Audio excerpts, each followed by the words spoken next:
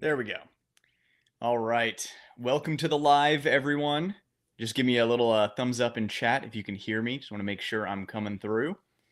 If the audio is too loud or too quiet, let me know that too, because we're going to be here for a couple of minutes, and I want to make sure that everything is good to go. While I'm waiting to, at least for the chat to come through. Oh, there we go. Boom.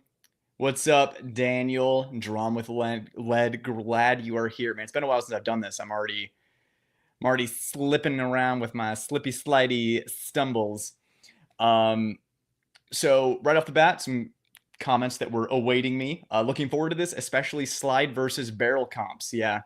Yep. There's a difference. Great to see you back. Please help me decide whether to get a Bul 4 1/4 EDC or tack. Not for carry, but are the extra 4 bills worth the upgrade? Probably will not get pro models. If you're not getting the pro model, I would spend a little extra and get the tack. It does shoot noticeably better.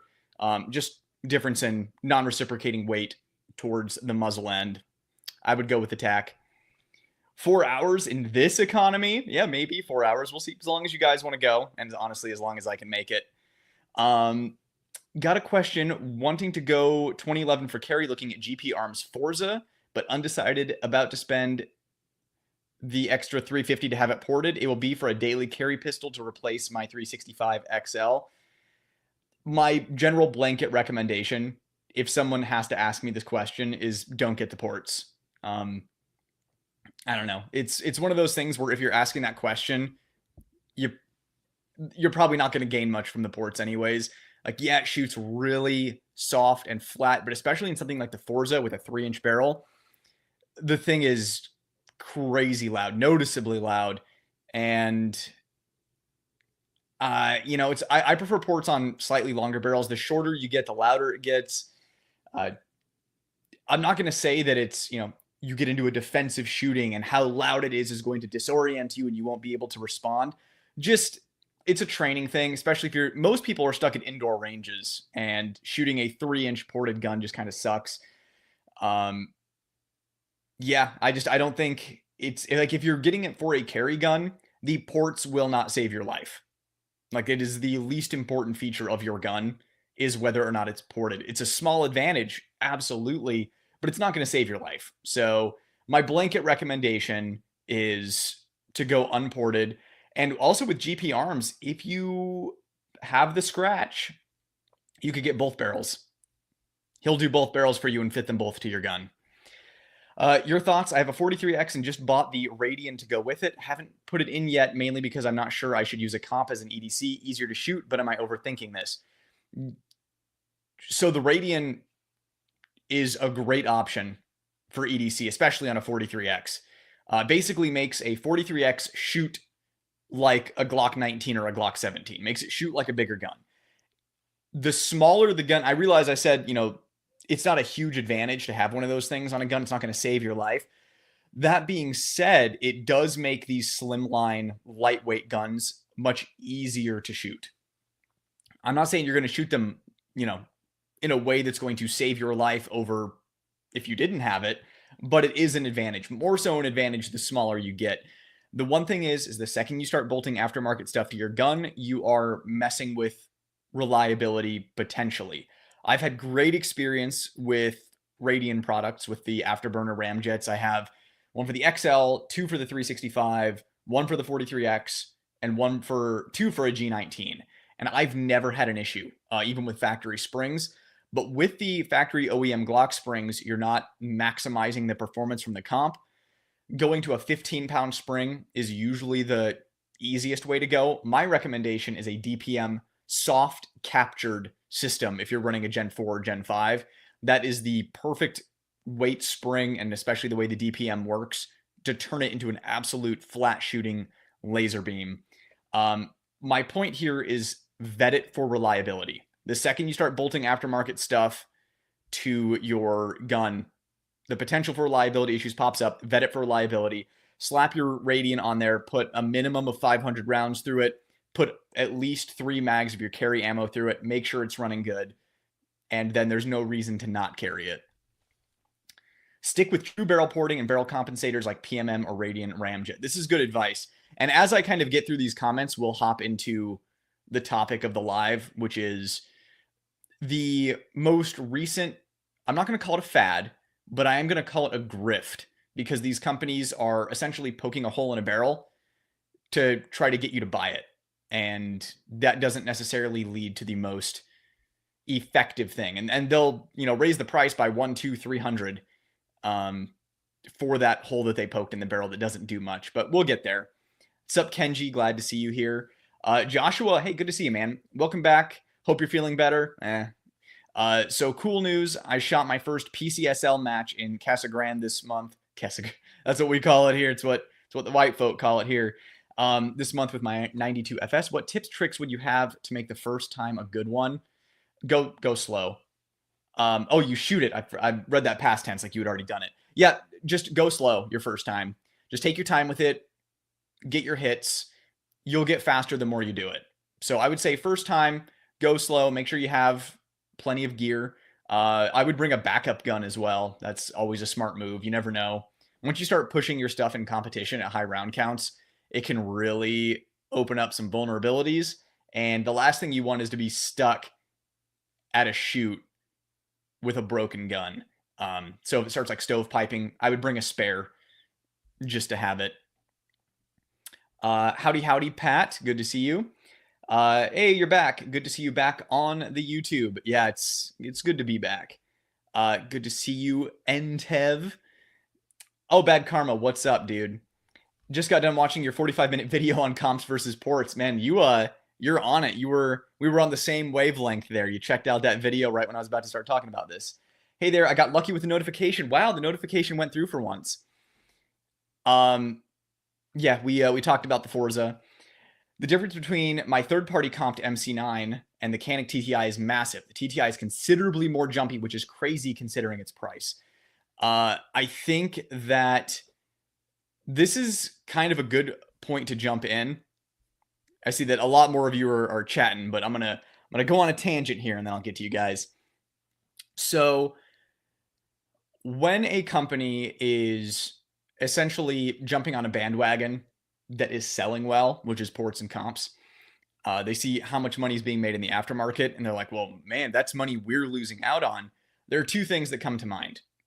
If we're going to do it, how do we do it with the highest profit margin, right? So how can we do it affordably without having to tool up for some crazy new thing that's going to, cost a lot, and we have to sell a lot, especially in the gun slump we're going through right now.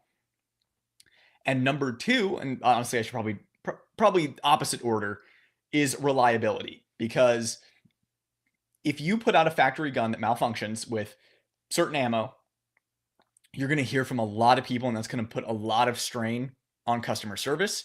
And it's going to, obviously it's a problem that they don't want to deal with, because, look at what SIG is going through now. Granted, that is an extreme case. It's a safety issue. But when you have something going wrong, the wrong attention and the wrong publicity is being put on your product, and that is going to hurt sales. So you have people posting on Reddit, malfunctions with their factory gun.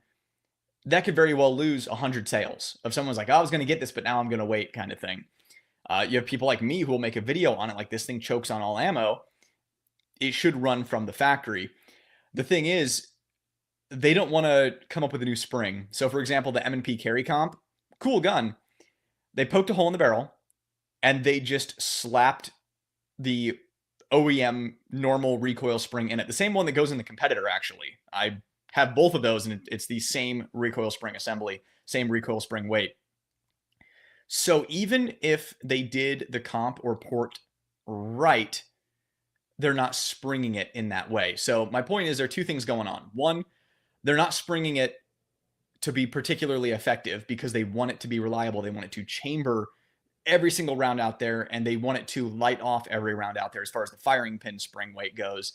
So you don't want someone to, it's like, oh, this gun doesn't function with Fiocchi, right? Like, you buy a Desert Eagle in something like 44 Magnum, in the box, like in the manual, or there's like a sheet of paper in there that says only use these brands of 44, only use these brands of 357. And that is, kind of annoying. I'm like, this thing's chambered in 44. I should be able to shoot anything. That's, of course, the case of shooting rimmed cartridges in a semi-auto. But it's the same kind of thing. Is if someone's buying a gun, it's like, why do I have to buy special ammo? Why can't I buy the cheap stuff in bulk and use that as training ammo?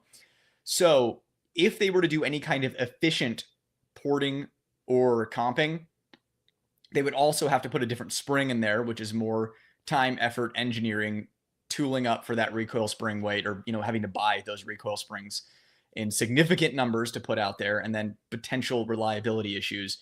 So the reason the porting is not very effective on things like the Canik MC9 Prime, the M&P carry comp, all those that have the hole in the barrel, they just poked a hole in the barrel, raise the price by a couple $100, and say, oh my God, look at this, shoots so much flatter.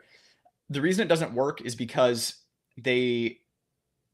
it's not really a port as much as it is a comp. They're back boring the end of the barrel, so there's no rifling in there. It's just kind of a little expansion chamber, and then they poke a hole in it. And what happens is the gases escape around the bullet and come out the front, and some of the gases go out the hole through the top. That's why when you get an actual gun ported, let's say you send it off to Monsoon Tactical, my favorite, you send it off to Floyd's Custom, another great option, and they are doing something, like the chunk port from Monsoon, right? You're taking an actual barrel with rifling through to the end, and he is chunk porting it. So no gases are escaping around the barrel. He backbores it in a way that, it reduces the vast majority of spalling that's going to come out of the port. He has kind of the magic formula for that. So you are getting the pressure from that round, the gas is escaping only up through that port, and it's a bigger port than something like the M&P carry comp. So that is what results in an effective port. And the cool thing is that kind of port from him, you typically don't have to respring the gun. You can, and you'll probably gain something from it by putting a DPM in there, putting a slightly lighter spring in there. You'll probably make it a little flatter or softer shooting by doing so, but you typically don't need to. It's just these companies playing it cheap and safe in order to trick you into not trick you, in order to convince you to buy the new model, right? It's like, oh, you're already carrying an M&P, let's say 4-inch compact standard. Well, we just came out with one that shoots flatter. It's compensated. It's better. Don't you want your gun with less recoil? Anybody would say yes. And then they call it a performance center, put the price up by $100 to $300 and say, come and get it. So you are better off getting a standard M&P Echelon, Canik, whatever, sending it to Vinny at Monsoon Tactical, having him port it because his port is actually effective. And it's probably going to cost the same amount. So that's kind of the current grift in the world right now. Now there are also slide comps, right? I'm just going to check. There is an awesome super chat from Jose that I want to get to. I'm going to put a little pause on my rant here. Jose, thank you for the super chat, man. 50 it's a big one. Really appreciate it. Appreciate the support of the channel. All of the super chats from this live go directly into the channel for red dots, for ammo, for all of the accessories, range fees, range memberships, that kind of stuff. So appreciate the support. It keeps the channel going.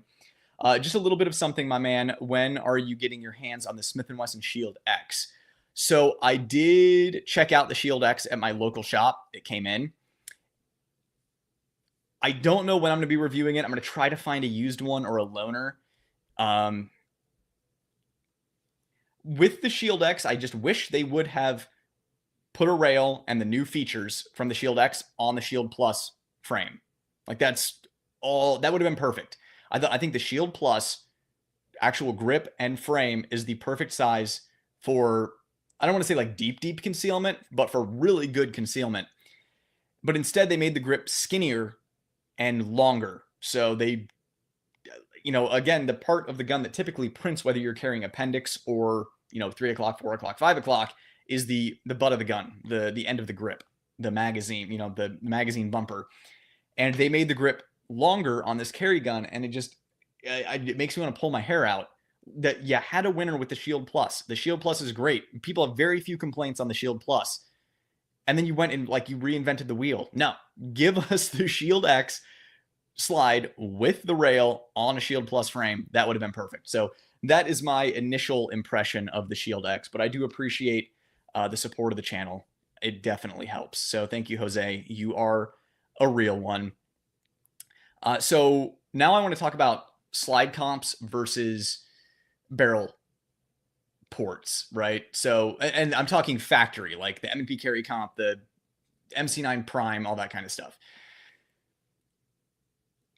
The barrel ports can be a little more efficient than the slide ports, but the slide ports still do something. And I don't want to get mixed up here. The barrel port or comp still does something. The slide comp still does something. It's just once you've handled Vinny's work at Monsoon Tactical and you know how ports should act, when you've actually used a real compensator, like on my Beretta, I have that Jarvis comp. I have Radian Ramjet Afterburners, obviously Staccato XC. You know how it should behave. You know what it's capable of, right? You've seen the best that it can be for around the same price. It makes the factory offerings look like a ripoff. Now, so the slide comp, I'm getting ahead of myself. So the slide comp, basically think X Macro, right? Where they just shorter barrel, put a comp in the slide. It does something. Believe it or not, I've shot them side by side. Makes like, I don't know, 10% difference, maybe on a good day. The barrel port, maybe like 15%. But when you have a proper port job or a proper comp and you're seeing it make, 20 to 50% of a difference, depending on ammo spring and the design of the port or the comp, you're like, yeah, this is how it should be. And it makes you feel ripped off for spending $100 to $300 more on the factory offering when you could have just got the original standard model and then sent it off to someone who actually can make an efficient port. And like I said, it ends up costing about the same. So they're trying to convince you to buy the new hot thing that you don't need. Dan, just showing some support. Great to see you as always. Thank you, man. Really appreciate it. Like I said, all the super chats go right back into the channel, keeps things chugging here. So really appreciate the support. I actually, with Dan, played Ready or Not recently. And overall great guy, really talented artist, and a lot of fun. Not too bad at Ready or Not either. So yeah, we'll have to play again soon. I'm looking forward to that. That was fun. I'm just going to scroll down to recent chats just to see what's going on. So P10C ported is goated. Are you talking about the factory offering? Because getting a P10C and then sending it off for actual porting would de-goat that model. Don't do me. Port, comp, everything. Yes, porting and comping everything is good. It's just that the factory offerings typically aren't up to snuff. And that will act as a good enough segue to talk about companies that do it right from the factory. Number one, right off the top of my mind, because it's my favorite, Bul Armory does porting right.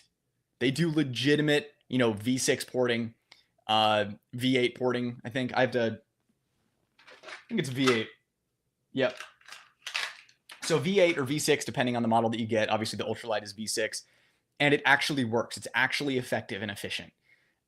They really do care. And this is why Bul Armory is one of the few companies that actually excites me anymore, is because they shoot over there a lot. They are shooters and engineers, and they want to make the flattest, softest shooting gun possible. So they actually port the thing properly and then spring it properly on top of that, and then manage to make it consistently work. So the best way I can describe it is they care, right? It makes it seem like the other companies don't care, that it's just kind of, a red tape, bureaucratic marketing nightmare at these large companies. How can we convince people to buy another gun situation versus how do we make the best shooting gun we can and offer it to people because we care about doing that, because that's the gun that we would want to do. I obviously I'm not the biggest fan of Shadow Systems, but the Shadow Systems comped guns perform better than a lot of these slide comps and, poke a hole in the barrel situations. And they are innovating with the easy on and off. Now, granted, I've had 3 subscribers send me pictures of their disintegrated barrels on their comped models, where literally the end of the barrel just crumbled and disintegrated. So obviously I have my issues there, but they're doing actual comps on guns. I've also, with the, what is it, the DR 920p, the like longer G34 length one, I've had and seen reliability issues with that. I have a couple of friends who have one of those. But yeah, if you could think of anyone else who actually does a comp or report job from the factory that's good, obviously chime in. The Staccato XC, the Nighthawk comped model, what is that? TRS comp, I think is what it is. That obviously does work. All those 2011s with the island comps, those are good to go. Bul Armory with their ports, actually effective and efficient. And so here's where I'm at. If I'm going to spend a few $100 extra bucks on a gun, I want a few $100 extra bucks of performance. And there are trade-offs with ports and comps, but at a bare minimum, I want it to do something noticeable. And a lot of these factory offerings don't. You're just buying. You'd be just as well served with the standard model for a few $100 less. And then if you wanted to make it better, granted you're voiding your warranty, and I think that's the reason a lot of people are buying these factory comped imported guns, is because, Smith & Wesson has a lifetime warranty. If you were to get an M&P, send it to Monsoon or send it to Floyd's, you're voiding the warranty. My argument back to that is, I don't know, M&P 2.0s are easily replaceable, especially standard model. So I personally, if I'm going to spend a few $100 more, I want it to do a few $100 more. You should ask Bul Armory to start making some nice single stack 1911s again. I saw that they just had a batch go. They had a batch of, I think, 9 and 45, maybe it was just 45, in 5-inch and 4 1/4, the Commander and the government models in stainless. What was that, like last week, maybe 2 weeks ago? They had a batch go live. I thought they were done making them too. But what I would love to see from Bul Armory, I'm a huge fan of the CCO configuration of a 1911, so that's going to be officer's grip with the Commander length barrel, specifically the 4 1/4-inch barrel. A lot of them do it in 4. I like the 4 1/4. If they could do a CCO model like that in 9 and 45, that would be amazing. I think a lot of people want to see one in 10 millimeter as well. All right, I'm getting a little ahead of myself. I want to back up on chat here a little bit. Let's see here. We were right here. Someone must watch Ben Steger quite a bit. Just stopped in to say, great to see you doing a live again. Hope your health and family are well. See you on the rewatch. I will see you on the rewatch, and we're hanging in there. My issue with the ports is the loudness and the barrel strength. So barrel strength. Maybe on, like I said, the shadow systems, the barrels are disintegrating, but I think that's more a metallurgy thing than anything. I don't think barrel strength is really a concern unless you're going to put like 150,000 rounds through it. In which case any barrel would probably go. Might just go a little sooner. But the loudness is a thing, especially if you're stuck at an indoor range. But I don't know, everything's a trade-off. Just double up on Ear Pro and then count on auditory exclusion when if your defensive shoot ever happens. Just got done watching your ports versus comps video. That looked very painful. Fantastic information, though. Yes, I learned a lot in that video, taking spalling to the arm. It was, like I said, in that video, a lot of people will hold up cardboard to show like, oh, see, there's maybe some carbon up here, but it's not really spalling. They'll hold up like a fruit or something. Well, like a fruit, unless it's, I do my banana test. The bananas are the closest thing. But if you're holding up like a watermelon or a cantaloupe or cardboard, that's not human flesh. And that spalling from the ports went so far into my arm. I mean, I was literally digging around deep in my arm. The tweezers were real in there, and I was pulling out pieces. And then I think 3 more pieces worked their way out over the course of 6 months. Nightwood, can I get your opinion on the Staccato C? Solid choice for an all-around pistol. So the thinner frame on the C and the CS. So the CS is really snappy. I would say that is not a good all-around pistol. A couple of my buddies have Staccato Cs, and they are good. They're really close to shooting like a Staccato P shoots, but I don't think the Staccato P is necessarily the best shooting 2011 on the market either. If you don't mind jumping into the proprietary magazine game with the Staccato C mags, then yeah, especially if you have smaller hands, especially if the width of the gun when carrying inside the waistband is a concern. If you're someone who gets belt bulge, you get any kind of bulging as far as printing goes, the Staccato C is a solid choice. I mean, I'm not going to sit here and tell you a Staccato is a bad choice for carry at all. Just like with anything else, vet it for reliability, vet your individual gun for reliability. And yeah, I think the Staccato C is a decent option for sure. I would get the C over the CS. I would probably get the C over the P too, to be honest, because that slimline 2011 to me is what Staccato is doing to separate themselves from the crowd right now. So basically, the Staccato XC, which once the Bul TAC comp comes out, it will no longer be the most affordable, reliable island comped 2011 on the market. So that it'll lose its special designation a little bit there. But their slimline stuff is what really sets them apart. So I think Staccato C would be a great choice. We have another super chat here from Ungrateful Colonial. No step on Sneck, my friend. My man, great to see you live again. If you could only have one, USP or USP 45? I'm assuming you mean like USP 9 or USP 45. USP 45 is what I would go with for sure. I like the metal mags. So my two favorite USPs are the USP 45 and the USP 9 compact because it takes VP9 magazines. I actually had a friend reach out and tell me that he tried the new VP9 A1 or VP9K, right? VP9 A1K, whatever the new like Glock 19 sized VP9 is.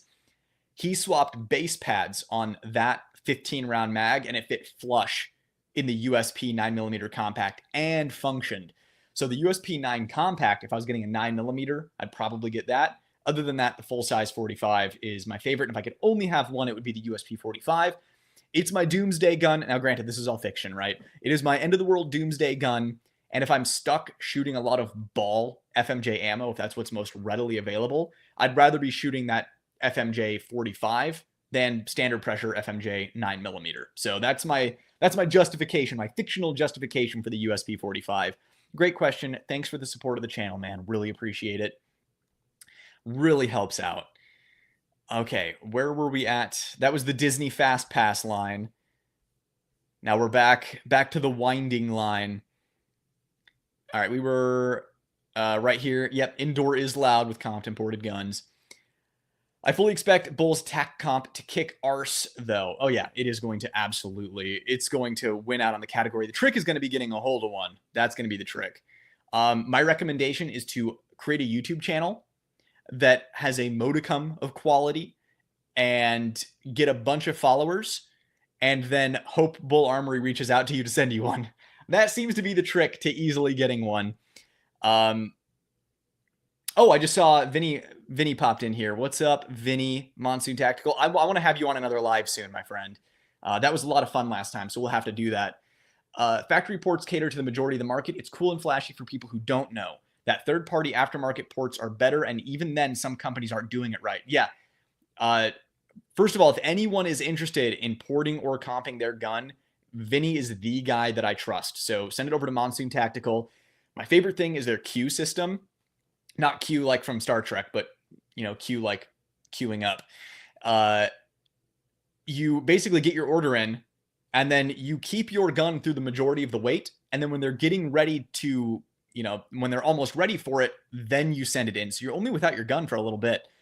That is something I really appreciate. It's a really solid system, and his stuff works. Vinny, I'm also going to have to talk to you because I think there's something that I'm going to need to send to you here pretty soon. It's right now it's NDA, but I'll be in touch because I think there's a fun project we might have ahead of us there. But thanks for showing up to the live and chiming in. It's really great having your expertise. I agree 100% that, you know, the factory ports are just catering to the majority of people who just don't know any better, right? And they can say that they have the new cool hotness and that they have this comped reported gun. They can fit in with all the cool Instagram operators. But you also have to be careful who you send it to because a lot of people just don't, they just don't know any better, right? They'll see someone advertising their Porter comp work on Instagram or on Reddit or something, and it's cheaper and you want to save some money.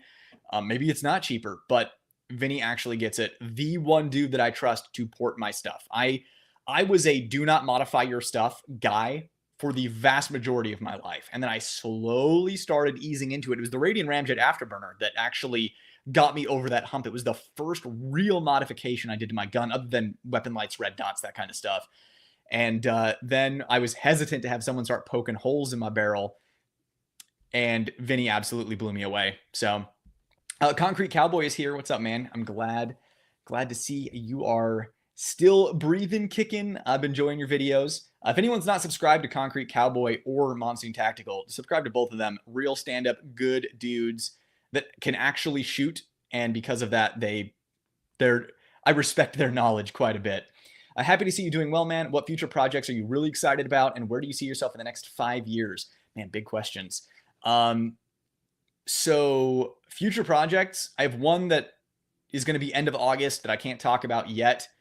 It's not that I'm excited about it, is I'm excited to see your guys' reaction to it, because it was something I was really excited for, and then I opened the box and it kind of jump scared me.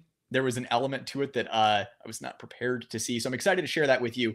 But the projects I'm most excited about are Revolver stuff. I have to chunk through. I got really far behind when I had to go away for a bit. I wasn't like arrested or anything. It was health stuff. But I got really far behind. So now I'm like playing catch up on a lot of this stuff. I can't wait to do my Revolver content. As far as in the next 5 years, yeah, I want to get a publishing deal on my full-length novel and really dive more into full-time writing. And I don't know, 5 years, I'd be happy with 500,000 plus subscribers. I think that'd be really cool. So just growing the channel, meeting new people, and diving more into this wonderful hobby and this amazing blessing that we have of the Second Amendment and gun rights that we have in this country, and maintaining that. So I don't know, caught me off guard with that one. I'll sign off this live and think of a much better answer, but that's what I got off the top of my head. What's up, man? Thank you so much for the super chat. Recently picked up a stainless USP 45, 1996 build. Dude, you got a gem. I'm jealous. And practically untouched. Man, you got the hunk special from Resident Evil. Quickly becoming my favorite handgun. It makes me feel like the main character. Yeah, right? But can't go wrong with a USP. So congrats on that. Those 90s USPs are built different. They are... The new USPs are fine. Those ones are back when people cared about making good stuff. And they are tanks. Just racking them, holding them, feeling the tolerances, feeling the finishes. You can tell the difference between a 90s USP and a modern USP. So congratulations. It's awesome. I 1000% would have scooped that up myself. I'm really happy for you, man. Enjoy that. Do not sell it. That is a keeper. Keep that forever. You would regret selling that. Ask me how I know. But thank you for the $10 super chat, man. Again, it really helps the channel, keeps things going over here. And always appreciate your comments, you chiming in. I always immediately recognize your Mewtwo profile pic, and it always makes me smile. Takes me back to simpler times. All right, where were we? My FFL has a LTT Beretta M9A2 for a really good price. Would it be worth a purchase for someone who's more familiar with striker-fired pistols? Yes. Just make sure it's actually an LTT, and don't get hoodwinked. Like, not talking about anyone in particular, but like some people have, where it is the inspired by, in collaboration with LTT, where it doesn't have the trigger bar and all that kind of stuff in it. If it's an actual LTT Beretta M9A2, then you cannot go wrong. If anything, it will convert you from a striker guy to a hammer guy. So 100% recommend that. I mean, I'm also, like, Beretta is easily my top 5 favorite pistols, so maybe I'm a little biased, but also there's a reason. There's a reason they're so popular. Oh, I just missed Vinny saying what's up. He's here. And Vinny also said the OEM is dipping a toe in and marketing, and it just isn't as good as third party who does it right. There is a balance. 1000%. Could not agree more. Straight from the master's mouth, everyone. Probably the dude who understands porting better than anyone else in the industry right now.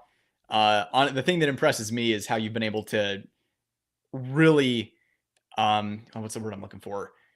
Not diminish. God, guys, you've really been able to cut down. I don't know. I'll think of the word in like 10 minutes. You've really been able to cut down on spalling with porting. That's the thing that really impresses me. You're efficient and you maintain safety. So, let's see here. I really, like I said, I'm excited about that thing that I'm going to show you that I want to send in.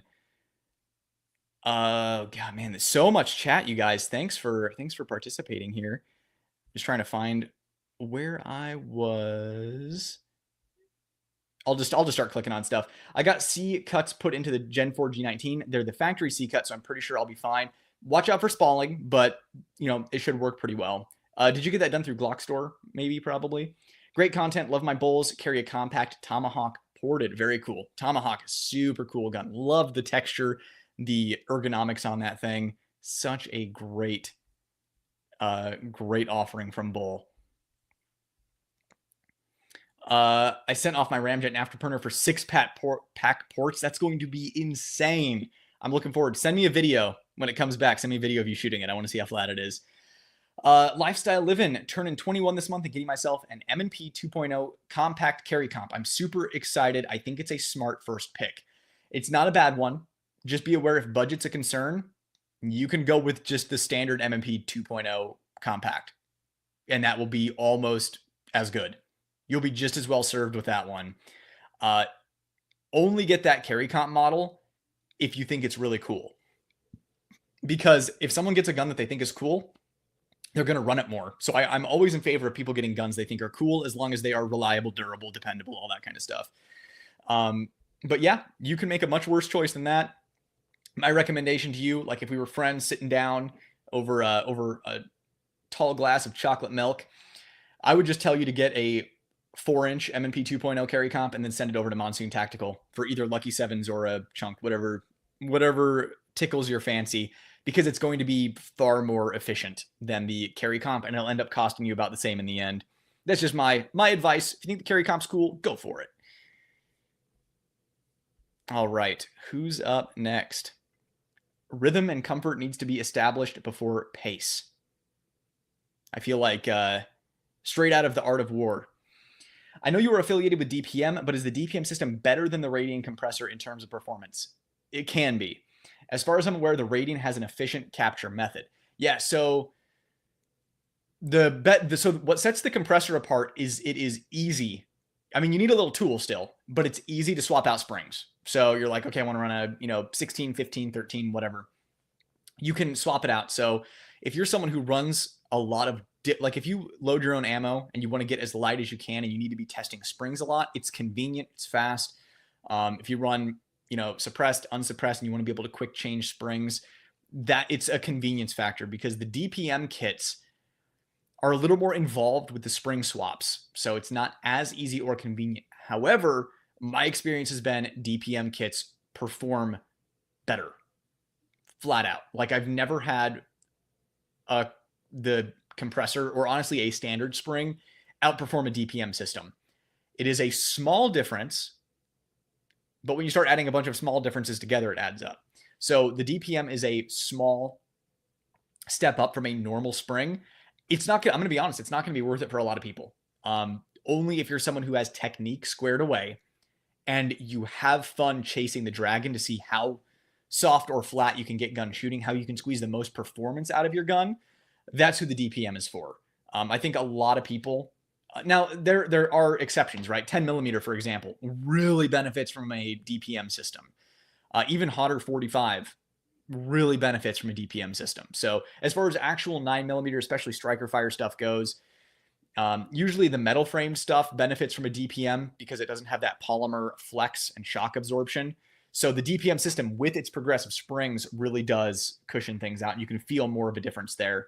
So short answer, DPM does perform better than the Radian compressor, but it's a little more involved as far as swapping springs. For me, I find the spring that I like, and then I just leave it, right? So I'm done. I'm not someone who's constantly changing out. If I had a need to be changing springs frequently, that's where the compressor comes in. Both great products, both great companies.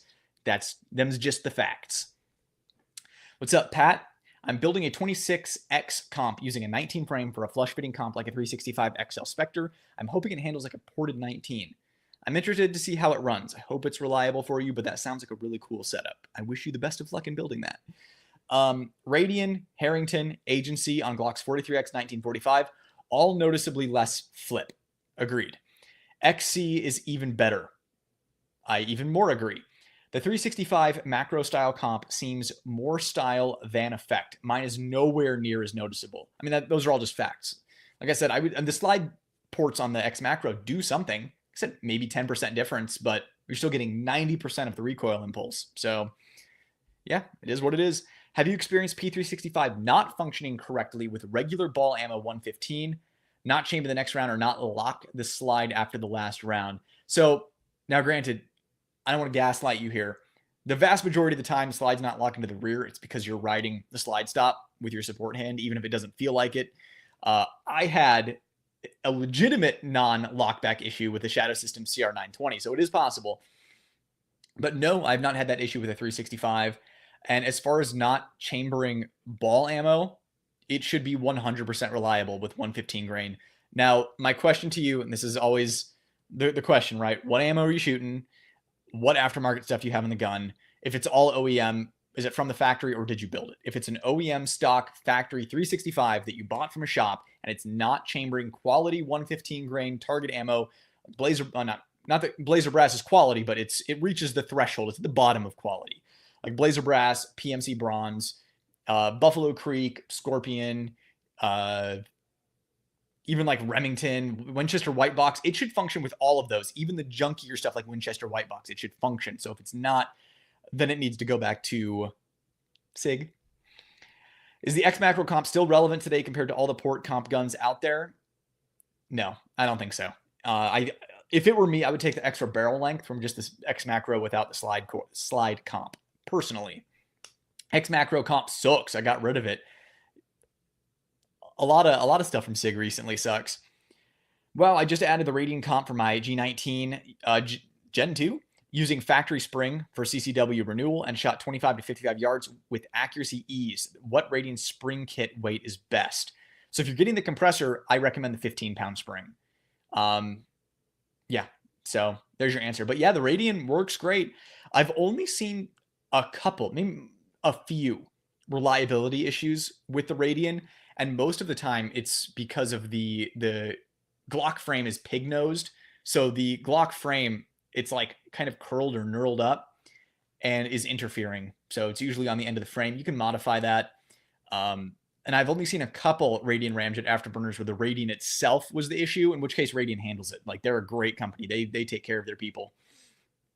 Yeah, but it really does make a difference. And Radian's, I realize match grade barrel is a hotly debated, well, not hotly, but debated topic among the most fervent autists in the gun community, but their barrel is very accurate. More accurate than a Gen 2 Glock barrel would be. It's hard to top a Gen 5 OEM barrel, but anything, the Gen 3s, Gen 2, stuff like that, the Radian's going to make a big difference. Yeah, port comp, everything. Sticks. Yeah, everyone loves sticks. Puffin stuff, my man. So hyped to see you finally live again. I thought maybe you were going to go dark on us. Not to pry and feel free not to not answer, but how are your health issues you've been dealing with? Still trying to come up with a solution. Getting close, though. I have one test left to do. Hopefully I can do that early next week so that I can start feeling better again. But if I test negative on this next test, then it can only be something that is really bad. So ChatGPT thinks I'm going to test positive on this next one. ChatGPT called the next diagnosis like 6 weeks ago. So we get to see, is ChatGPT smarter than doctors? We will find out soon. But yeah, unfortunately, I'm not doing any better. I hit a point where I was sick of not showing up, even if I wasn't feeling great. I missed you guys. I missed making videos. I was still shooting a little bit here and there, not nearly as much as I was, but I just needed some time I was pushing myself for about 9 months of not feeling good, pushing myself hard to keep showing up in everything in life. And I just needed some time to heal. Also, My poor wife had to have foot surgery. She had a 2 centimeter partial thickness tear in her peroneal tendon in her foot, and her ankle ligaments were all messed up from the injury. So they had to go in and take someone else's ankle ligaments and plug them into her body and repair the tendon. And then they also found a bone spur in there that was in the way, and they had to saw that down. And then we found out, poor girl, can't handle anesthesia, can't handle opioids, can't handle NSAIDs for more than a couple of days. She had like no pain management. It was awful. Couldn't keep anything down. It was a night. She needed like a full-time caretaker, which was me, for like 2 or 3 weeks. But now she's finally on the mend, starting to feel better. Pain still sucks, but at least she's doing better overall. So we're going through it, guys. I got stuff going on. She's got stuff going on. I have to take care of her, but she's a trooper. She's doing great. She's healing up well. She's in physical therapy now. But yeah, man, we've just been going through it. It's been a year. It has been a year. But thanks for checking in. I appreciate it. Yeah, Monsoon Tactical, super legit. Too legit to quit, as the cool kids say. How's it going, Straight Stupid? Great to be here. I'm glad you're here, Egon. Egon Pax. I might buy a Shield X soon. I can send it to you again if I do. Oh, Straight Stupid, that's you. Yeah, let me know, dude. That would be an awesome loaner to have. I'd appreciate it. Definitely keep me posted on that. Just got my Staccato CS back from Monsoon. Way flatter and back better to 0. Yeah, Monsoon works magic. And the CS is a snappy little... I don't want to say too many bad words on live, but it's a snappy little pooper, that's for sure. Do you think 26X comp build will act like a 19 ported? I'm using a 19 frame and a comp 26 slide for a flush fit like a 365 Spectre. You might be chasing the dragon on that. Might get close, but I don't know if it's going to be exactly as good. I would be most concerned about reliability, personally. I may send in my Prime to Monsoon to add a few ports where the slide already has that lightning hole. I don't want to speak for him, but he could probably do that. It certainly wouldn't hurt. For me, if it were me, I would get a MC9 and MC9 LS barrel and send that to him, and then have him plug in that comp port and then the 3 ports. You would get way more juice out of that. That's what I would do if I were you. Bul Armory has its USA sister company in Miami, Florida. You should ask Bul Armory to start making... Oh, yeah, we talked about this. I was clicking on some randomly. We got through that. Hey, Nightwood. Sup, Peter? Peter Overheater. I have pre-ordered the new Boltac comp. How do you think the ports and additional comp will feel compared to only ports or comp? Greetings from Germany. Unfortunately, I missed it. I missed GunCon where I could have shot the thing. So I don't like speaking on things that I myself have not had my hands on and shot. But my guess is it's going to be Staccato XC, but a little better. And the best part about it is that it's much cheaper. So without sacrificing reliability, performance, quality, pretty much the only thing you're losing with the Bul Armory is 1-year warranty versus a lifetime premium, arguably the best warranty in the industry.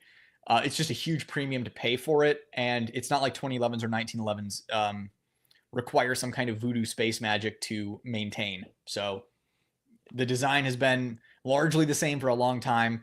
Aftermarket parts, gunsmiths that can work on them are abundant, so not the end of the world there.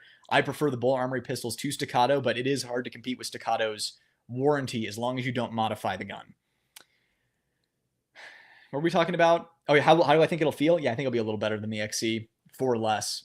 Double win. What's up, dude? Deliver it to your local FFL. Oh, right. All right. So I prefer ported comp hammerfire guns because they are less sensitive to light recoil springs. Very true. A striker gun sometimes won't go into battery with a lighter spring. It's not always. It's not necessarily a rule, but I have experienced that quite a bit. I get shrapnel cuts every time I go out. Yeah, from all that porting. Worst factory comp for me was the M&P 2.0 carry comp. Barely worth it. Dude, the amount of heat that I got for my review of that gun was... Oh my God, dude. I don't know. It was the comment section. Granted, on one hand, I was getting a lot of comments of people saying like, and it helped the algorithm.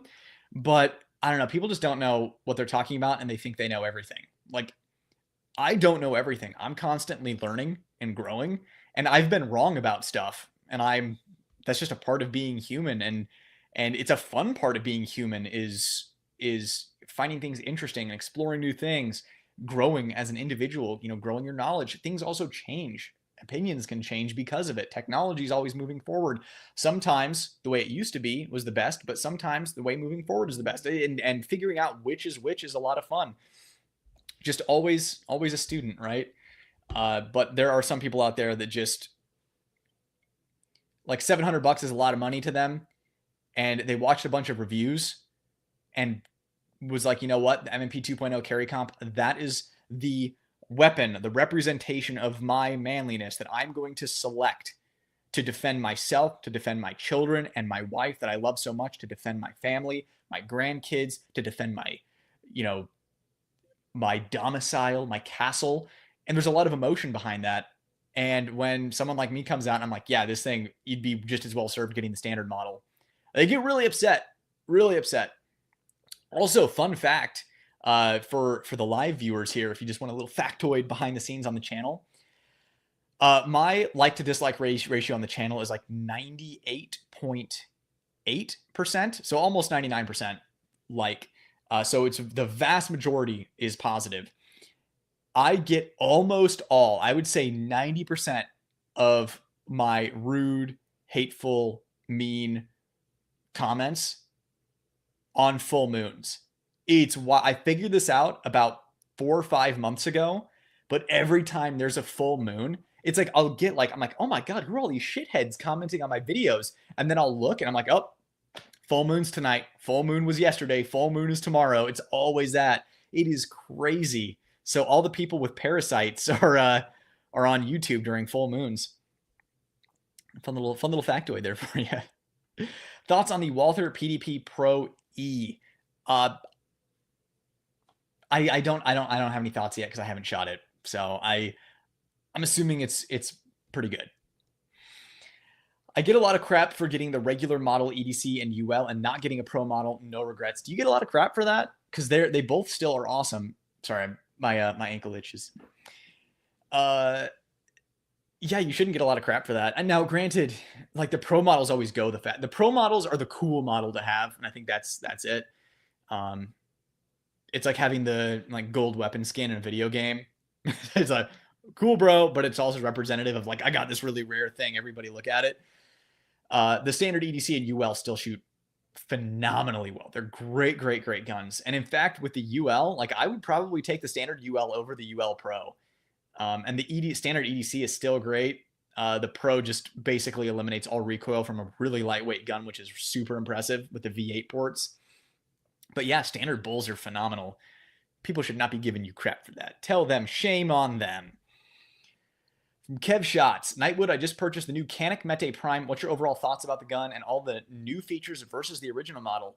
I have great news. This is going to be a wonderful surprise to you. You have something to watch tonight because I did a video review on the Canik MC9 Prime.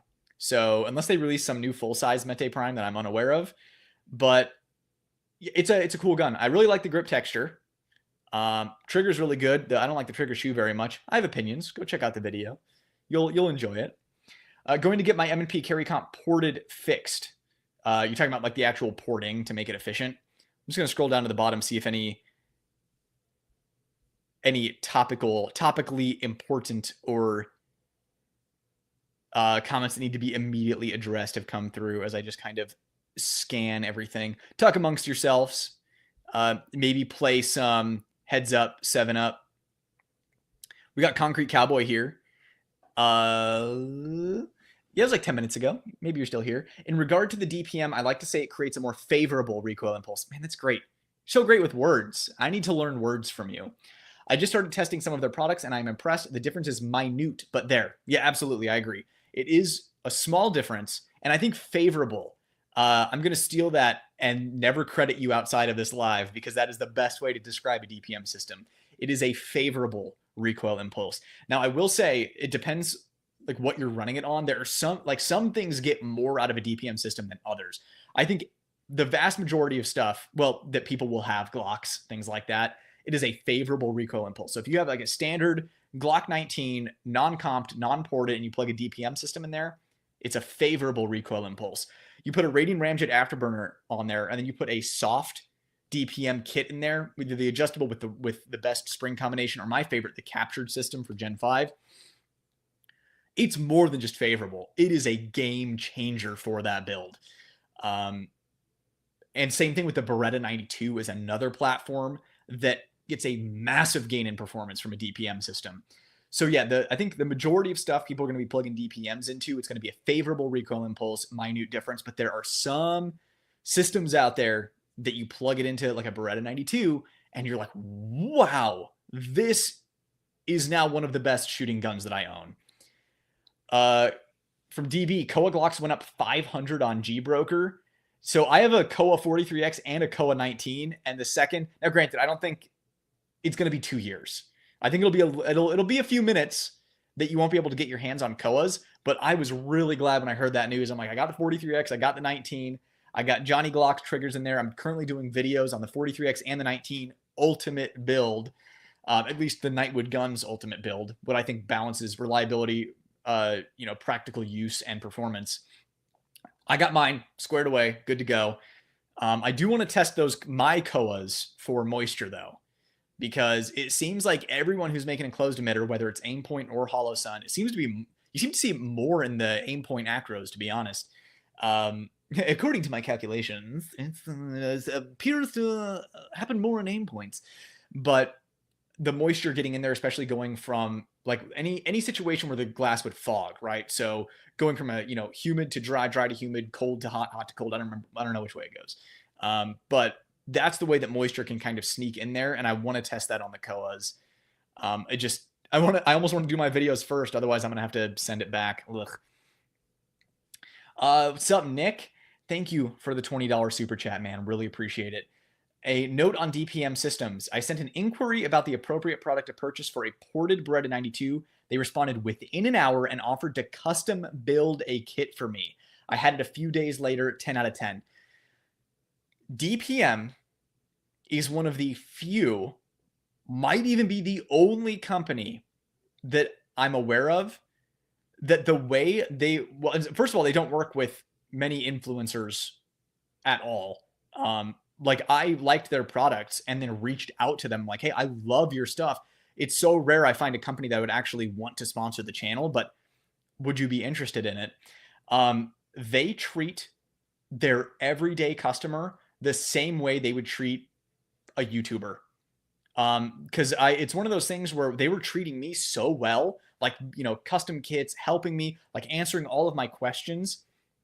And I was like, are they doing this because I have a YouTube channel?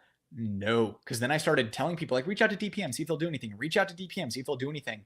They treat everybody the way that they would want to be treated. The guys and gals over at DPM are some of the best human beings I've ever met in the industry. Truly incredible people over there, and they will go above and beyond to make sure you are satisfied. So, and they really will help you out with this stuff. If you're like, hey, I got this weird ported gun that I see you make a kit for it, but I got it ported, like, they will custom build it for you. Another thing, if you have a gun they don't make a kit for, and it's a more popular gun that maybe just recently came out, or they just never got around to making a kit for it, if you reach out, chances are they will work with you. You take measurements with calipers, they will build the kit from scratch. And then, it's like you can buy that kit and then they'll offer the kit on their website after that. They really are an amazing company. Love those guys. Chris, thank you so much for the $10 super chat. If you, I don't know if your comment got detached. Sometimes it can, but I'll look for you. I think it was, probably this one. With you talking about comps and ports for the PX4, do you think a Monsoon Tactical Lucky 7s would be more effective than the Vantage Point slide on comp for the PX4? So I don't know if you can port a PX4. Because of the rotating barrel. I don't know. That would be a question for Vinny. which, I mean, you can always email Monsoon Tactical. One of those guys will get back to you and they'll let you know one way or another. But I think that's why the Vantage Point comp is, I'm not gonna say it's popular because it's not like the PX4 is popular, but amongst PX4 enthusiasts is kind of the go-to because the rotating barrel, I know won't work with normal comps, obviously, but I don't know if you can port it. That's above my pay grade. I can admit when I don't know something. But I have tried the Vantage Point slide-on comp, and it's okay. I would say, now, actually, the dude who designed it got kind of butthurt in the comments. I think it was my short, because that got a bunch of views. That was like a 1 million+ view short, where someone asked in the comments like how effective it was. I'm like, it's okay. And then he got kind of butthurt. I'm like, it's kind of heavy on the end of the gun, so it's a lot of non-reciprocating weight. And with the OEM recoil spring, it can kind of dip a little bit. Which, I mean, one solution to that is to loosen your grip, right? But I'm not gonna, like, I don't want to build a bad habit by shooting with a loose grip. So you would need to mess around with the spring, and obviously not like there's a huge aftermarket for PX4 springs out there. So it turns into a mess.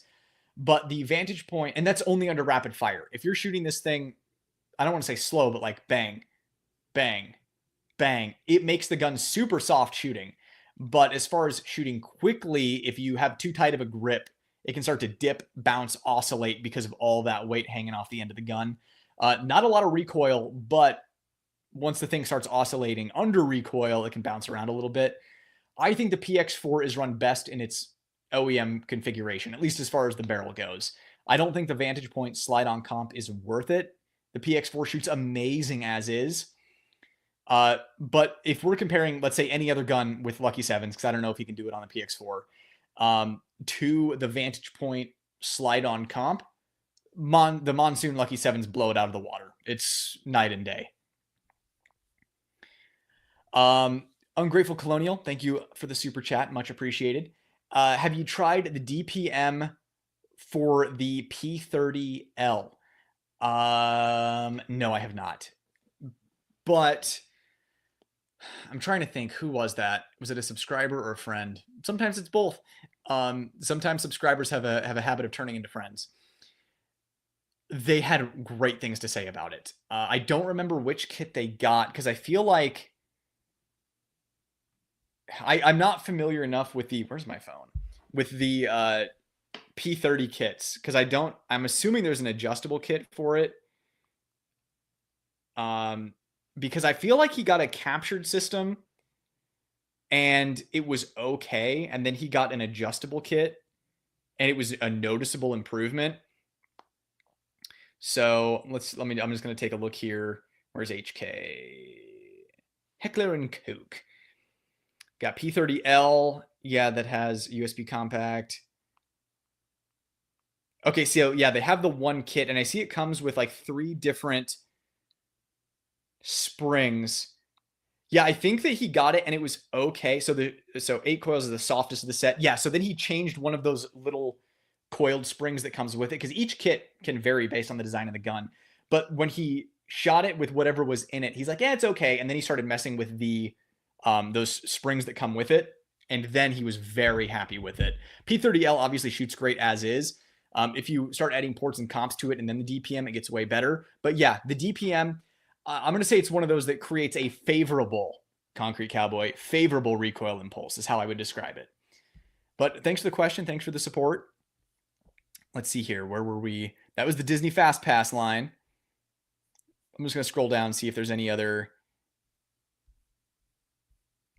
else that has important information to pass along, at least that I can see while quickly scrolling as fast as my eyes can scan.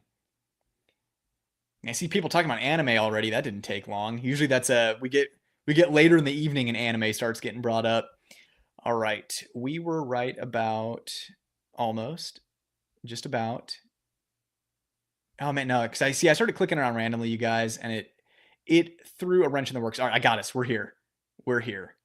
Almost. I promise. Okay, here we go. VP9K mags are easily converted to USB compact. P2K use with a base plate change. You can convert all the 13 round mags to 15 by using the 17 round conversion kit follower and base plate retainer. Great info, JB. Thank you. Hey man, what's up, dude? So glad you were able to make it. Um, it's Lon 242, right? I always look at it and I want to say Ion, but it's all lowercase. Lon 242, or is it Lone 242? Man, the woes of being born before the internet. I was a child though. Ben does look. Ben does like to hook up good YouTubers with Bul products. Yeah, and it's smart too. The cool thing is that it's legitimately a good product, so people don't even have to cover for it. He's just like, yeah, we have this awesome gun. Here it is. Enjoy. Like there are, because I think PewView carries a Bul, right? And it's like I carry a Bul. I was carrying a Staccato, and I got the Bul, and I'm like, yeah. It's not like I'm getting. First of all, it's not like I'm getting paid by Bul. Second of all, it's not like I'm getting.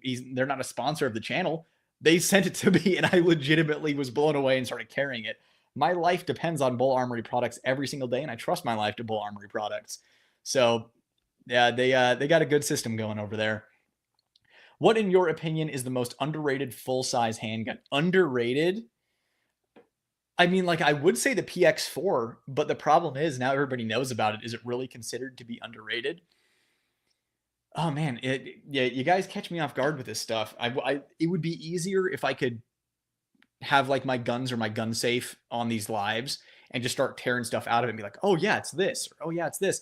But just to give you an answer to move on, one off the top of my head, which by the way is on sale right now on PSA, is the SAR K2. So like SAR from Sarselmaz, the SAR K2 is like a crazy CZ SIG hybrid, like a P226 CZ hybrid, chambered in 45 ACP with great capacity.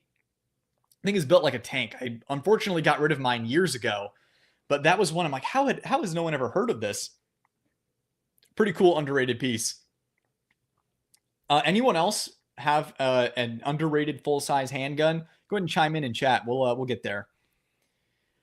Sup, Fred? Thank you for the super chat, my guy. Really appreciate the support. It does help out the channel a lot, guys. I really am. I have so much gratitude for your support of the channel.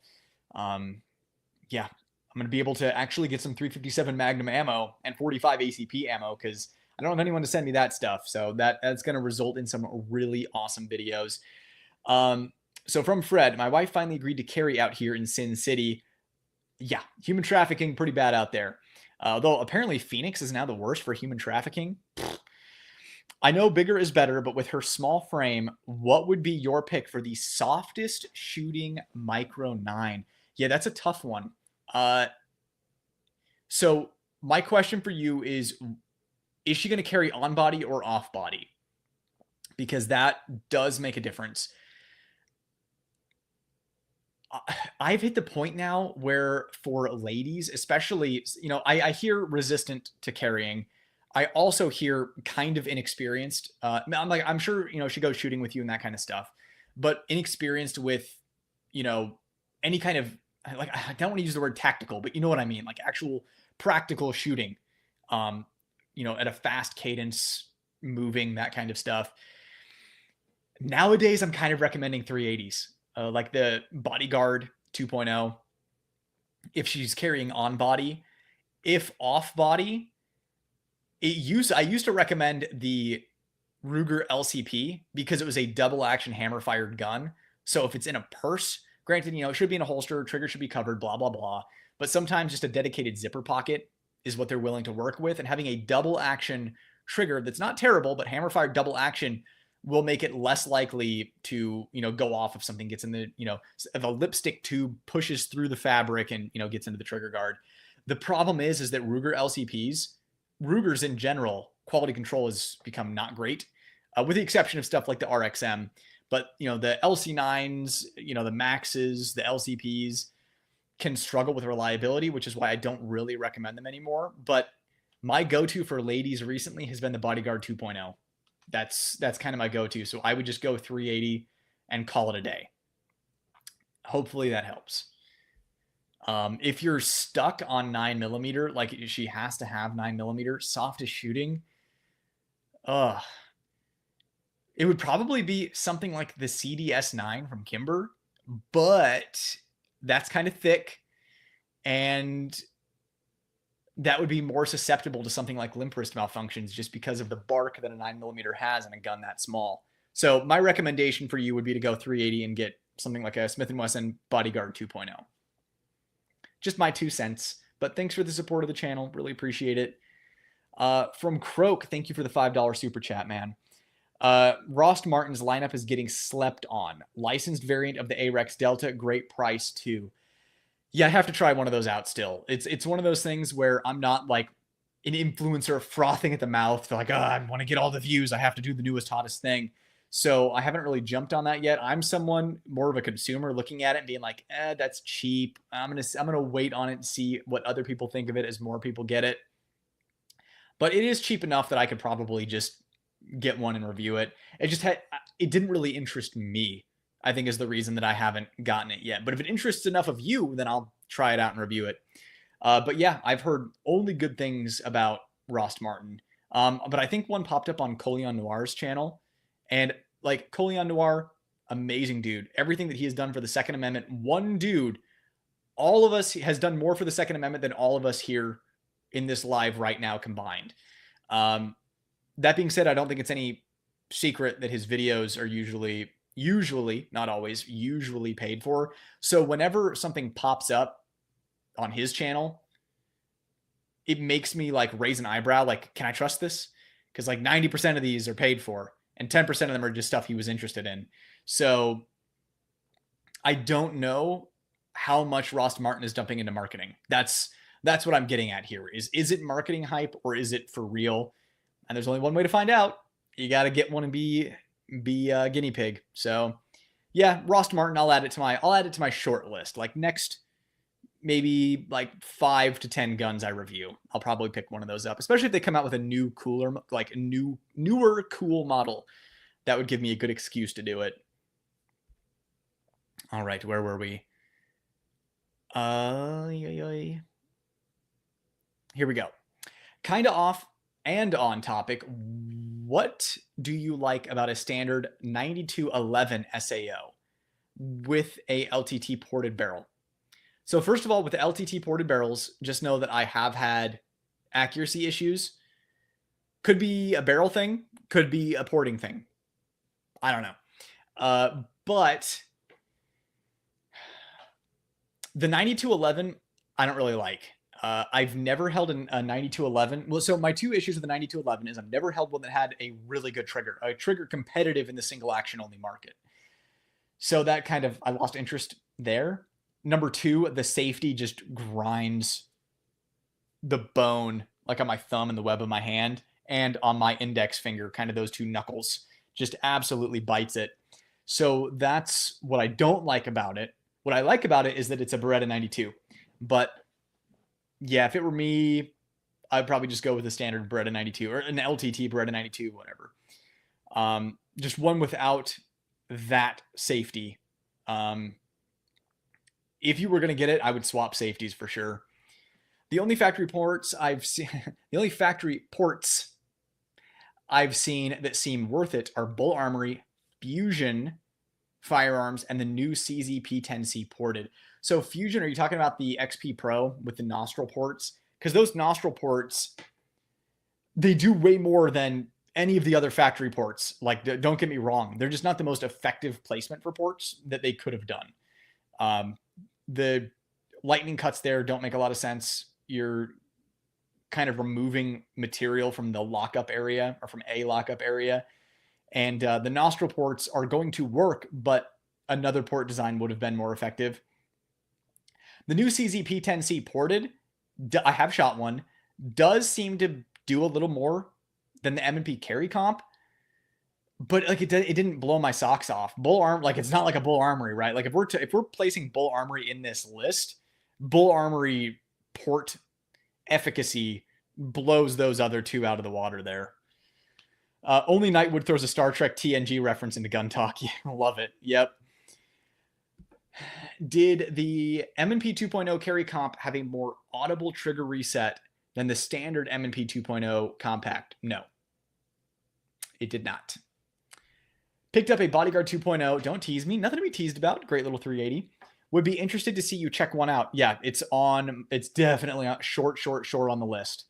I have shot one. Like, I shoot almost every gun that comes out. It's just, I'm shooting a friend's, I'm shooting, a loaner or a rental or something just to try it out. I don't have one in hand to, if I'm going to do a review, I want to go all in on the review. I want to make a review that I would want to watch, and I want to answer the questions that I would have. And that requires me having it in my hands and putting 1,000 rounds through it to at least get impressions. The only thing that putting 1,000 through it doesn't tell me is long-term durability. That's one of the reasons. Now, granted, the channel was way smaller back then, but when I reviewed the P365 variants, I never caught and didn't know about the trigger bar spring breakage issue because I had never taken a P365 up to a high enough round count to break it. So it wasn't until other people did where I'm like, oh boy, man. So yeah.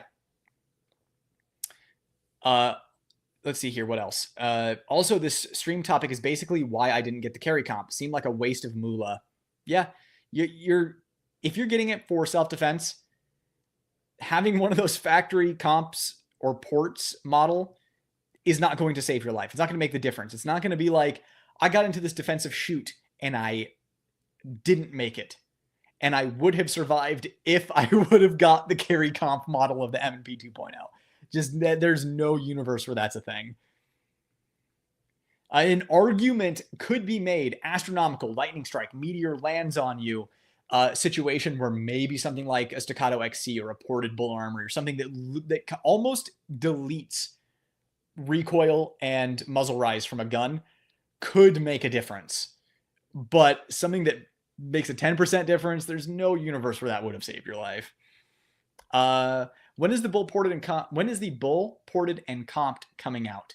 You convinced me to buy the Bul 4.25 TAC Pro. Is the extra spring a lighter one or just a spare? It is a different weight. I'm not sure if the lighter one or the heavier one comes in the gun. I feel like the heavier one comes in the gun, I think. But it's a different weight spring. I usually just run the one that comes in it, though. Maybe it's a heavier one. Who knows? I run the one that comes in it, and it's good enough.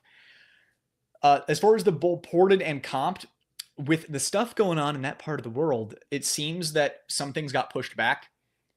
And I don't know. I don't even know if they know. They probably do, but I don't have that information. It seems to me the earliest it would come out would be the end of this year. That would be my guess. Quarter 4, the back part of quarter 4 is my best educated guess. But obviously, like, I don't work for them. I'm not privy to secret information. That's just my best educated guess from the situation and just from what I've heard. What do you think about micro comps like Griffins? Cool. Really cool. Look cool on the gun. Not worth the squeeze. If you want a cool gun, get one. I think it's awesome. If you're looking to squeeze performance out of the gun, and it's not worth the money. Well made though. Like the actual metallurgy and how they craft it, the work itself on the comp, it's a quality product. I'm so new to shooting. Only got my first pistol late last year and have a couple of indoor range trips. So I've not experienced with any of the factory comp guns. I'm wondering if I should even try them. Get really good with what you have.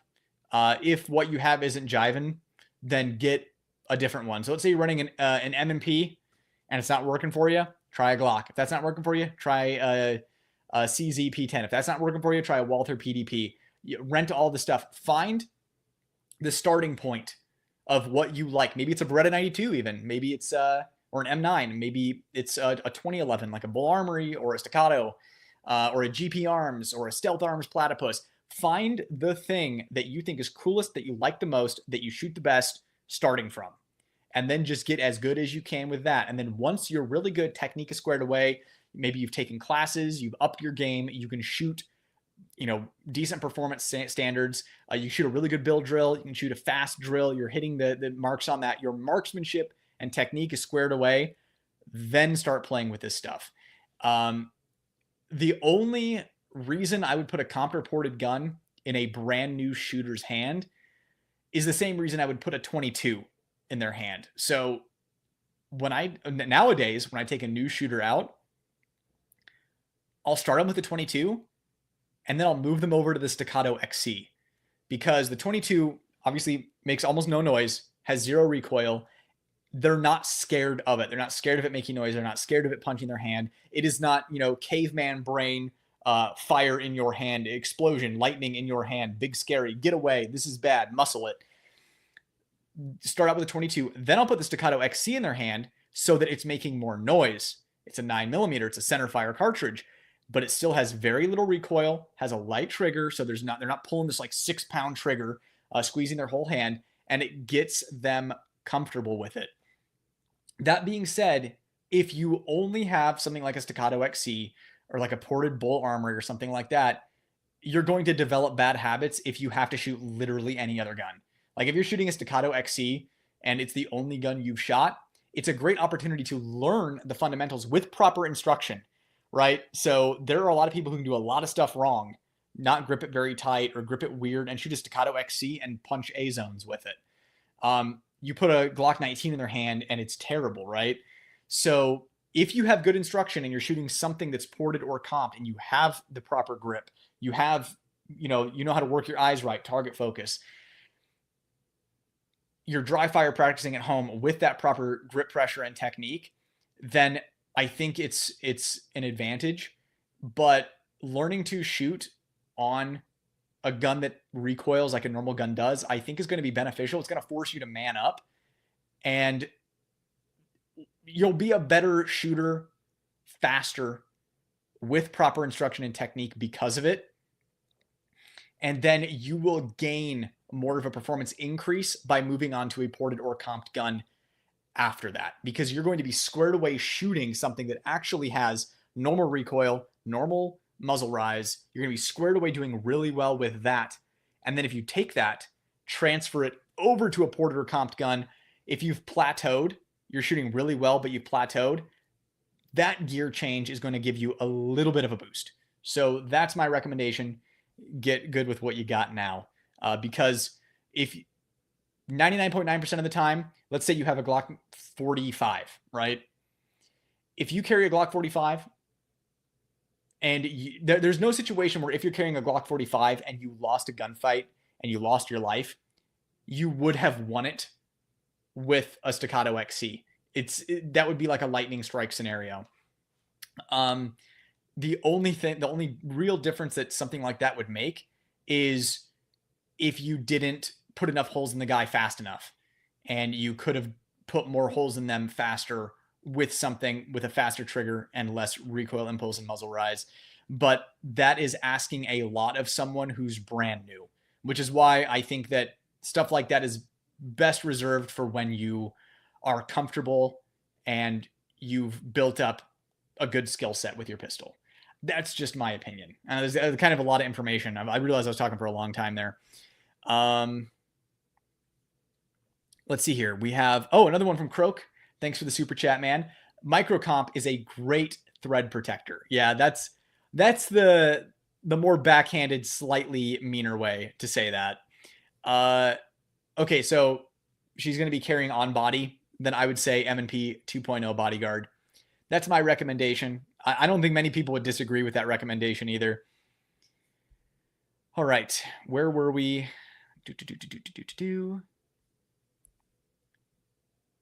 Here we go. Man, found it fast this time. Just had a P365 DPM system break. New one coming under warranty. They're easy to work with. Yeah. So I believe that's the second DPM breakage I've heard of, and it was also a P365, which is interesting. So I'm actually going to reach out to them and see if that's a common thing or if it's a rare thing. But yeah, the only other one I've heard of breaking was P365 as well. So, but I mean, I couldn't even tell you how many thousands of rounds I have through DPM systems, and I've never had an issue with it. Even the P365 with the whole Radian build had a lot of rounds through that DPM system with no issues. All right. I'm just going to take a little sippy from my little tippy cup. And you guys are on it with chat. There are so many. I love you all. I'm grateful that you're all here. It's good to see you guys again. Any experience with DSC Gunworks drop-in 2011 barrel comp kits? Drop-in and 2011 together make me hesitant. No, I wish I did, because you're probably like the 5th person to ask me this in the last week. And it's mostly people who want the drop-in threaded barrel for Bul Armory. I do not. Maybe I'll reach out to DSC, see if they want to send me one, because channel budget real tight right now, guys, real tight.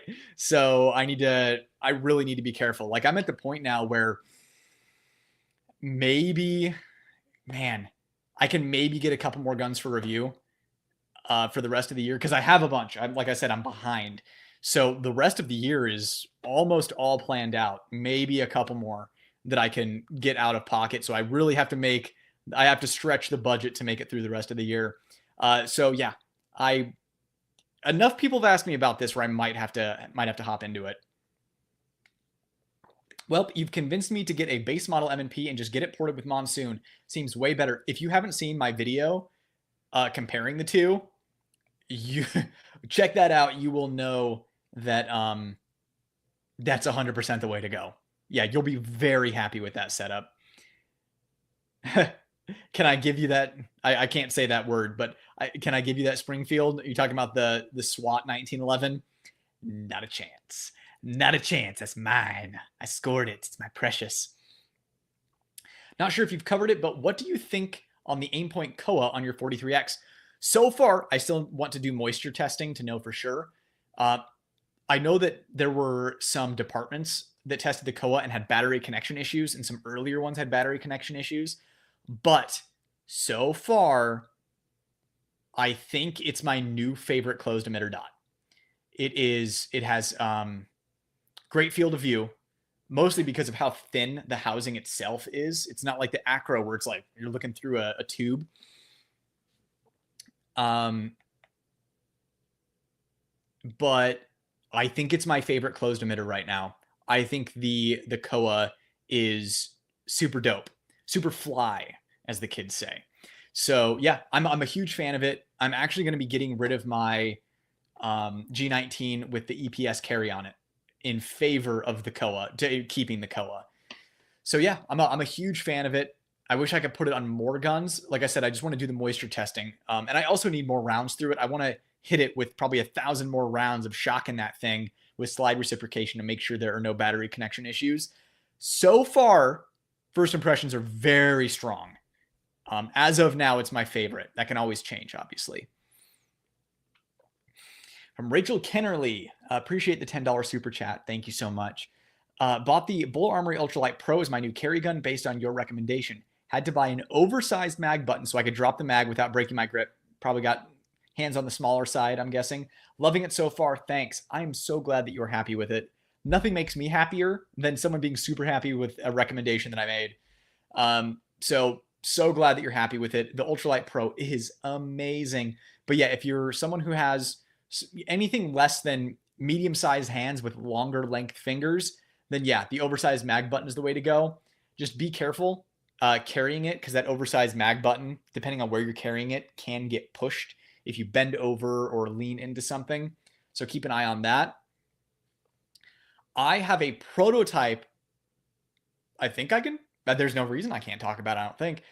I have a prototype magazine release button for a Bul Armory that they were experimenting with that is not so oversized, more of just an extension. That, keep an eye out for that. I don't know. It might even be out now. I honestly don't know. But I think that they were playing around with it to offer it on something else. But I've been testing that out, and that is less likely to get depressed than the oversized mag button.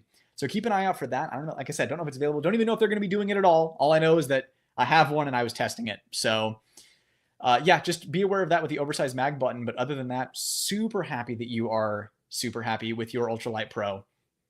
Enjoy it. Put a lot of rounds through it. Carry it. It's a great blessing that we have in this country to be able to get a bunch of cool stuff like that. So, assuming you're in the US. If not, I'm glad you're able to get it wherever you are.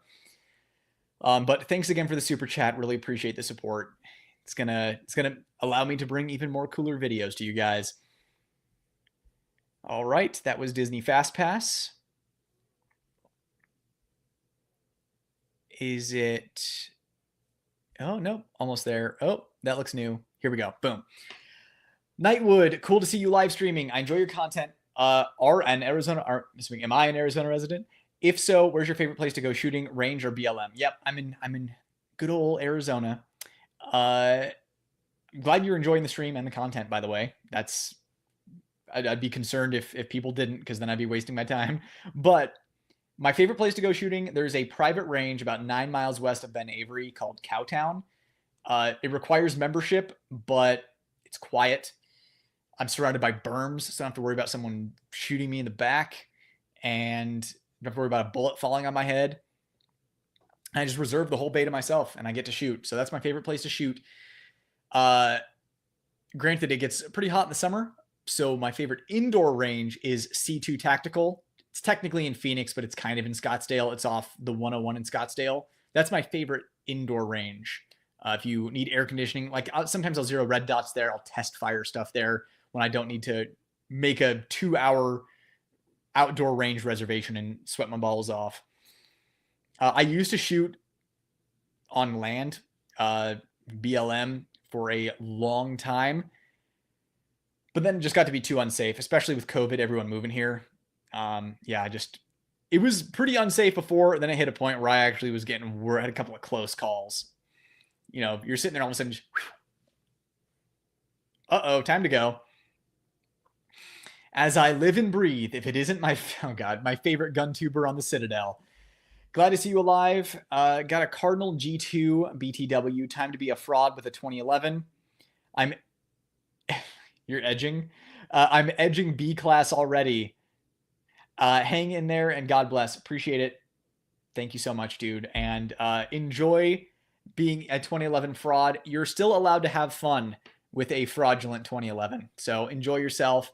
And thanks for the super chat. Thanks for the support of the channel. Glad to see you here too, my friend. So thanks for stopping by, dropping in, supporting the channel, and let me know what you're up to. Because I want to do so many things with guns, but I'm just one person, so I like living vicariously through other people who are also doing cool things with guns.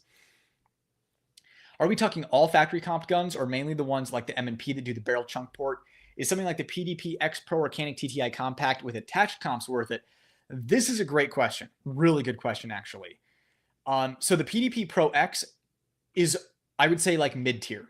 Like it does something noticeable. But doing it yourself usually ends up working out better. Because I think the PDP Pro X comes with just a single port comp, right?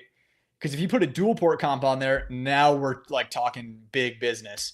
But the PDP Pro X is one of the few comped factory guns, which, again, you're going to get it. You're going to want to put a DPM system in there, or who makes the other one? Is it ZR Tactical? I don't even know. But whoever makes, a Spring Co. Is another one who makes stuff like that. You're going to put a different recoil spring assembly in there, and then you end up putting like a brass back strap on there. Like, you're going to end up doing a lot of stuff to that PDP to make it better anyways. And I would have rather just put a dual port comp on there myself. But if you want something that is covered by warranty from the factory, getting the PDP Pro X and putting in aftermarket recoil spring assembly, won't void your warranty. Just take it out and send it into them if you have a problem. And it's a decent option from the factory. You know what I'm saying? Decent, not phenomenal. The Canik TTI Combat, on the other hand, does not perform very well. And it just boils down to comp design. They got tiny little slits in that comp. And what they did with the engineering and design doesn't really do much. So the PDP Pro X is the exception more than it is the rule. And like I said, I think I used Shadow Systems as another example of that. They would be that same kind of mid-tier from the factory. Inactive Mogul, thank you for the $5 super chat, my friend. Smith & Wesson 629 Competitor 44. Hey, one of my favorites. Any holster options? Loved your review on it. So yeah, it's difficult to find a holster for that.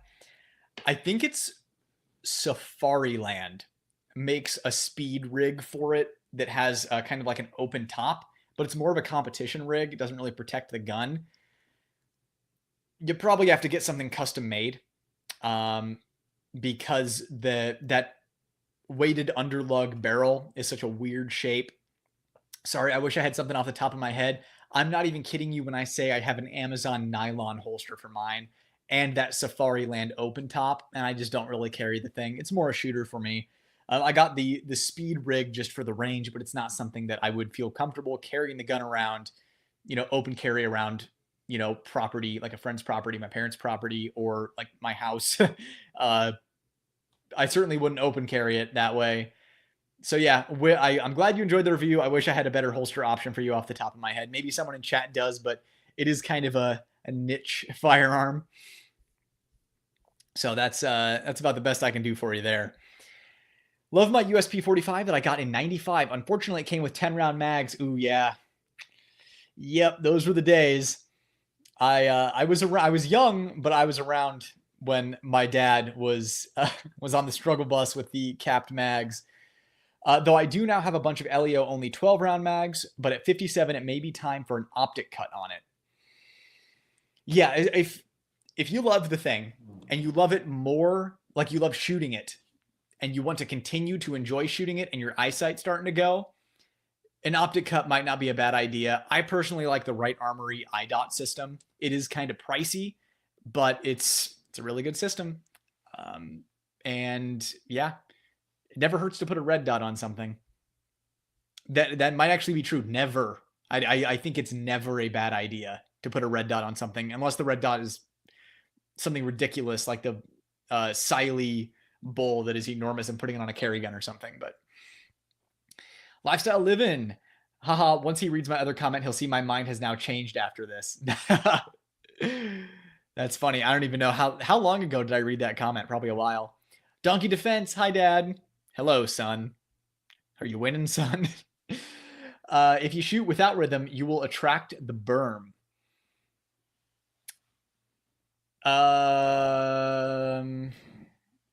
Not if your technique is squared away. I think if you have proper grip technique, you can shoot however you want, and it will not hit the berm. Hog out the ports on the prime and make it a chunk.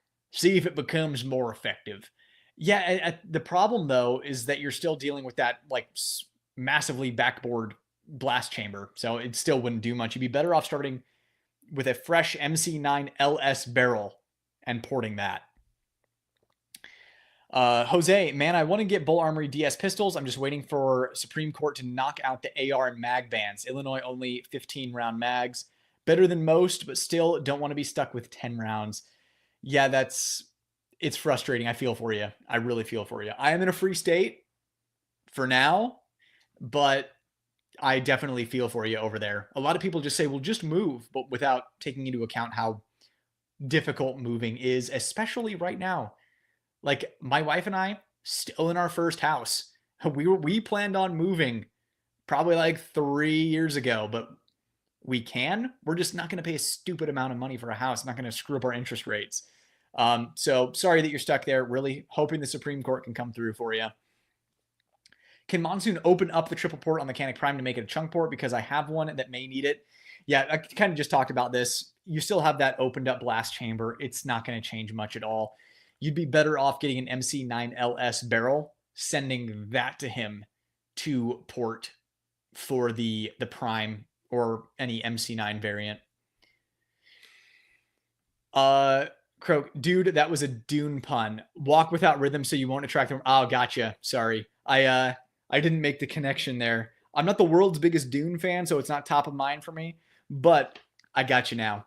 But I reckon if you have to explain the joke, yeah, I get it. Yeah, maybe if you would have said it in person, I would have caught it. But when you're looking at stuff via text, it can always it turns everyone a little autistic. Sometimes humor and sarcasm is completely lost. Let's see here.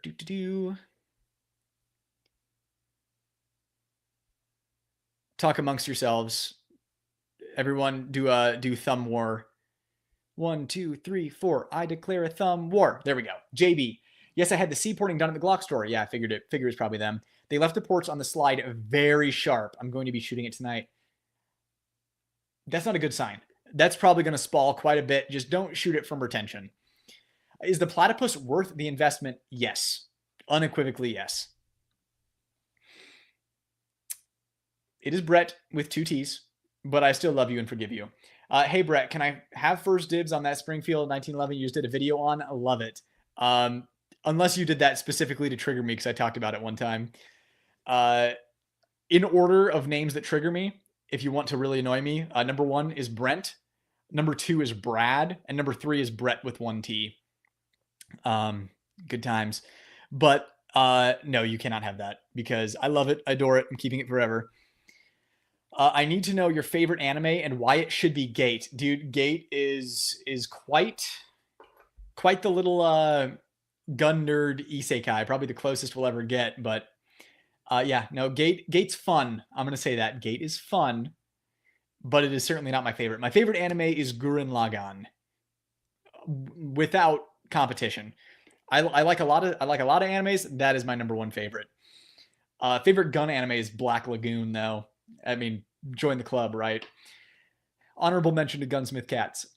Koa Glocks went up 5. Oh yeah, we talked about this earlier. Man, we are now on chat from like an hour ago, so I'm just gonna scroll forward and see if see what everyone's saying right now. Oh man, it's gonna be going back to. I'm gonna have to scroll for so long to get back up there. This was a mistake. Brad, LOL. It happens. What? Not Cowboy Bebop? Cowboy Bebop's top 5. It's top 5. Well, apparently you have to clean comps. I found that out recently. You put enough rounds through it, you're gonna have to clean it. Yeah. Again, I said earlier, ports and comps come with pros and cons. There are upsides and downsides. There are trade-offs. If you want any more synonyms, I can get out the thesaurus. But yeah, there will be lead beat up. My staccato beat up. There will be lead build up. My Staccato XC is getting to the point where I'm going to have to clean that. Not fun. In your ports versus comps video, you showed ports fling copper shreds, but didn't mention if comps do the same thing. Comps do not do the same thing. No. I think I did mention that, though, didn't I? It's just gas with the comps. Dang, that's tough. I'm so glad I lived in New Hampshire where I can 3D print 40-round AR mag. You trying to get this stream banned, my dude? Oh, sheesh. But no, jokes aside, yeah, like Live Free Print Guns sends me all of his cool 3D printed stuff. Not send it, but sends me videos of it. So cool. It's one of those things I need to get into that hobby, but I can't stop like buying actual real guns. Look into Midwest Tactical Solutions for the holster question. Great. Thank you. Just kind of scrolling through. Sent my P30L to Monsoon for Lucky Sevens, and it shoots amazing. Yeah, that with a DPM system, I'm sure would be a monster. That 2-port PMM on the PDP is the business. See, that's what I'm saying. I 100% agree. In your ports versus comps video, you should. Oh yeah, we just talked about this.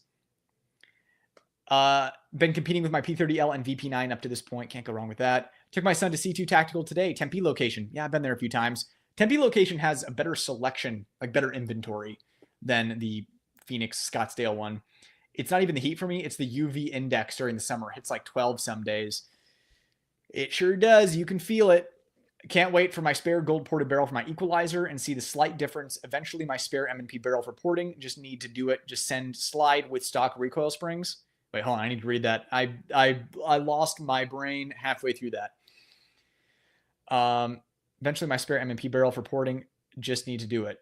Just send the slide with stock. Yes, just send the slide with stock recoil springs. Recoil spring. Need some more water. I'm drying up.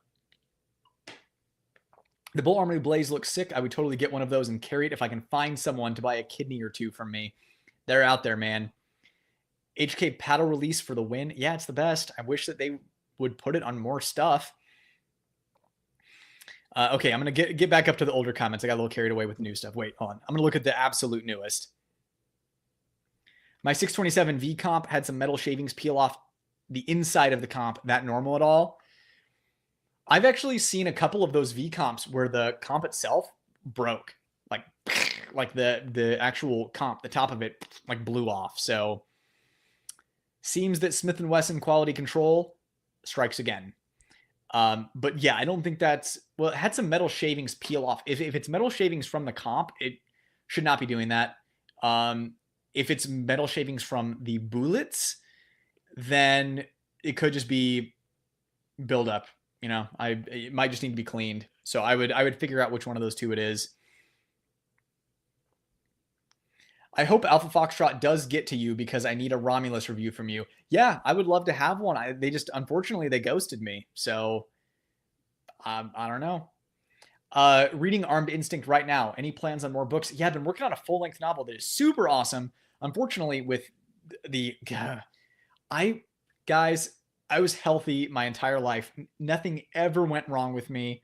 I was healthy as a horse, peak physical condition, and then out of nowhere, out of left field, just got smacked down hard.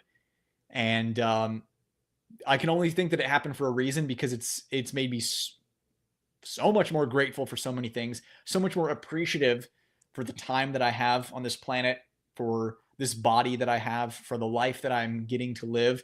So it's put things in perspective for me. But like, message received, I'm ready for it to be over. My point is that kind of threw a wrench in everything. Like, my online course for shooting instruction was so close to being done. My book, obviously, I was making progress on, but the last 10 months, guys, I have just felt like crap. I think the last video I did when I was feeling good was the Radiant Ramjet afterburner for the P365. And like, I look back at that and I even look at the muscle that I've lost, and oh man, it's a bummer, guys. But yeah, definitely want to get that first feature length novel done. I just yeah, I'm showing up the best I can, let me put it that way. But I hope you're enjoying Armed Instinct. Countdown to Dawn is my favorite. Got to read Armed Instinct to get there. Armed Instinct is really good. First thing I ever wrote, and it's so good for that. And then like, I dialed in for Countdown to Dawn. So it's like, Armed Instinct is a 9 out of 10. Countdown to Dawn is a 10 out of 10. You're gonna really enjoy it. At least I hope so. See, I was just scrolling and saw. See, dude jumping all over the place tonight, making for long-winded answers. OCD says go in order, Brent. This is the first time that I've kind of clicked around, learning my lesson on that one. But sometimes you gotta try new things to see whether or not they're gonna work. It's part of life. You gotta have some failures. But the long-winded answers, go back and watch my other lives, man. That is nothing new. I lightning strike through a lot of them, and then I'll get to one and tangent time happens. I just saw someone say that I lost it, but someone was saying that Humble Marksman also carries and competes with Bul Armory. Yeah, 100%. Like, those of us who carry Bul Armories, like, that's the thing, is we're not on the payroll. We're not sponsored or anything. They're just legitimately amazing guns. Okay. Trying to figure out where I was so that I can go in order so that DB can get off my ass. Here we go. Oh, wait. We were talking about Concrete Cowboys, his idea that I'm going to steal. Is your training ammo 115, 124, 147, or all the above? It was 124 until I got an ammo sponsor that was sending me 115. 124, the impulse is just closer to my carry ammo. So when I'm training, I train with 124. And then when I'm shooting content, I'll shoot both, but mostly 115s just because that's what I'm sent. Most anime from 97 is some of the best ever created. Yeah. Basically, the further on in the timeline of anime we go, the less frequent incredible animes become. Bul Armory sent me the in-stock email last week for the 1911 that I was talking about earlier, maybe. From what I've read, the Koa Glocks mostly sat on shelves, and then as soon as the announcement was made about no more civilian units, poof, they're flying off the shelves. Maybe. I can tell you that at my local shop, the 43X and the 19 sat for months, and then I bought one of each, and this was before the news came out that they weren't going to be available anymore. Then they just flew off shelves. And then I couldn't find them anywhere. So the Koas, it seems like, I don't know what happened, but Koas just at some point flew off shelves. I don't know. Damn, got lucky on a Koa G45 in February. Love the Koa optic. Yeah, me too. But obviously now they're impossible to find just because they Glock pulled a Nintendo. They didn't make very many, and then they created their own scarcity and then created their own hype, and then they were sold out, and now they seem highly desirable. So yeah, Glock is basically the Nintendo of the gun world. Lifestyle Living, what reduces more recoil if I go with Monsoon, the chunk porting or do something like the Lucky Sevens? So they're both really close. It's not so much as one is better than the other and that they feel kind of different. Maybe, so first of all, honestly, the guys at Monsoon are the guys to ask about how they feel different in hand. I don't have a lot of time behind a chunk. I want to send something in to get chunked by him, but I do have a lot of time behind the Lucky Sevens. And it seems to me that Lucky Sevens feel flatter, but the chunk feels softer. But I mean, we're talking like, let's say the Lucky Sevens are like, let's say it's like 10 out of 10 for flatness, 9 out of 10 for soft. Then the chunk would be 9 out of 10 for flatness, 10 out of 10 for soft. So they're really close. They just feel, it's a different feeling impulse, and it's hard for me to articulate without putting one in your hand and having you shoot it. That being said, I run the Lucky Sevens, and I think if I was if it was going to be my primary carry gun, I would get it chunked, because the way he does the chunk and backbores it, it is less likely to spray spalling. Now, he does a good job with Lucky Sevens too, but I think the chunk is less likely to spray spalling. So if you needed to shoot from retention, you'd be less likely to receive an eye injury from touching off at retention with the chunk. So if it's going to be a carry gun, I would probably go chunked just for that reason alone. Croak with another $5 super chat. Thank you, my friend. You should reach out to Whiskey Alpha Romeo Gate Books if you haven't already. Had to phonetic because YouTube doesn't like that word. Oh, gotcha. Oh, understood. Yeah, you know what? That's probably a good idea. I'm just going to make a note of that so I don't forget.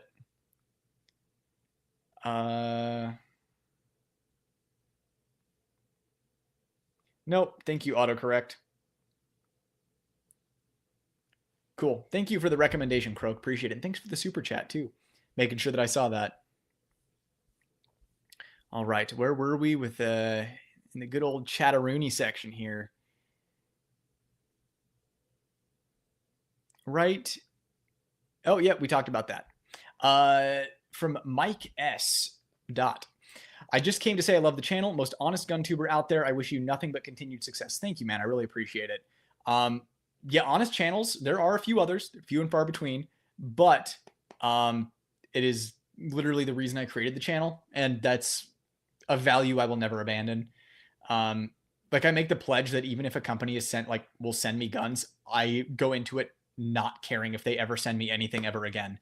I'm not concerned about hurting feelings. I'm not concerned about getting anything else from them ever again.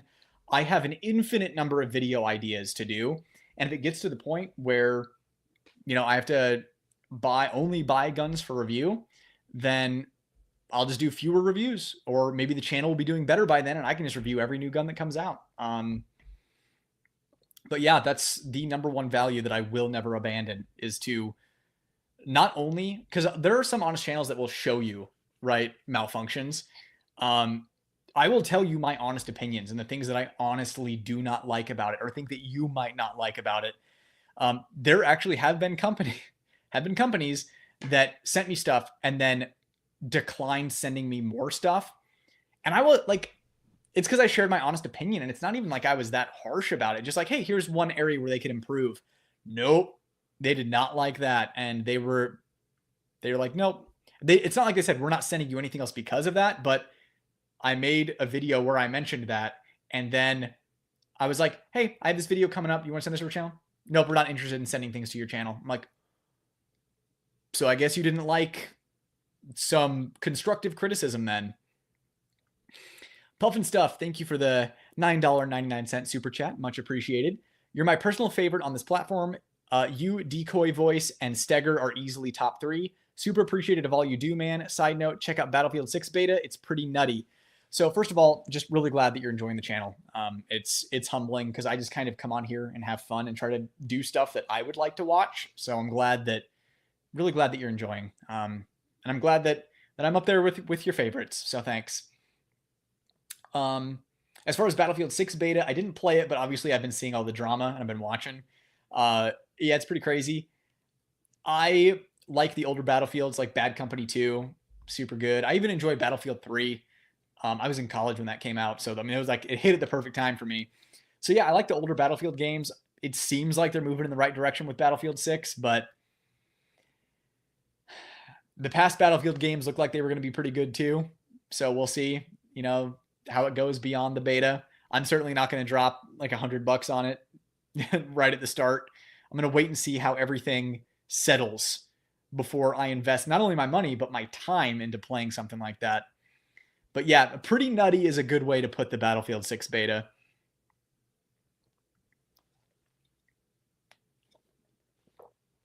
Tinfoil hat theory. They were not expecting that Air Force M18 incident to actually be a trigger pull screwing around. Who are we talking to here? I am Shield. Oh, about the Koa Glocks. Oh yeah, tinfoil. Yeah, that they're switching over to Koas. I don't know. We'll see. Probably not. But tinfoil hat. Good preface for that comment. They flew out at my local shop. Yeah, same. Like I said, they sat there for a while and then out of just poof, they were gone. And this was before the Air Force incident. It was before Glock announced that you wouldn't be able to get your hands on. Well, they didn't announce it, but Glock store revealed that they heard that you won't be able to get your hands on one. This was before all that. Couldn't get a Koa at my shop. They were there and they were gone. So my Staccato XC is perfectly ported from the factory. Argue otherwise. Yeah. The exception, not the rule. Yeah, and I don't know if you were here earlier, but I touched on that earlier, that the Staccato XC is like one of the few that from the factory is, I mean, just it can't be beat. So, who am I? Who are you? What's up, dude? Great live stream, man. Going great with some great questions, and hope you're doing well. Have fun. And you, my friend, are getting married soon, and I wish you all the best. Let's see here. This is just me, but if companies actually did more R&D in factory compensated guns and port jobs and sold it as at a more premium price that matches its performance, it would be attractive to me.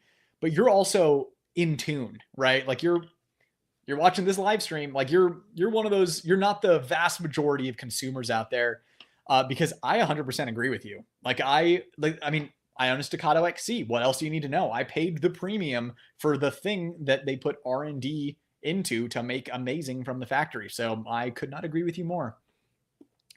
Brett asked you previously about EDC carry belts, and you said either Hunter Constantine or Core Essentials, depending on occurrence. Can you elaborate? Thanks again. So if I need convenience, so easy on, easy off, I wear the Core.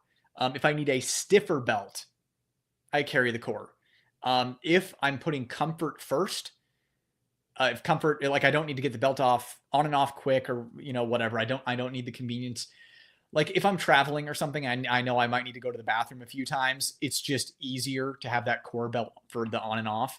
But if I'm prioritizing comfort over convenience, the Hunter Constantine is the way to go. But those are the two belts that I recommend. If you want comfort, Hunter Constantine. If you want convenience, and stiffness, then the Core is the way to go. Can't go wrong either way.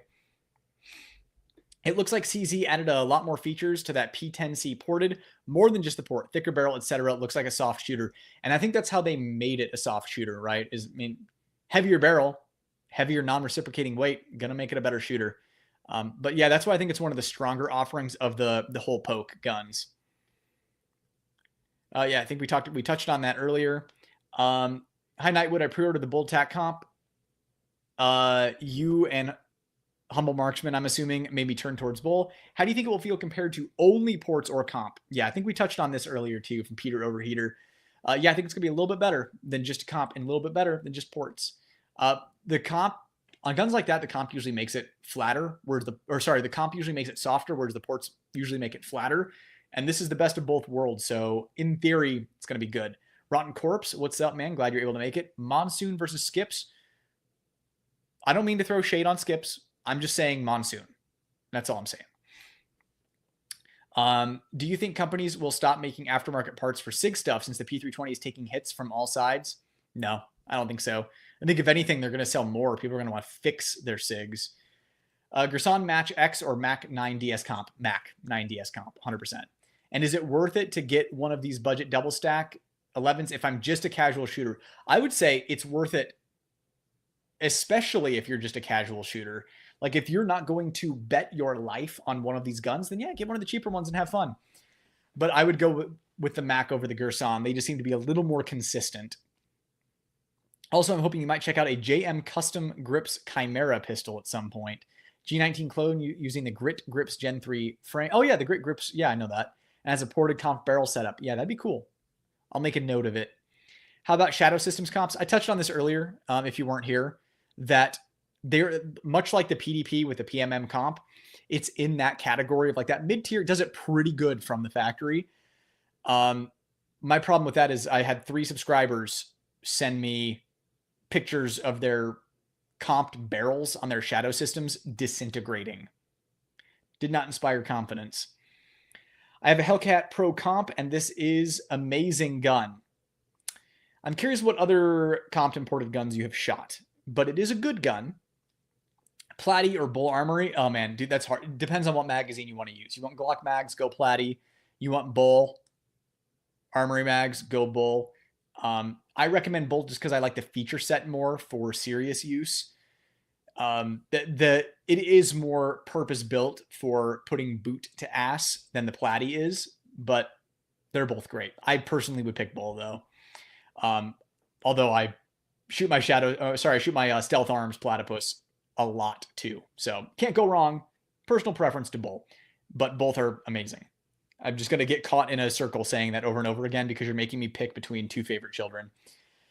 I carry the Bul and I don't carry the Platy. So that might tell you something. I got to put 5 rounds through the Bul TAC Pro comp right after TAC Pro at GunCon last year. It was noticeably flatter than the regular 5-inch TAC Pro. That's impressive because the normal ported, the TAC Pro 5-inch is already super, super flat. So thank you for the feedback, Croak. I appreciate it. I'm glad you were able to run that thing. That's awesome. I only own a handgun. Hey, Liquid Snake. Liquid. I only own a handgun. Should I grab a USP-45 tactical or the Mossberg 590A1 retrograde for my next gun? I need to know what your other handgun that you own is in order to best answer that for you. Based on your name, I think you'd like the USP-45 tactical quite a bit. So that would be my recommendation just based on Liquid Snake. 11.5-inch AR 5.56, bro. What about it? The 11.5-inch AR is like the best one. Yeah. Are FN ARs any good? They're fine. Some. Oh, okay. Oh, did he ask? Oh, gotcha. So you're saying to him, instead of those, get an 11.5-inch AR. That would be the most practical choice. If you want practicality, get an 11.5-inch AR. The Sons of Liberty Gunworks, their base 11.5-inch, I forget what it's called, but their like base model is such an incredible bang for your buck. Gun will last you a lifetime, and you're getting that 11.5-inch performance out of it. If you're on a super budget, obviously PSA sells 11.5-inch ARs for like $4. So, but yeah, I would recommend a Sons of Liberty Gunworks 11.5-inch, whatever their base model is. It should be about 1G. Have you ever used the barrels that stick out past the slide front that are integrally comped or ported? Yeah, like Barstow. I don't know what the proper terminology for them would be. Yeah, like extended ported barrels, I think is what they would be called. Yes, they do a little bit, not a lot. I would say they do more than the factory, like M&P carry comps, Canik MC9 primes, that category of we just backboard it and punched a hole. It does more than that, but it's still not doing as much as standard ported or correctly ported, like Monsoon Tactical chunk port or Lucky Sevens, or an actual like dual port compensator. It's not doing as much as that, but it works. It's noticeable. Just could be better. Would a port on an M&P Shield Plus from Monsoon be worth it? And what would you recommend? Yeah, so once you get to those really short barrels, he only offers certain combinations. So I would look up and just see what is available from him. But you can't go wrong with any work from Vinny. You literally can't go wrong. Pick anything and you'll love it. Full moon is why the word lunatic exists. Yeah, if anyone is just now tuning in, I was just saying how I get almost no mean comments on YouTube. I'm grateful. But almost all of the ones I get happen on full moons. And I figured this out a few months ago. I was able to put it together. I'm like, oh my God, this happens within a day or two of the full moon. Like clockwork is when I get like 90% of my mean comments. But yeah, the werewolf's coming out to get yo ass. Now it's the The parasites are rousing. That's what's going on. I came to life on full moons. Yeah, I bet you did, Bad Karma. Sorry, just came in. So sorry. sorry. So sorry. Go men. Sorry if it's mentioned already. What's the DL on the Shield X? I almost want to trade my 43X for it. So the Shield X is cool. They made the grip longer and skinnier. And I wish that they would have just put it on the Shield Plus grip. That's my only gripe with it, is the longer grip is just harder to conceal than the Shield Plus grip. So if you like your 43X, I would stick with it. 43X is probably, like, I don't like any slimline microgun. I don't like them. My 43X, I think, has become my favorite since the P365. I've stopped trusting it with the trigger bar spring. Ever since those started, it became common knowledge that those were breaking. I'd say the Shield Plus and the Glock 43X are probably my top two, and I give the edge to the 43X because it has a rail. And I would have gotten a Shield X if they had put a rail on the Shield Plus frame and put the Shield X slide on it. So that was a little bit of a deal breaker for me. Thoughts on Taurus revolvers? I just got one. I have gotten bit by the revolver bug. I want a decent rubber grip 4-inch. Looking for that 4-inch rubber. They seem decent for the money.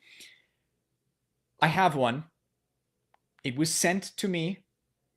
It's a new release that I can't talk about, and I have not had time to shoot it yet. My initial impressions from just dry firing the thing is that Taurus has stepped up their game from the last time I had a Taurus revolver, which would have been probably 15 years ago. So, strong first impressions, but not enough to recommend it at all. But I can tell you that the revolvers they're making now are much better than the revolvers they were making years ago. So, I don't know. I've been running Kimber K6S and K6XS recently. Those are great. I would recommend one of those. Like if you have the budget, obviously. If you're on a budget, then Taurus is probably the only way to go. You could look at the Diamondback revolver. I shot one of those at SHOT Show. Again, don't have a lot of rounds through one, so I can't recommend it. Like, trust your life with this, but it seemed nice. So I would look at Taurus and Diamondback and see if you can find one that meets your specs. What I can tell you, though, is that Taurus's customer service is not good. I had to use it one time, nightmare. I didn't buy a Taurus for like 8 years after that. So, but like I said, Taurus just sent me one. I think it launches in September. So I don't know, stay tuned and you'll get because in that video, I'm going to give my opinion on Taurus revolvers in general, as well as the review of the revolver itself. I just need more rounds through modern Taurus revolvers to give a better opinion, because the last time I shot a Taurus revolver, like I said, was over a decade ago. It was bad. Ask people who work in the emergency department at a hospital about full moons. Oh, I bet. Oh, I can only imagine what they've seen. Comps are loud, but they do work, especially the RRJ, Radian Ramjet, on a G1945. The Beretta brake is also very good on a 92. Makes that gun shoot like a 22 mag, but it's long. Yeah, so I have a Jarvis comp on my 92. Like you said, it makes it shoot like a 22, especially with a DPM system, but it's a long boy. What are your thoughts on 9mm FNs? I don't think you've done any videos on them, so that's why I ask. Yeah, just because they haven't really interested me. The people that I trust have had issues with them. I don't know if they've been sorted out, but like firing pin breakages, stuff like that. For the most part, like I said, I would love to be able to review every single gun on this channel. I would love for this channel to hit a subscriber count and to be making enough money, ad revenue, Patreon, sponsorships, that I can review every single new gun that comes out with ease. That's my goal. Unfortunately, I can't, so I have to be picky and choosy, and I usually pick the things that I'm curious about or that I'm interested in or that I see a massive demand for on the channel. And, oh, just bumped my mic. And my computer. No. I just haven't really seen, I haven't had any of those. So that's the only reason I haven't done it. I almost picked up a Reflex a couple months ago, but I don't know. I was looking at it. I'm like, people haven't really asked much about. Maybe like 5 or 6 people have asked about it, and I'm not really interested in it, so I passed. I would do a Springfield Hellcat review before I would do an FN review. From Anthony 97. I'm assuming you were born in 97. Hello again, and not in Insta DMs. Oh, do I know you from? Oh, I know who you are. Of course. Yeah, because a lot of people who DM me have different YouTube usernames than Instagram tag handles, so I get confused. But yeah, I know exactly who you are. Hello again, and not from Insta DMs. I have a few lady friends, including congratulations, including my sister wanting to get a carry gun. I rescind my congratulations. That got creepy. What ones you recommend? I'm thinking 43X. So I'm going to say no on the 43X because it's snappy. If you put a Radian Ramjet Afterburner on there. So if you're willing to drop the money on a Radian Ramjet Afterburner, 43X is going to be a great option. But standard 43X is going to be snappy for most women. And now keep in mind, I realize, I know that there are a lot of people online that like to look at the exceptions versus the rules. Yes, there are very talented female shooters, right? But when we're talking about everyday women in real life that are not gun people, I'm just going to stare into my webcam for like 3 seconds. It is what it is. In the words of Leon Kennedy, women. It is a little snappy for most non-gun shooty women. And the last thing you want is for them to have a bad time shooting, because then they won't want to do it again. Or they won't be interested in carrying it. It becomes a not fun thing. So if you go Radian Ramjet Afterburner, 43X would be a good path to go. 380 is never a bad option, but the ammo is expensive. Yeah, so I would say my recommendation for non-gun shooty women concealed carry is the Bodyguard 2.0. But the 43X Radian Ramjet Afterburner is, if you're going to go sent like a 9mm, if you're stuck on, I'm losing my brain, guys. If you're going to go 9mm and you don't want to do 380, then the 43X or the Radian Ramjet Afterburner is probably the way that I would go. The answer used to be P365 family of guns, but once I had a couple of subscribers tell me, yeah, I had the trigger bar spring break at 200 rounds and another one said at 400 rounds. I thought it was, 2,000, somewhere between, I used to say it happened somewhere between 2,000 and 12,000 rounds. But when I had 2 people reach out and said it happened within 1,000 rounds, I'm like, man, this thing just randomly breaks. I rescinded my recommendation for that. So 43X Radian Ramjet Afterburner for 9mm, Bodyguard 2.0 for 380. Those are my 2 recommendations. I'm sure people would both agree and disagree with me on that, but yes, my opinion, that's my opinion. Hopefully that helped. All right. That was the Disney Fast Pass. We were there a while ago. Scrolling through comments. While I'm scrolling through comments, just take a moment, reflect. If you have a roof over your head and food on your table and your body is feeling good, take a moment to practice some gratitude. Here we go. I haven't been hands-on with the other comp Smith & Wessons. The carry comp backbore diameter is huge compared to the rifled barrel. Yes, 100%. A trend I hope didn't carry over to other models. Yeah, I mean, all carry comps on the semi-autos are like that. So same with like the shield carry comp. Like that's what they're going to do because it doesn't affect reliability and they can just plug in their normal recoil spring assembly. It's just marketing. So of course they're going to do that. With you talking about comps and ports for the PX4, do you think amongst... Oh, yeah, we touched on this earlier. Yep, when I was clicking around a little bit and got a little disorganized, this happened. Hi, Brett. I ended up getting a Bul EDC used with few rounds and sent it to DSC Gunworks. I got a V10 on it, changed the recoil spring with a 7-pounder. No issues whatsoever, even a CCI 100 grain. A 7-pound's a light spring, dude. I wonder how that thing chugs when it gets dirty.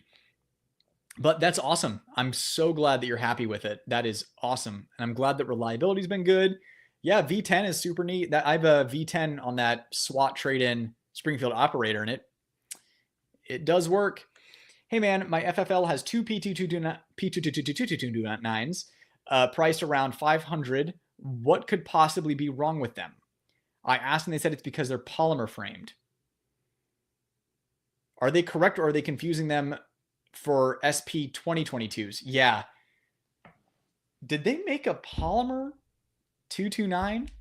Oh man, we're going to need people who are more autistic than I am about firearm models from the 2000s to chime in here. Did you Google P229 polymer frame? Because now you got me curious and I have to look it up. Yeah, no, I don't think they did, because that would have been a different model altogether. So yeah, I think it's a 2022. Still a cool gun. But yeah, I don't. I would be concerned if those are actual 2022s and they're calling them 229s. I need to train with my Beretta LTT 92 compact. I want to turn it into my main carry gun. Okay, I was this close to getting an LTT 92 compact. The only thing that stopped me from doing it and like carrying it, the only thing that stopped me is that Tier 1 Concealed doesn't make a Beretta 92 compact holster for a TLR7 HLX.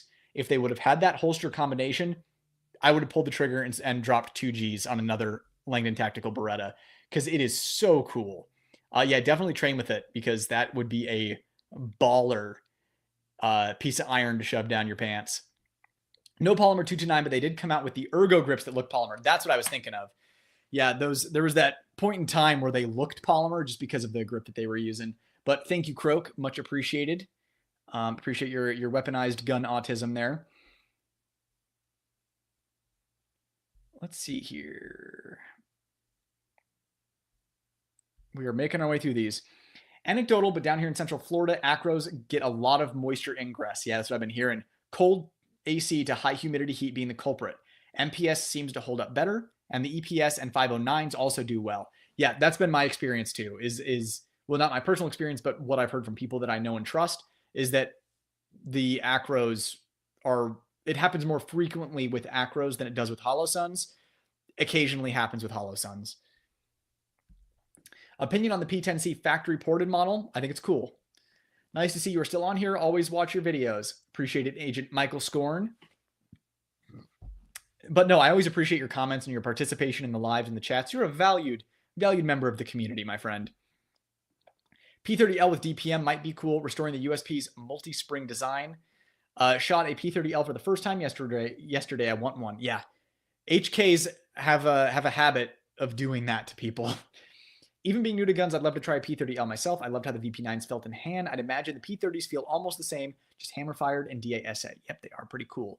We're going to go lightning round, by the way, guys. We're going to catch up here because we're about an hour behind. Yep, talked about that. Carson, what's up, man? If you're still here. How you feeling? Love your face. I love your face, too. I'm hanging in there. Yeah, you got it, bro. Brett, that's an L, all right. Yep. Well, and I never accept L's. We're going to turn it into a win. We're going to take that L and we're going to cant it, and then we're going to get another L and we're going to cant that, and we're going to bring it together and we're going to get a W.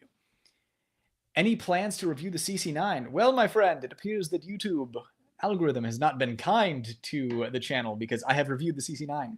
So go check out that review. Another one that irritated people when I just said it's good, but it's not perfect. And then people get upset. But this guy said it was perfect. I'm sorry. I don't know what to tell you. All right. But thanks for the super chat, Ungrateful Colonial. Really appreciate it. I appreciate all of you guys for all of your super chats. This has just been absolutely wonderful getting to hang out with you guys again. It's been a while. Let's see here. Right about here. Nope, almost. Right there. I noticed in your ports versus comms video, you showed ports. Oh yeah, we talked about that earlier. We're squared away there. Humble Marksman carries a bull and competes with another bull. Yep, that's because he's a real one. He's gangsta.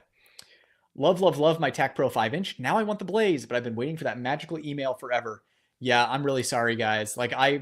First of all, gosh dang it, my Blaze review did not do well because it got demonetized with limited visibility. And it's the limited visibility that really hurts it. So I might re-upload it. I think I talked about that on my last live too.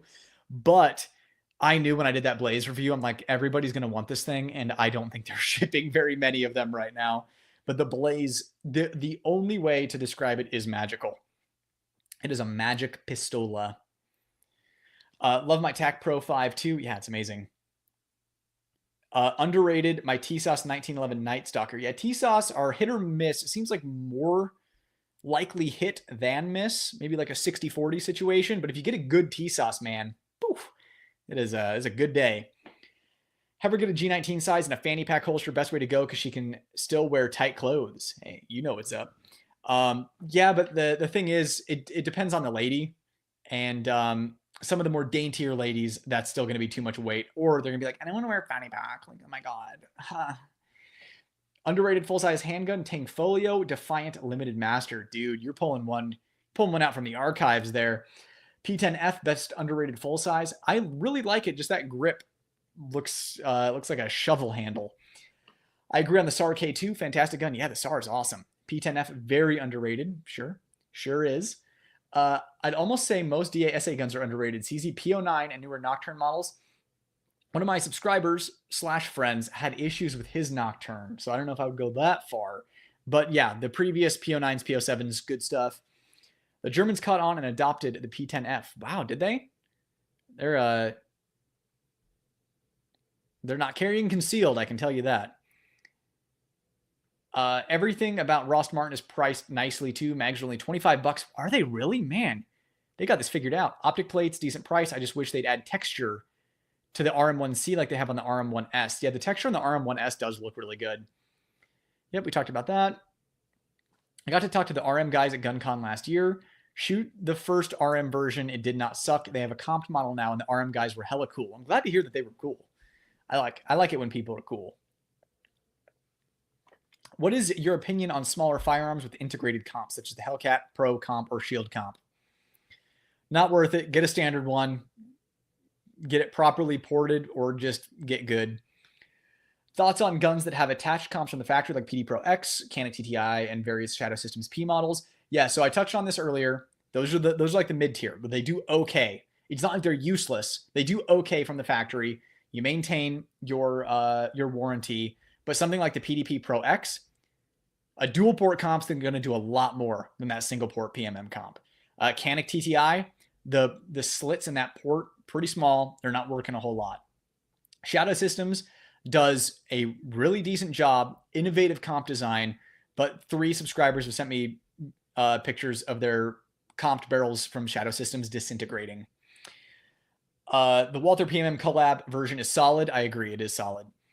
Comp gun's so loud, but that new TTI smoke is sexy. Yeah, it does look good.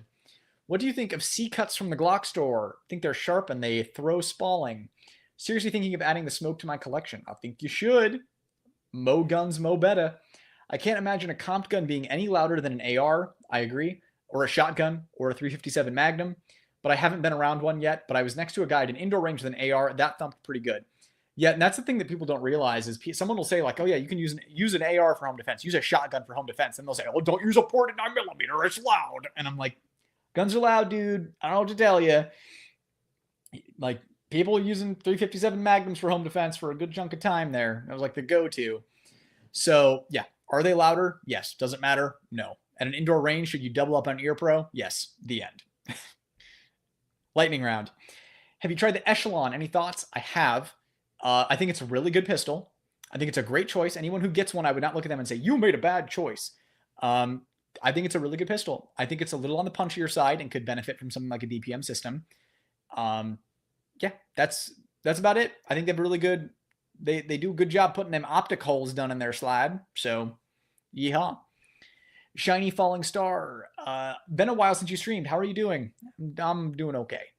Anything new we should expect? Do you have a preference between Nighthawk, Haze, Atlas, and Infinity? Been looking to get one. So Atlas and Nighthawk will be the easiest to get your hands on. So if you don't want to fight for one, or wait for one, that would be the way to go. Unless you just want to like full custom. Infinities have maximum drip. So what Infinity does now is they'll do drops, right? They'll like they'll usually steal a design that someone made 10 years ago that was really cool. And then they're like, we're producing X amount of these and they drop on this date and you can scoop one up. Still, maximum drip. I think they look the best and the coolest. At least they can. Some of them can look kind of tacky, but I think they're super neat. And obviously they run well. Like Infinity is well respected. Atlas is, I don't know, kind of the high round count thing to get if you're going to wreck it. If you want to check yourself before you wreck yourself, start with an Atlas. Haze is probably best performing in hand. Like the Haze that I shot blew me away. And then Nighthawk is like the accessible model. Nighthawk fit and finish has never really blown me away, but it's really, really good. I just, especially stuff like Nighthawk 1911s, I don't really see the fit and finish that I see in something like Guncrafter Industries. So I don't know, just my 2 cents. If I were picking from one of those, personally, I would get an Infinity just for bragging rights, for the swag, for the drip, you know, for the cool factor. But if I was getting one to compete with, I'd probably get either the Haze or the Atlas. But obviously the Nighthawk, like, super good too. Let me put it this way. With those 4 you listed, you can't go wrong. I would personally get an Infinity. If I was going to abuse it, I'd get an Atlas. But Haze is probably the answer that most people would give you. In my limited time around firearms, the PDP in general has been a gun I've seen only positives on in terms of reliability. The dislikes mainly seem to be in how it shoots usually. And you would be 1,000% correct there. PDP, so again, I try to be as consistent as possible. I am the exception, not the rule. I had a reliability issue with the PDP. I had to send it into Walther. They sent it back. They wouldn't tell me what was wrong with it. They just fixed it. And I'm like, I'd like to know what caused this. And they're like, ghost.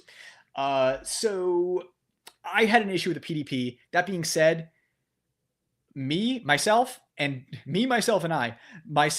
Donkey Defense are the only 2 people that I know personally that have had an issue with the PDP, and we had the same issue with different models of PDP.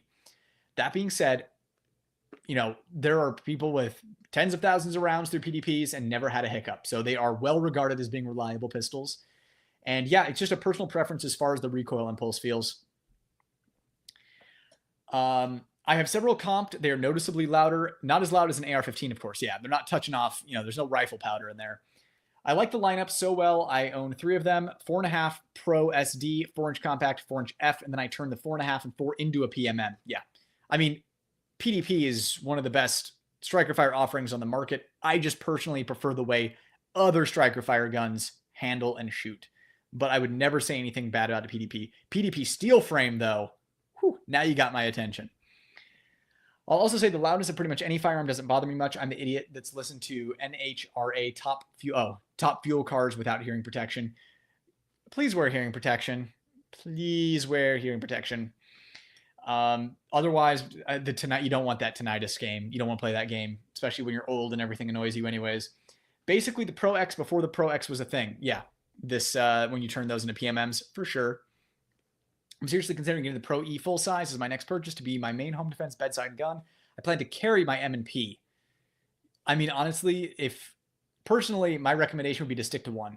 If you have an M&P, get a bigger M&P for home defense. But if you want to branch out and have different things just because you like variety, then yeah, a PDP is not a bad choice. If you haven't shot one yet, I would rent one if you can. Because if you really like shooting your M&P, you might not like shooting the PDP. Noise doesn't bother me. You get quicker shots on target, so worth it for me. Yeah, that's the trade-off, right? What has your overall experience been with Bul versus something a little bit up in price like a Staccato? My Bul experiences have been on par with my Staccato experiences. I would rank them as even. I don't want to say, I'm going to take that back. Talking about quality, build quality, right? Bul is still using a couple of MIM parts.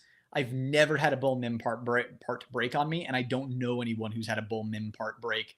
I think Humble had a safety break, but I don't know if that was one that he added on or if that was from the factory. And either way, it was after like tens of thousands of rounds or whatever. So Bul uses a couple of MIM, but Bul is one of those companies, the MIMing process, not a thing to worry about. So Staccato is all forged. That is the only like material upgrade from Staccato to Bul, and Bul is still using mostly forged parts. Shooting performance, I think, and I normally I would say this is subjective, but I would be willing to cross the barrier and say objectively, Bul Armory pistols shoot better than Staccatos from the factory. I think the recoil impulse is better. I think that their distribution of non-reciprocating weight is better. I think they're sprung better. I think out of the box from the factory, they shoot better. I like the grip texture better. I like the ergos better. Though that's subjective stuff. But I think the Bul shoots a little better than a Staccato from the factory. The big thing you're paying for with Staccato is their lifetime premium warranty. Like that's the premium. You're paying like $500 for that.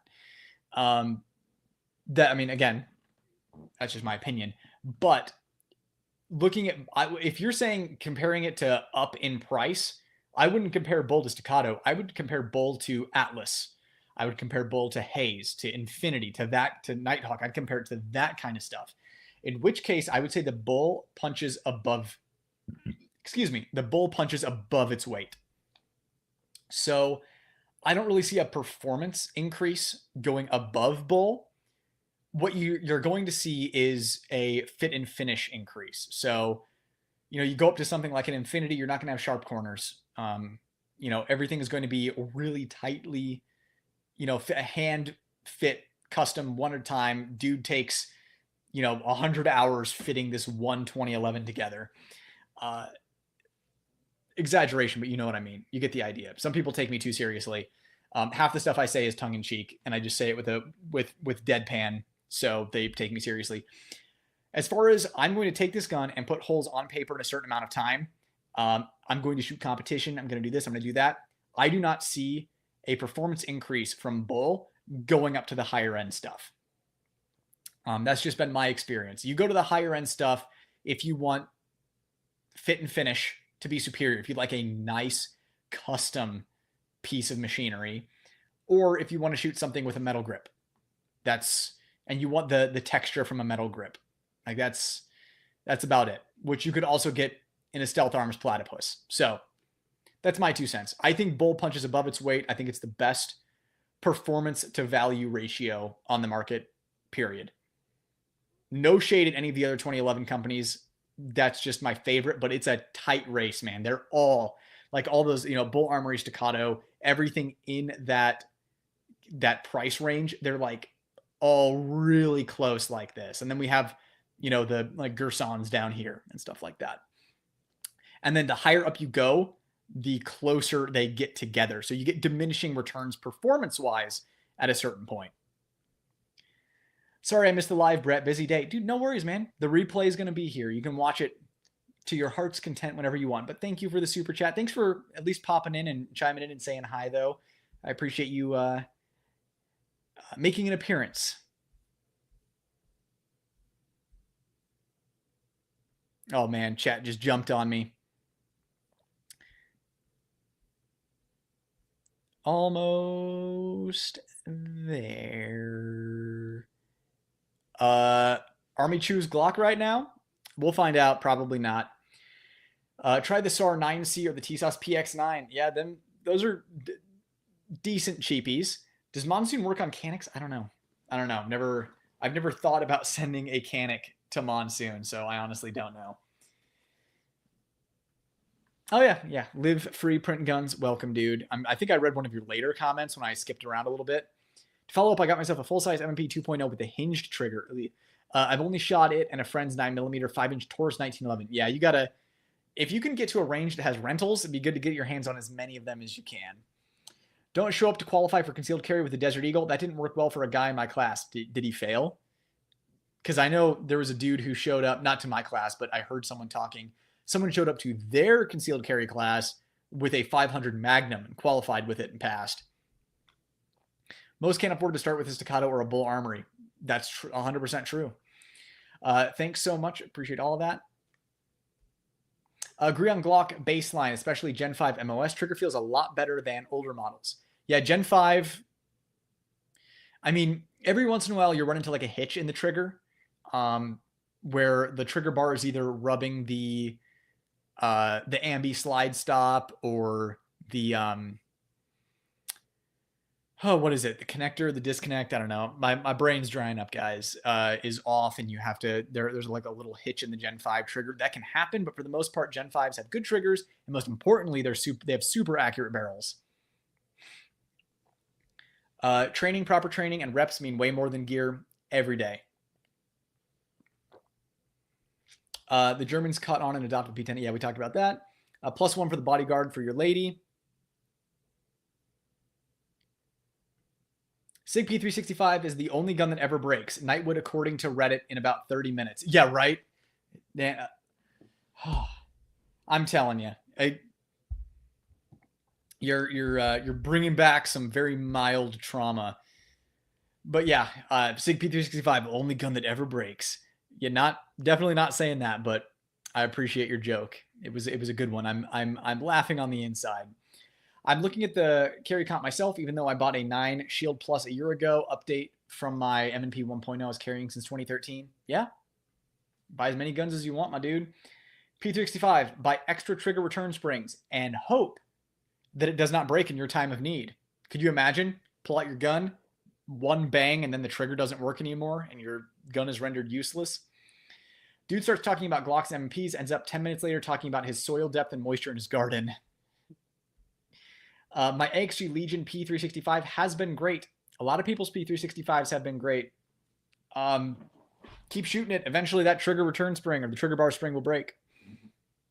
What is considered a real comp and a marketing comp port? So real comp would be something like the Walther PDP Pro X.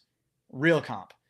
And it works. Then you have a real comp like the Canic TTI that is poorly designed and doesn't do anything. Technically real comp, but does not work well. Shadow Systems, real comp works pretty good. Marketing comp is basically going to be, and like real port would be Bul Armory, like V8 porting. Marketing comp is going to be the carry comp, M&P, the Prime from Canic, the Echelon with the hole poked in it. I realize that the P10C kind of performs, the ported P10C performs a little better than those. Just, it has, like someone else mentioned earlier on, it has some more features like a heavier barrel and all that. But not as good as if you were to get it properly ported. Those are going to be marketing comps and ports. I also think the Hellcat with the comp on it, what is that, the RDP, doesn't do a whole lot, and it's long and unwieldy. Just, I don't know. That wasn't designed by someone who had a lot of experience porting and comping guns. It does something, but it doesn't do as much as it's capable of doing. But pretty much anything, if it's the normal gun and they poked a hole in the barrel, it's marketing. Thanks. I was looking at the new Bodyguard 2.0 380 videos and sound great. Thanks. I'm happy to help. My opinion is just one opinion, and I'm just a dude who has opinions. So go look at other opinions too. P365 trigger return springs are only rated for 2,500 rounds. Broke mine less than 1,000 rounds. See, that's what I'm hearing, is they are rated for 2,500, which is not a lot. And then they're breaking in less than that. It is just, I'm sorry, it's a bad design. Bad part, bad design. I don't trust the thing. That's why if someone's like P365 is my gun, it's the only one I like, it's the only one I shoot well, it's the only one I enjoy shooting and that I carry, I say get 2. Buy 1 to train with and buy 1 to carry and keep it low round count. Fed it for reliability, load it up, keep it oiled, don't shoot it, and train with the other one like crazy. If you absolutely want a P365 or you're carrying a P365 now, first of all, statistically speaking, if you're carrying a P365 right now, you're never shooting it anyways. So you're probably fine. You should be shooting the gun that you carry frequently, which is why I would tell you to get a second one and train hard with that one. Ungrateful Colonial, thank you for another super chat, my friend. Much appreciated. I had an opportunity to shoot a vintage, I just read what you were going to say, a vintage Wilson Combat LE comp. It was incredible. I'm so jealous of you. To even see one in person is super cool. That's awesome, man. Thank you for sharing that with me. That's so cool. I bet that thing shot like a dream. I bet the fit and finish was amazing. I hope it had some wear on it. I hope that the owner actually shot the darn thing. That's awesome. Man, I'm going to go on G-Broker after this and start looking for one. There is an Adderall shortage going on right now. The struggle is real. I heard about that. It's like they're trying to wean all of these kids off of speed, so they're faking an Adderall shortage. But yes, for the record, I don't take any meds. I don't even drink alcohol. I'm straight edge. A tall glass of chocolate milk and an occasional apple juice is a crazy night for me. Kenji, thank you so much for the super chat. New Nightwood lore. Yeah, you are always here. You are the lore master, so it's up to you. I hope you have a leather-bound book that you are writing down all of the Nightwood lore in, so that it can be preserved, put in a time capsule upon my passing. And one day, when the new creatures, the reptile people, take over the earth, they can learn all about me. But thank you for the super chat, Kenji. Really appreciate it.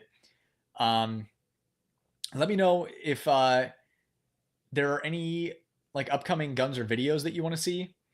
I don't know if there's anything you're interested in getting my opinion on, because I can add it to my short list of stuff. Like I said, I can get maybe a couple more guns this year for review. So let me know if there's anything that you've been pining for my opinion on, at least. Oh, Keith, what's up, dude? Whoever asked about drop-in 2011 barrel from DSC, I got a drop-in from Jarvis for my Bul EDC 2011 and have zero complaints. I wrote a lot about on Reddit, Bul Armory, search Jarvis barrel. I didn't even know Jarvis made Bul barrels, although I guess like a 2011 barrel would probably work. Do they make like a dedicated Bul Armory barrel? Either way, I really like Jarvis's stuff. If they don't have it in stock, it can be a long wait. But, and when I say long, I mean I waited 6 months. But Jarvis makes amazing stuff. But I was only aware of the DSC. I didn't know about the Jarvis. Thanks for the 411. I got an Armory Craft 10% positive reset spring. It's wonderful for the P365.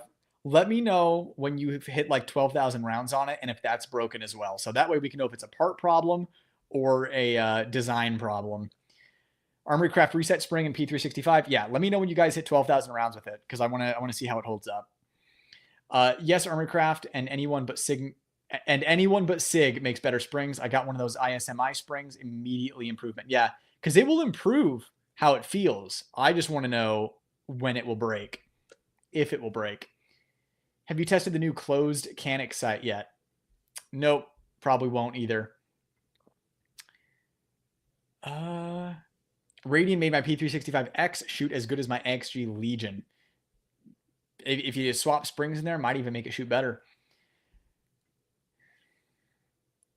Yep, man, these are from a long time ago. Most of you guys must have jumped in here later on. Can't wait from, oh yeah, we talked about that. Talked about all of that. Yeah, this is the last time I click around on comments. I was trying something new. I was trying to be hip, trying to be with it. And I don't got it. I need like a mod. I need to be looking at these ones. I need a mod to be looking at new ones and popping in with like topical new ones. That way I'm not scrolling up and down. Let's see here. Yep, we talked about all these, talked about all these, talked about all these, talked about all these, talked about all these. Apparently Ice dropped the P320 for Glock Koas, and now we know where they all went. That would certainly make sense. Crunchyroll got rid of Jormungand? See, this is why I'm a proponent for physical media. I got the Blu-ray. Man, that's a bummer, though. I mean, I'm sure it'll pop up on like Hulu or Netflix or something soon, but they trade off. Hey, Brett, match barrels for Glock and M&P 2.0 worth it? Which ones? Thank you. Not worth it for Glock Gen 5. 1,000% worth it for M&P 2.0s. The Apex match grade barrel completely morphed my M&P into a tack driver. For a while there, I would be shooting at like 25 yards with my M&P 2.0. And I'd be like, man, it must just be because I'm not used to the grip. I must have been, squeezed my hand a little bit while I was shooting. It must have been some I must have been doing something wrong. Then I benched it, and I'm like, man, maybe I'm just not vibing with the trigger on this. Then I got the match grade Apex barrel for the M&P 2.0. Wow, I realized that the M&P 2.0 is just a modestly accurate gun at best. Because I was used to shooting Gen 5 Glocks. I'm used to shooting 2011s, and Beretta 92s, and that blew me away when I put the match grade barrel. So match grade barrel, 100% worth it for an M&P, not worth it for a Gen 5 Glock, because those barrels are pretty darn accurate as is. There's still something to be gained from a match grade one, but not a whole lot, practically speaking, freehand. Been thinking about getting a platypus for a while now. Wish it didn't take so long to get. Yep, I can relate. I want another one, but I don't want to wait for it. Let's see here.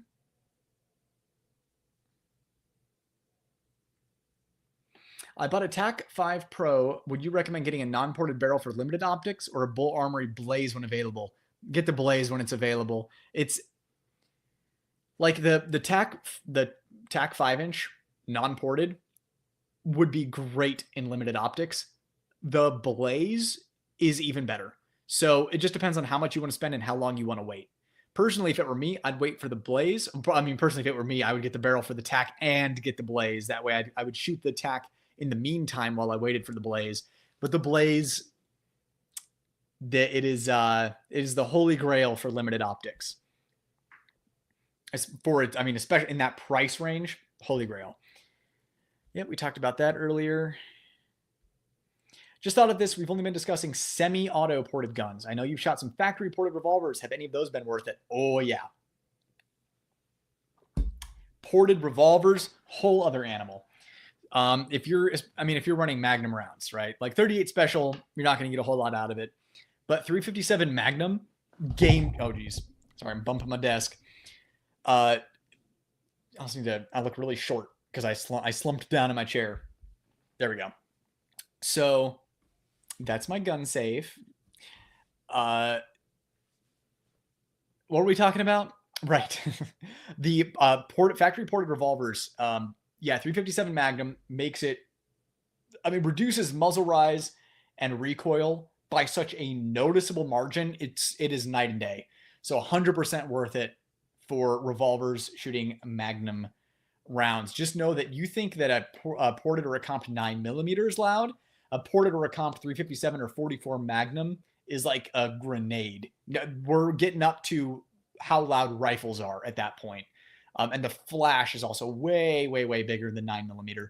So stuff to be aware of there, but you're already getting a huge flash on a revolver due to cylinder gap anyways. So I am in favor of factory ported revolvers. 100%. Not many out there anymore. That's about it. From John Jambo, $100. Thank you so much. It's a big deal. Thank you for that super chat. CH wants to know if she should change the spring in her SIG 365. No, because if it's the one I'm thinking of, that gun probably has like 30 rounds through it at most. So I would not worry about that. And that's why I said, like, if you're going to get a 365, get one to carry, keep it low round count and oiled, and then get one to train hard with. If you're just carrying that one and keeping it oiled, then this is something you don't even have to worry about. That gun doesn't even have 100 rounds through it, so I would not worry about that. But thank you for the support. I really appreciate it. Hopefully that put your mind at ease. I would not worry about that.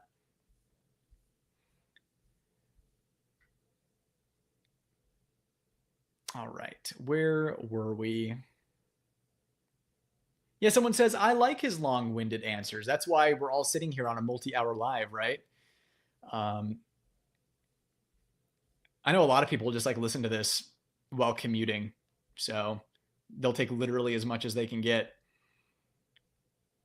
Would you comp a Glock 17L? Would I comp it? That'd be insane. Almost yes, just for the memes.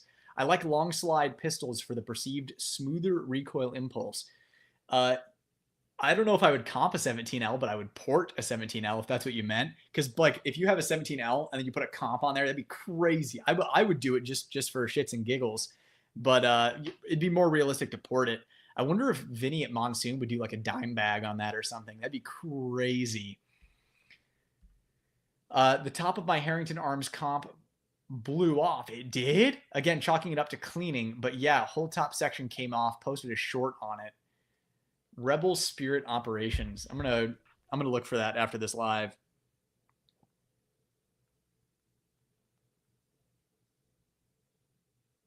All right. In my notes, you are now Rebel Sprite. So, but I'm gonna go watch that because that's crazy. My V comp shoots like a 22. It's also like 50 ounces and almost 2K. Worth it though. Yeah, really good. Sorry to hear it. Health really is wealth. Sure is. Pistol Pete coming in with the full moon emoji. What budget DS 1911s do you recommend? T-Sauce. Yeah, T-Sauce. / Mac. Milspec Mojo running Bul Armory for his work as LE SWAT 2. Is he? The thing is, I'm so out of tune with that world. Like once I started making content, I kind of stopped paying attention to content. At least, like I do my best to keep up with trends and what's popular and the bigger news points, but I'm not like as into it and obsessed as I used to be. But that's really cool. How them T-Sauce treating you, Brad? Yeah, T-Sauce, best bang for the buck. Just the problem is they're hit or miss and they don't have a great warranty. But if you get a good one, you got a great pistol for the money. What Monsoon tactical job would you recommend for my Staccato P? Would it be a comp or port, and which one? I would get it. If you're gonna carry it, I'd get it chunk ported. Does he do this? Do the Grandmaster Genghis comp on P's? Does that have a long enough barrel? Because that'd be the way to go. If you could get that ported and comped, that would be the thing to do. Thoughts on Silencer Co. Velos LBP 556K? Wanting to run that on my new Daniel Defense Clint Morgan Mark 18. First of all, sweet gun. Second of all, I don't have a Silencer Co. can. Like I haven't shot one, so I can't really recommend it. You would have to. Maybe someone in chat is running one, but like I don't have many cans to begin with. I just have a few cans, so I don't do like can reviews, so I'm not. A man's got to know his limitations, and I only know so much about cans, not enough to make a recommendation as to whether or not that's good. It looks good on paper, I can tell you that. Dude is killing me. You're a good sport, Bob. Sorry, Bruce. Bro, get it right. It's Brian. Keltec holds a grudge from what I hear. They sure do. Yeah, that 5.7 didn't go so hot. To echo others, you are one of the best in the community. Aw.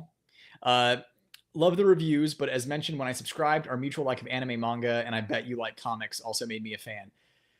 Yeah, there are dozens of us, so I'm glad that you were able to find me. At a bare minimum, though, it seems like there are a few cool dudes in this space that like stuff like Mass Effect. So at least there are a couple people. It's like Berserk and stuff like that.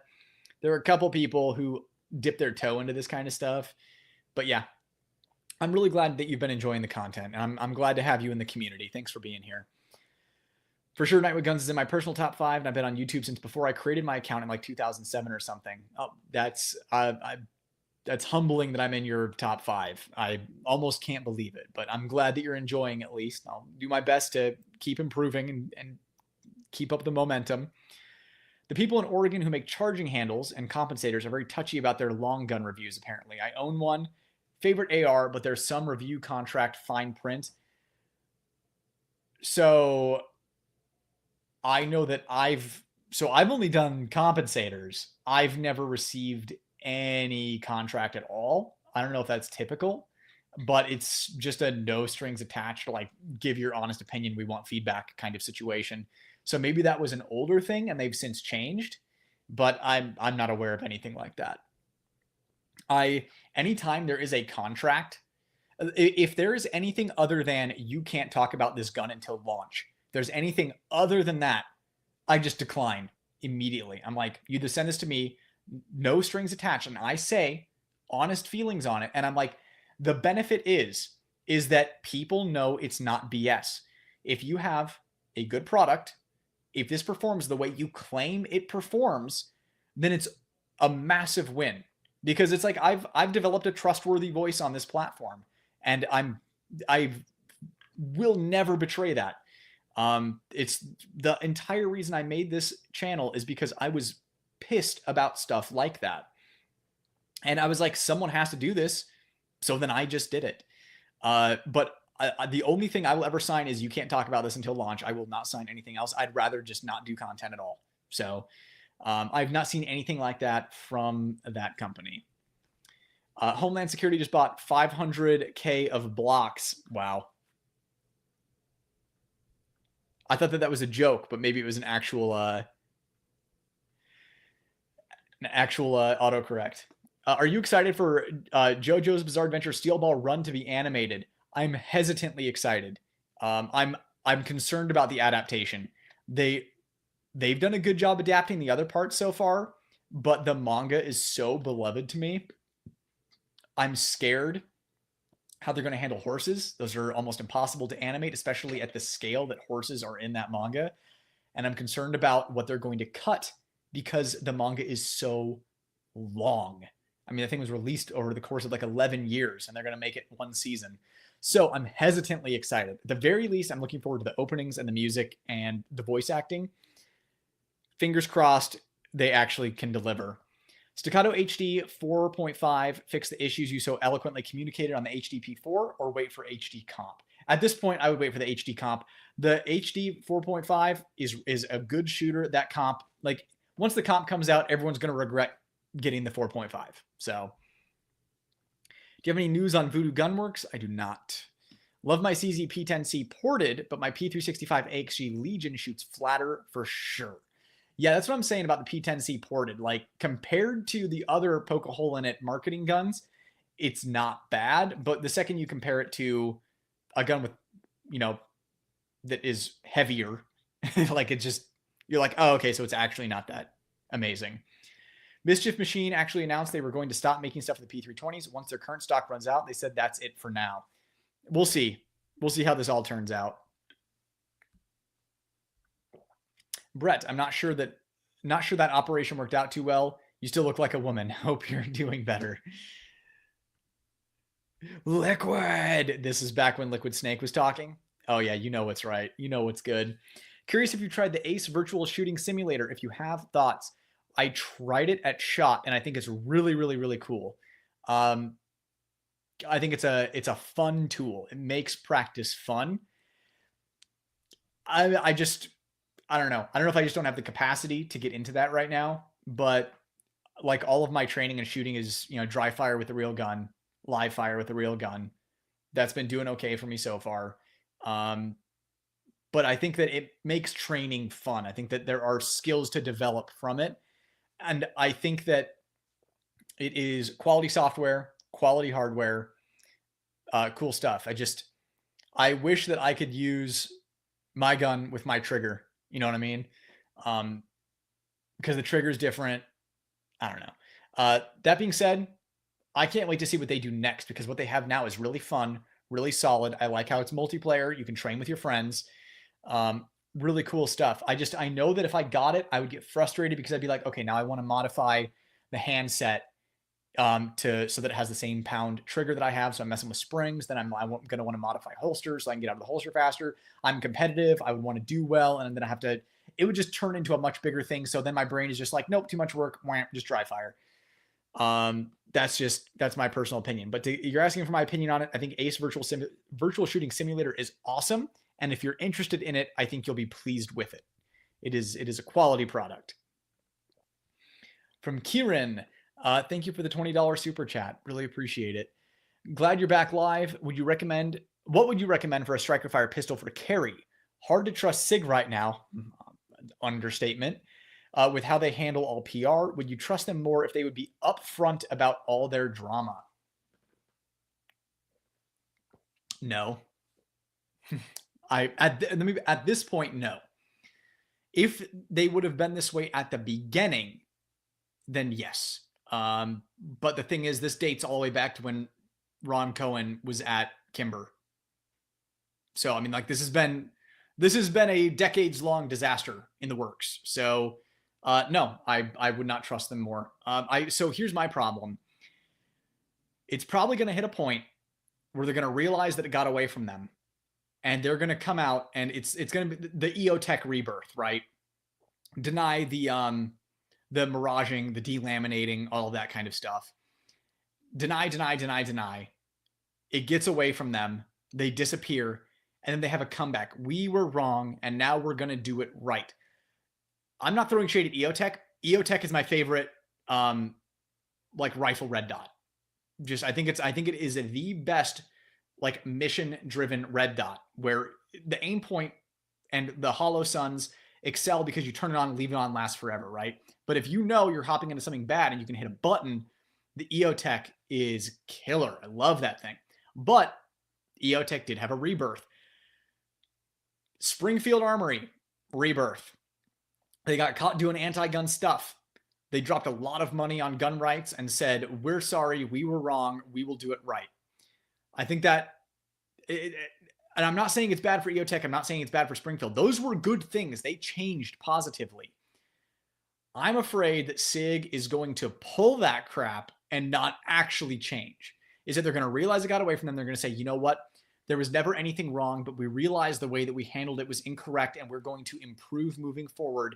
And they're going to ask for forgiveness. And then they're not going to change anything. And that people have such short attention spans that they're going to forget about it. Because the reason people haven't let this go is because they offended people so deeply and then didn't do anything right after. So I think this got away from them.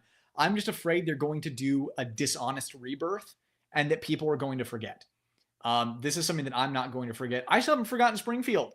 I have not purchased a new Springfield since they got busted with their behind closed doors gun control deal. Since they got busted, I've not purchased a new Springfield.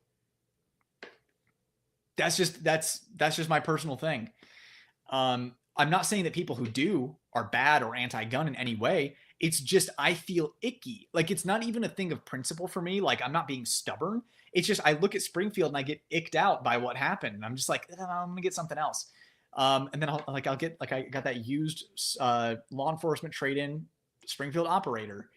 I just got a used range officer compact. You know, it's like I'm buying this stuff used because I get icked out. There's like something wrong in my brain that's like, nope, they did anti-gun stuff. Don't give them money, even though they apologize. I believe it was likely genuine. I don't believe their BS that they didn't know what was going on. I think that they're upset that they got caught, and I think they realized that they were wrong.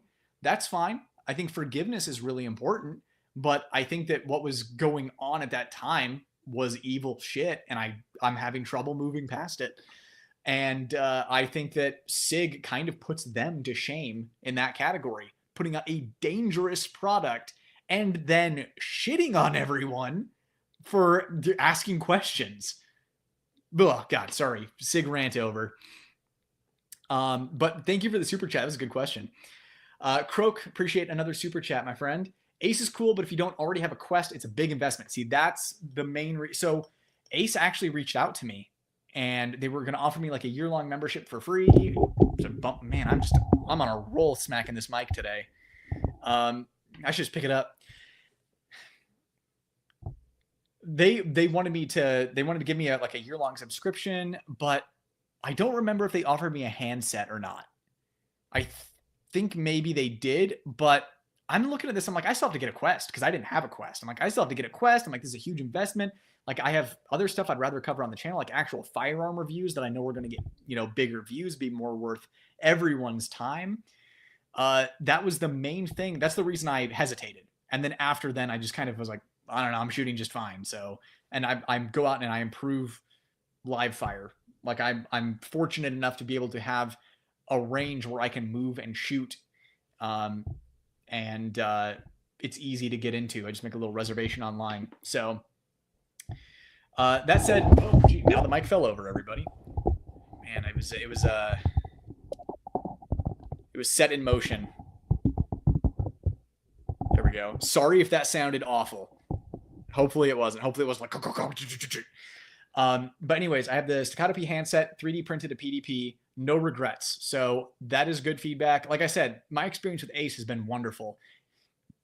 It's just a huge investment. I mean, imagine dropping that much money on ammo and doing live fire training if you had a range you could move and shoot at.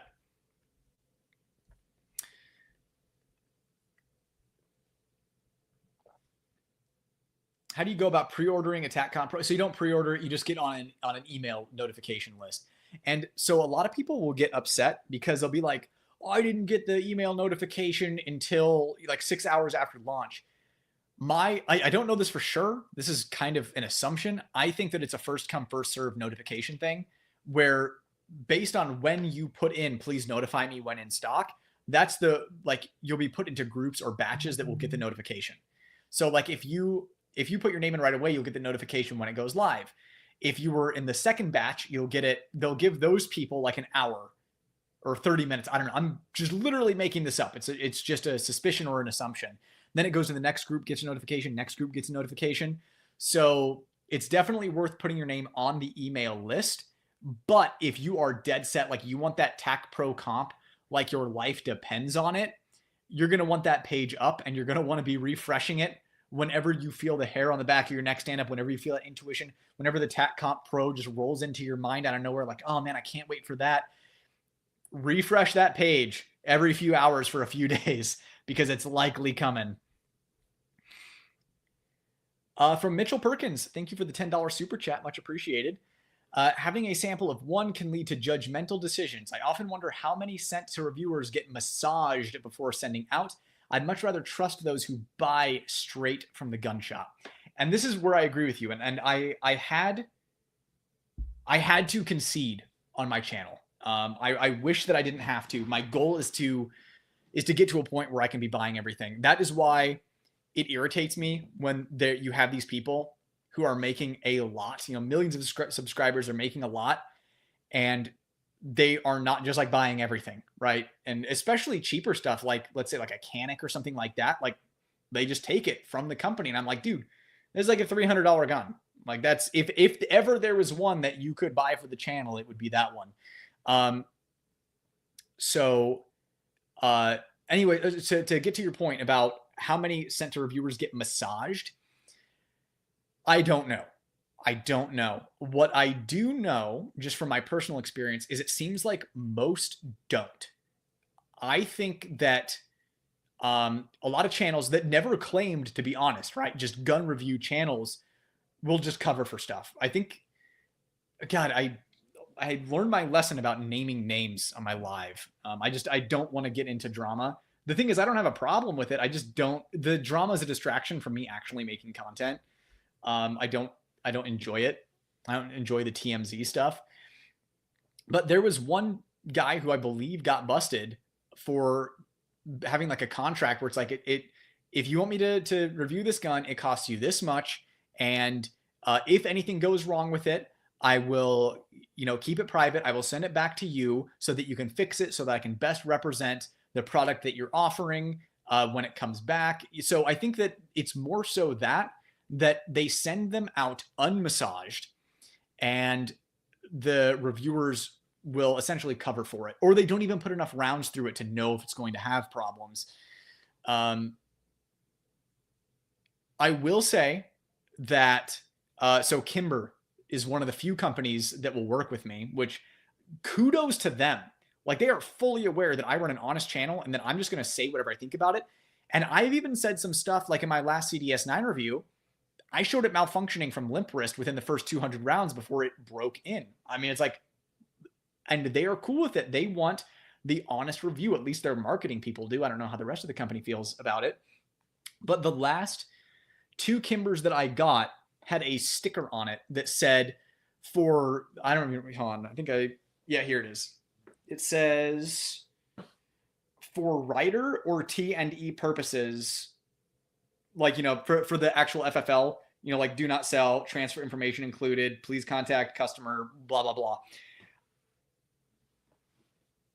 I don't think that is a firearm that has been massaged.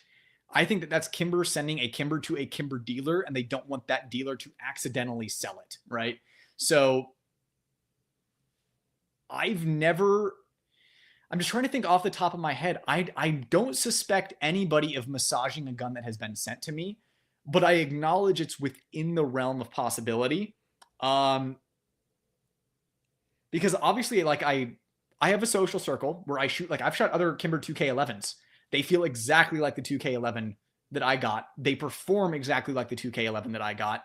I have no suspicions there. I would be suspicious if, like, for example, that Canik MC9, if Canik had sent me an MC9 and then I saw other channels were having that fail to return to battery issue that popped up, I would have been suspicious if that would have been massaged, right? That would have been suspicious for me. I've never run into a situation like that. I think that companies that would need to massage stuff, I got cat hair floating around. I think a company that would need to massage something before sending it to me just wouldn't send it to me at all, because that's extra effort. Now, the one thing that makes me suspicious, though, and none of these companies have ever worked with me, is a company that puts together like an influencer package, right? Where I think the one, what was it? Was it when the Springfield Hellcat came out? Or maybe it was the Echelon? I don't remember, but they put together like a whole influencer box and package that came with all of this stuff. And like, to me, those could very obviously, they would have gone through the trouble to massage those before going out, right? But with Kimber, the stuff that I've seen, it looks like they're literally just taking it off the line and just yeeting it off to me, and that it's not getting any extra attention. I think a lot of people overestimate how much time and energy these companies are willing to invest in doing stuff like that. Like, maybe if they were sending it to a channel that had 1 million plus subscribers, that's like, hey, gunsmiths, take the extra time to do this. But there are so many channels in, it's like my subscriber count area and lower that would just want more free stuff. And because of that, they would just cover it up. And I think that's just kind of unfortunately normal in this space. And then you get up to the bigger guys where there are contracts where there's like a non-disparage agreement or something, right? But I think the vast majority of guns that go out for review are unmassaged. They are not cherry-picked. This is something that I believed before I started my channel. Now that I've had a few companies send me stuff, it really does just seem like they're pulling them off the line and sending them to me. So I can't think off the top of my head of anything that might have been pre-massaged. When Kimber first was sending me stuff, I was suspicious about the first CDS9, but then when the second one had a break-in and was, if you limp wristed it in that first 200, it was malfunctioning, I'm like, okay, I don't think they're massaging this stuff. The reason I'm going so long on about this is because I was you a few years ago, having these same questions. And now that I've kind of, my foot's in the door and I'm behind the curtain, I can actually give you an honest answer from my experience. I cannot speak to the companies that will not send me stuff, though. So that might be something to be suspicious about, is if I reach out to them and they're like, we're not interested in working with Nightwood guns, that would be a red flag for me. So I don't know. Hopefully that was an interesting tangent. But thanks again for the super chat. Always appreciate the support on the channel. Where were we? Shield X feels much better in hand, can confirm. The grip was a little skinny for me, and it's not like I have huge hands. Like a medium-sized hand with longer fingers. It felt a little skinny for me.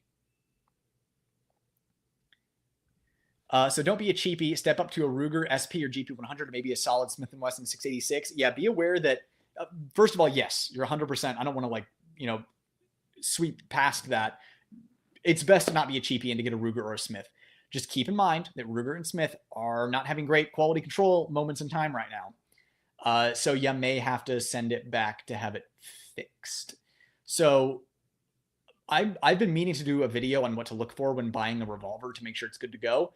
But I would Google what to look for when buying a revolver and then go hold whatever Ruger or Smith you're interested in getting in person and check for those things to make sure you're getting a good one. So look for stuff like barrel cant, learn how to check timing, both double action and single action, hammer push. Yeah, all that kind of stuff. But overall, the thing is, the Ruger and the Smith it's a good set of bones. It's a good design. It's just the quality control is slipping a little bit. All this full moon discussion, I'm going to have to switch my carry ammo to Winchester silver tip to be safe. Someone out there's actually making silver bullets, aren't they? I like your content, Brett. Well, I like your Smurf profile picture, Dan. I haven't watched Smurf since I was a small child, but would you be willing to share the brand that didn't want to send additional guns your way because of the constructive criticism? I'll tell you, it was not a gun manufacturer. And I don't want to light them up because, like, they're still good pro Second Amendment people, right? They're good, hardworking people that make quality holsters. And I don't want to send hate their way. It is what it is. It's business. It's marketing. I'm not going to hold that against them. PDP-F for the ladies, worth a try. Yeah, the grip feels good in their hand at least. Show them a Glock 42 and a Bodyguard 2.0. Yeah, I still prefer the Bodyguard 2.0. I used to recommend Ruger Security 380 to most normie women because it's easy to charge and handle, but now I recommend Smith & Wesson Bodyguard. Yup. PDP is terrible when it comes to recoil and far too beefy, so definitely not for women. I think you need to grip your gun a little better. That being said, it is a little bit punchier than other stuff, but it's not terrible. It's not like a woman couldn't shoot it. Funny, the F is rough for me, but my wife loves it and shoots it better than me. There you go. Depends on the hand size. P10 ported is shooting very nice for me. And funny enough, the standard P10 is shooting nice for me. Also, I was born in 99. I put 97 because that was a peak year for anime, including Berserk, Eva, and Princess Mononoke. I have all three of those behind me. But yeah, 97 is goated for anime. No polymer frame 229. Yeah, I didn't think so. Verwapen has the 365 frame that accepts Glock 43 and 48 slides. I'd like to mess with. The only SIG parts it uses is the mags and mag release. That sounds good on paper. Wish more guns had the paddle release like HK. I completely agree with you. Anyone know where a guy could find a holster for 92 FS compact? I have a 92 Type M and a 96 compact. I'd love to carry, but can't find any. PS, love the channel. It depends on what kind of holster you want. You're looking for, I know Tier 1 Concealed makes non-light bearing 92 FS compact holsters. At least I think they do. That's my favorite. That's Appendix. Favorite enclosed emitters currently are MPS and EPS. I do like the EPS a lot, but the KOA is winning me over. EPS carry. I mean, for slimline guns, the EPS carry is the only dot I recommend, hands down. Really enjoying my new P10C, HoloSun 507 comp, Streamlight TLR7 HLX. Man, you know what's up. That's all good stuff. You know I run the 507 comp and the HLX on my stuff too, and the P10C. Can't go wrong with that. Odd, acros are popular where I am outside of Houston, and they're fine. No moisture issues. Yeah, but I mean, the moisture issues are still happening. It's just how often are they happening? Right now, it seems like they're happening infrequently, but still too often. You know, Ninja Scroll is one of the best animes around, and the Shaw brothers make the best kung fu movies ever. Yeah, you know what's up. Love me Ninja Scroll. Sig Pro, LTTP30 still my favorite carry. Yeah, it should be. I had QVO make a paddle holster for it, also running the QVO Thumb Cliff on the P10C. I just got my first QVO holster, guys. I ordered this with my own moolah, and I'll be reviewing it. I just saw this on his Instagram, this color combo, like the gold dragons with the gold Kydex. I thought it looked super cool, so I got one for my Bul Armory, and I'm going to be testing it out. So far, first impressions is that it's a great alternative, like, to Tier 1 Concealed, right? Like, I would put them equal in terms of quality, but as far as design goes, this piece right here does bulge in the belt more than the Axis Elite, but we'll see if it breaks in. We'll see if I can move it around any, but overall, highly recommend. Strong first impressions, but I want way more reps through it. I want to carry it more before I give a full review. Yep, P10C ported is a good shooter. Standard P10 is also a good shooter. Only places I found for 92 compact with a TLR7X are T-Rex and JM Custom. Yeah, JM Custom Kydex is one of the other holster companies I use a lot. They make a lot of the off-the-wall stuff. Try Custom Holster Solutions. That dude can make almost anything, and he makes good stuff. It's nice to see the P30 getting some love in this chat. Hell yeah. Once I get more comfortable and look for the next gun, and that one is very high on the list, I'd like a DASA in my arsenal. That would be one of the ones to get. All right, guys. I think I know 3 hours is pretty light for a Nightwood Guns live, but I'm going to lightning round through all of these. I'm going to click on the comments that catch my eye. It doesn't mean If I skip over your comment, doesn't mean that it wasn't good or that I wouldn't enjoy answering it. I want to move towards wrapping this up. Like I said, move towards. Don't leave. Don't leave. We're still going to be here for a little while. Maybe Insane Kydex Creations. Haven't checked though yet. Check Custom Holster Solutions. I like them. I watched the Blaze review multiple times. Much appreciated. Yeah, the Voodoo Gunworks thing is a question for Hop. Shields. I was a USP. Oh, responding to him. I was a USP lover, but the P30L Lem with Gray Gun short reset kit I installed for a customer. Good stuff. That is a great combo. My Nocturne was a beast until it wasn't. Around 1,000 rounds, it started having issue after issue. Yeah, my friend, similar thing, except I think his was kind of crappy right out of the box. CZ quality has been hit or miss recently. Sent my P10C in twice in the first few months of ownership. Oof. I don't like to hear that. Oh, from Joshua. How long ago did you ask this, dude? Oh, sorry it took so long. If you're still here, I'm going to answer it now. If not, hopefully you catch it on the replay. Hey, Brett, I have a target-focused shooting question. Target occlusion, traditionally speaking, is out for me. I'm blind in one eye. So you have permanent occlusion. What would you recommend technique-wise for an easier target focus? Oh, man. Yeah, that's kind of a unique case if you're blind in one eye. Now, what I would need to know to give you a proper answer is, are you completely blind in that eye? Is it just black? Or are you like legally blind where there's still light and it's still blurry? That would help me answer this. But I think a lot of it is just going to be, oh man, that's a tough situation. Target focus. It's going to be more mind over matter on that one, because there are shooting with both eyes. You can do you can address both matter and mind, but with one eye, I think what I would start with is just doing exercises of just target focusing with no gun in front of you, and then bring the gun up and hard, like do everything you can to not look at the dot. So hard target, pick like a spot on the wall or something, and hard target focus on it.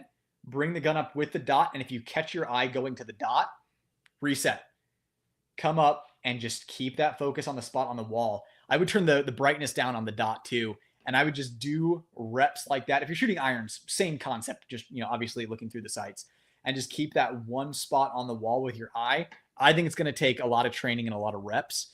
But also, I've only given instruction to, I think, 2 people over the years who were blind in one eye, and both of them were different and unique cases that required different instruction and advice. So it's almost like I'd have to be with you in person to see what you're capable of performing in person, and to have you actually articulate what you're experiencing and seeing in the moment to be able to help you more. In a live with little context, that's the best advice that I could give you. Hopefully it gives you something to try at the very least. Anthony, thank you for the super chat, my friend. I need more gun enthusiast movie recs. Already seen all the John Wick movies, Heat, Collateral, Black Hawk Down, and both Sicario movies. Way of the Gun, definitely worth watching if you haven't already. You didn't list it, but Way of the Gun. Oh man, I had one and I just lost it. It was similar to Way of the Gun. What was it? I'll get it back in a moment. The Getaway is a fun one. Basically like any Sam Peckinpah produced or directed movie from the old days, like The Getaway, Wild Bunch, if you're into the older, like more Western era stuff. But yeah, Way of the Gun was like immediately the first one that popped into my mind. Wind River would be another one that a lot of gun people have liked that I recommended. Man, I feel like I need to turn around and look. The Raid Redemption is a good movie that I think you would like. I'm assuming you've seen like the Dirty Harry movies and like the classic stuff like RoboCop and stuff like that. But yeah, if you haven't seen Way of the Gun, that's my number one recommendation for a gun guy movie. Oh, God, I'm trying. It is killing me. I had a great recommendation and I lost it. If I think of it, I will come back to you. But Way of the Gun is my number one recommendation. Oh, Thief. That was it, because I just used a clip from Thief in my latest video. So that was Michael Mann's, I think, first movie. He was doing Miami Vice and then did Thief maybe. But Yeah, Thief is a good one. It's some people, younger people typically think it's kind of slow. They got that Gen Z TikTok brain rot, but the hyper based Gen Zers still really, and the Gen Alpha, they enjoy that Thief action. So Thief and Way of the Gun give you two places to start at the very least. If I think of any more, I'll shout them out. Anyone else in chat, drop down your favorite gun enthusiast movie recommendations. I know there are some super obvious ones that I didn't name, so go ahead and list them down there so I can keep making my way through your comments. You rock, Brett. Keep up the great work. Hope you feel better soon. Yeah, me too, bro. Me too. What was your PDP issue? I was having malfunctions. Did I put that in my steel frame video? I might have put footage of that. If not, go over to Donkey Defense's channel. He has a PDP video that has gotten quite a bit of hate because he was pretty harsh on the PDP, but I think he shows my footage in that video, and he definitely shows footage of his. We had identical malfunctions, but I think it was failure to feed, if I remember correctly. I mean, this was a couple years ago, so yeah, just having failures to feed and had to send it in. They wouldn't tell me what they fixed. My best guess was the magazines, but I don't know. I had an issue with my PDP Pro where the gun would have contact failures to go into battery over 30 in a 500 round range day.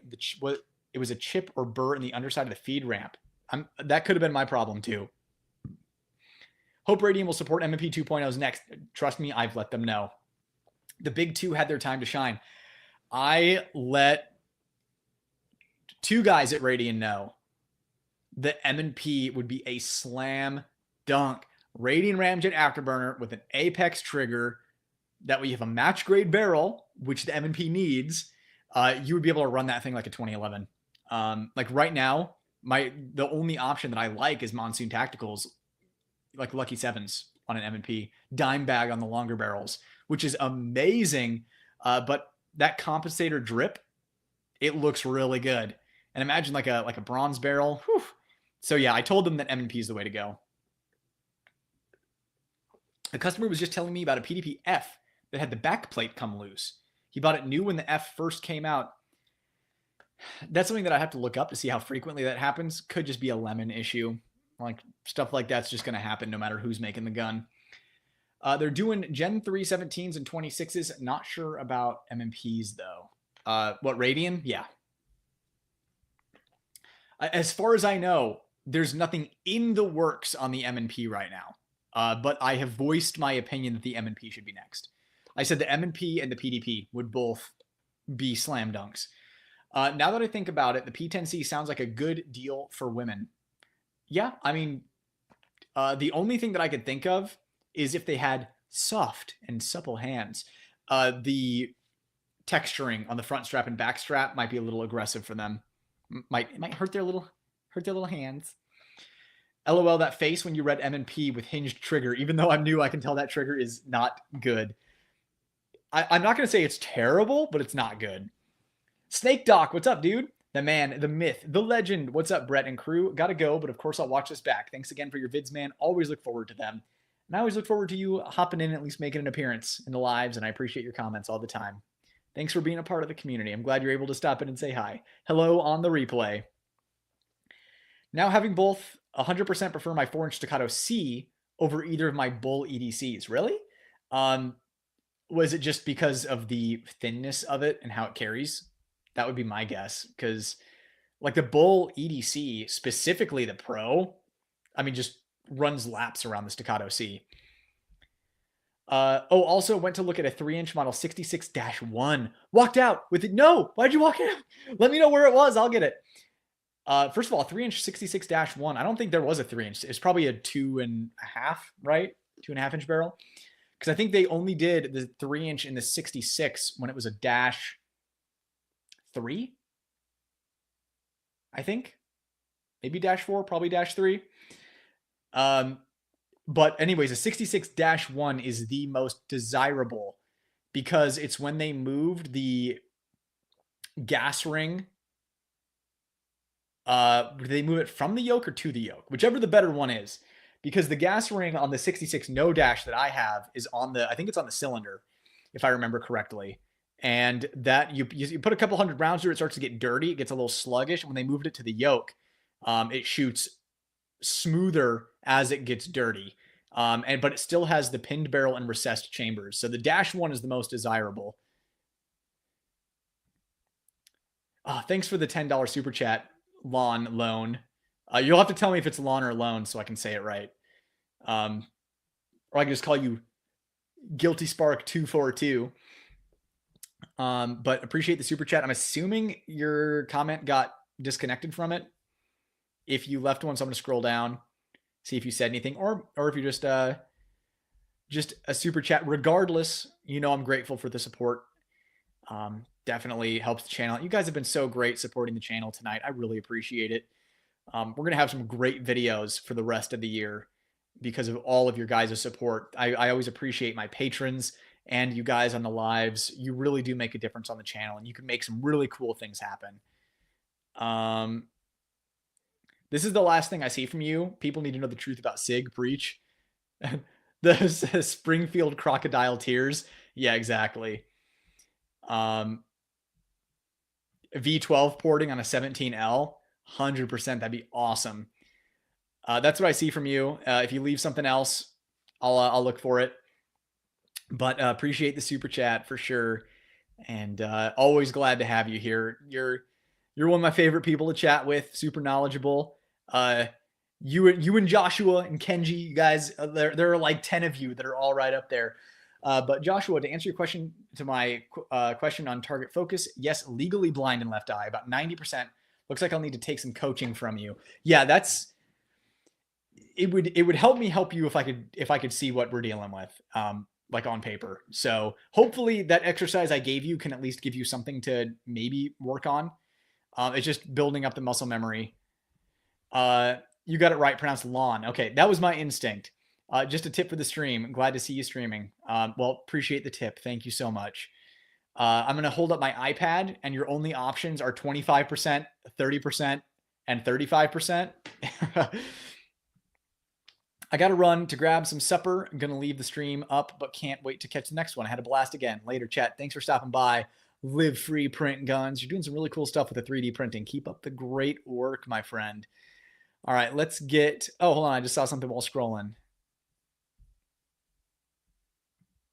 William, Sunny Boy, I got deleted by YouTube as Surfing on Mars, and now I'm back. But your aunt, Melianthe?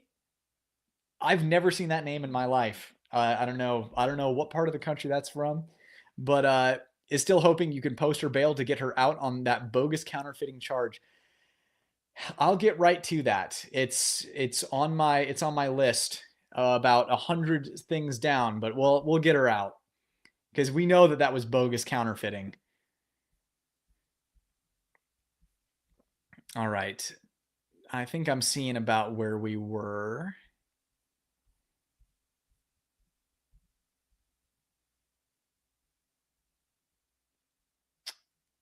Right here, but it's your fault with that Langdon. Yeah. Oh, so anyways, I didn't finish reading your comment. I got so worked up that a Smith & Wesson revolver was mentioned. I lost my mind, but walked out with a used Beretta 92X RDO. Got a bundle of parts, the same price as the gun on the way. Yeah, I've been there. I'll post a short when it's done. Very cool, dude. Enjoy that 92X RDO. And when you plug those parts in, it's going to be even better. Hello from the Philippines, Brett. Hello, man. Philippines, great people, great country. So glad you're here, my friend. Any input on the Bul Ultralight Pro ported versus GP Arms Forza 3.1 ported? A lot of people have been asking me about this. I don't know if like someone posted about this on Reddit or something, and then everyone started looking into it and finding my videos or something, because I've been getting this question a lot. Both are great. Both are really great. Like, I prefer the features on the Bul Armory Ultralight Pro, personally. I'm speaking specifically about the grip texture and the beaver tail for concealment. And they're able to get away with that beaver tail because of the spurred hammer. That's the feature that closes the deal for me on the Bul Armory. Otherwise, the GP Arms Forza, they're basically neck and neck, right? Like, do you want a gun made in Israel? Do you want a gun made in the US? Do you want that can help make up people's minds. But I prefer the Bul Armory Ultralight Pro with the GP Arms Forza right behind it. It's pretty much the beaver tail and the grip texture that edges out the Ultralight Pro for me. But you can't go wrong either way. You'll be happy with either one. I will say that the Bul Ultralight, the finish is a little more refined on it. The GP Arms has a few sharp corners on it, whereas the Bul is, I mean, it's not a $6,000 custom 2011, so it's not like perfectly melted and rounded, but it doesn't have as sharp of corners as the GP Arms has. I have to get really nitpicky here because they're both amazing. You cannot make a bad choice here, but that's my personal preference. Mess with LTT shotguns yet? Nope. I have a Benelli M1014 and a Benelli M4 entry model that I totally tricked out, and I love those guns. So I don't really have a need for an LTT shotgun. Otherwise, I probably would have had one.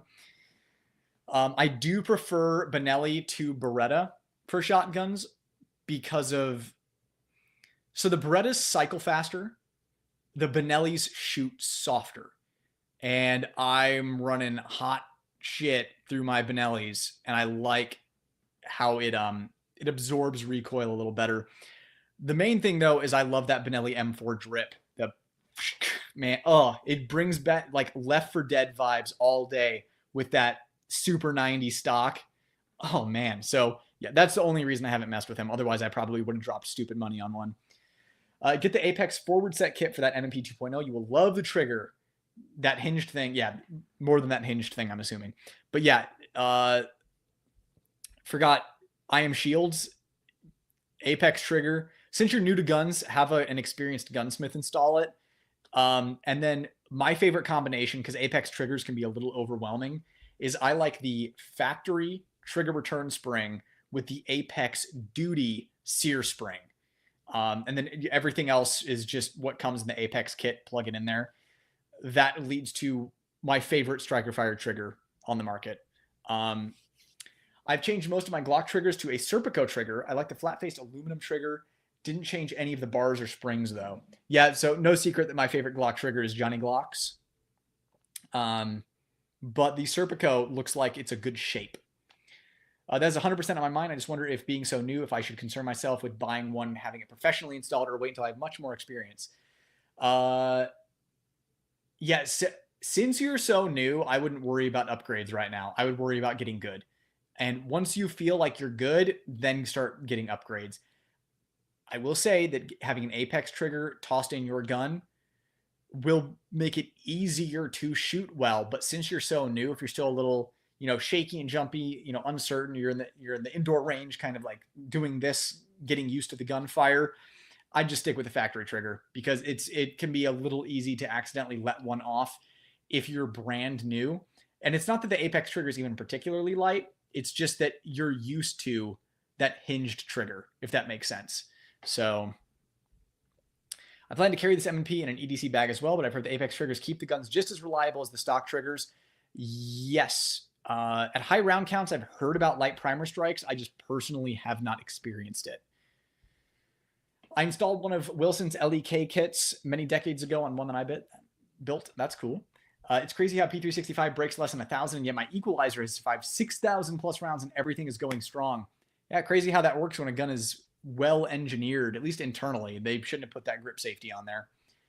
A fellow SXE, I see you. S cross E. Just picked up a Smith 432 to carry sometimes. Thoughts? Thumbs up. That's my thought. I'm a fan. I bought a fitted Glock 17 barrel for my Axe Hatchet FS DLC service from Jarvis as well. Dude, Jarvis is legit. I love their stuff. I had a bad experience with them because I had like a 6-month wait for something they told me would be 2 weeks. And I sent my gun into them to have it fit, and they had my gun for 6 months. Really nice, sweet, caring, loving people over there, but that was a frustrating experience. That being said, that Jarvis barrel and comp on my Beretta is one of the nicest barrel and comp combinations I've ever seen in my life. Have you used car holster? If so, which? Nope. Guns that stay in the car are guns that get stolen. That's just my philosophy and my opinion. Jormungand shows on Prime Video with a premium subscription. I'm not surprised to hear that. Yeah, because Prime, I mean, like everything's on Prime Video, you just have to pay. I just purchased a Bul Armory Commander 1911. Oh yeah, I was talking about this earlier. A batch came out of nowhere. I've been waiting 1.5 years for them to come back in. Haven't shot it yet, but what a gorgeous handgun. My local gun store was super impressed. If I wouldn't have just gotten that Springfield law enforcement trade-in, I 100% would have gotten one of those. If it would have been a CCO configuration, which I am a sucker for, it's like that movie Conspiracy Theory with Mel Gibson, where for whatever reason he has to buy every copy of Catcher in the Rye that he sees. I'm that way with CCO 1911s. If it would have been a CCO, I would have bought that. I would have bought 3 of them. I'd say the M&P would benefit far more from a match barrel than a Glock. Gen 5 Glocks in experienced shooters' hands seem far more accurate, for sure. With the M&P, I've heard you should get a better barrel and a better trigger. So essentially, you're paying roughly $700 for a frame. It's not that you should. It's not that you have to. It's good enough as is. If you want to elevate it to near perfection, you can add those things. I paid $420. Hey, blaze it. I paid $420 for mine new. Black Friday sale was the sole reason I got it. It's your soul. Never mind. But if I'm being totally honest, kind of wish I had gotten a G47 for more or for a similar price, a P10 FOR. I mean, $420 is a steal. And the M&P is still a great gun, even with the hinge trigger. I'm a 10mm guy. Yeah, my man. But if I knew where I could find a good factory-made 45 Super pistol, that'd be it. HK USP 45 Tactical comes close, but it will not shoot 45 super consistently. 45 plus P all day. Yeah, I would love to see a dedicated 45 Super gun hit the market. Never happened, but it would be awesome. 2 animes that I'm hoping get a second season are Beast Tamer and Osen Newbie. I haven't seen either one of those. Both are fantasy with MCs that don't understand how powerful they actually are. It's always a fun trope. But I haven't seen either one of those, so I'll have to add them to my recommendations. Tim Sundles proved it. Plus P all day, but not 45 Super. Any recommendations? USP is kind of as close as it gets for something mainstream.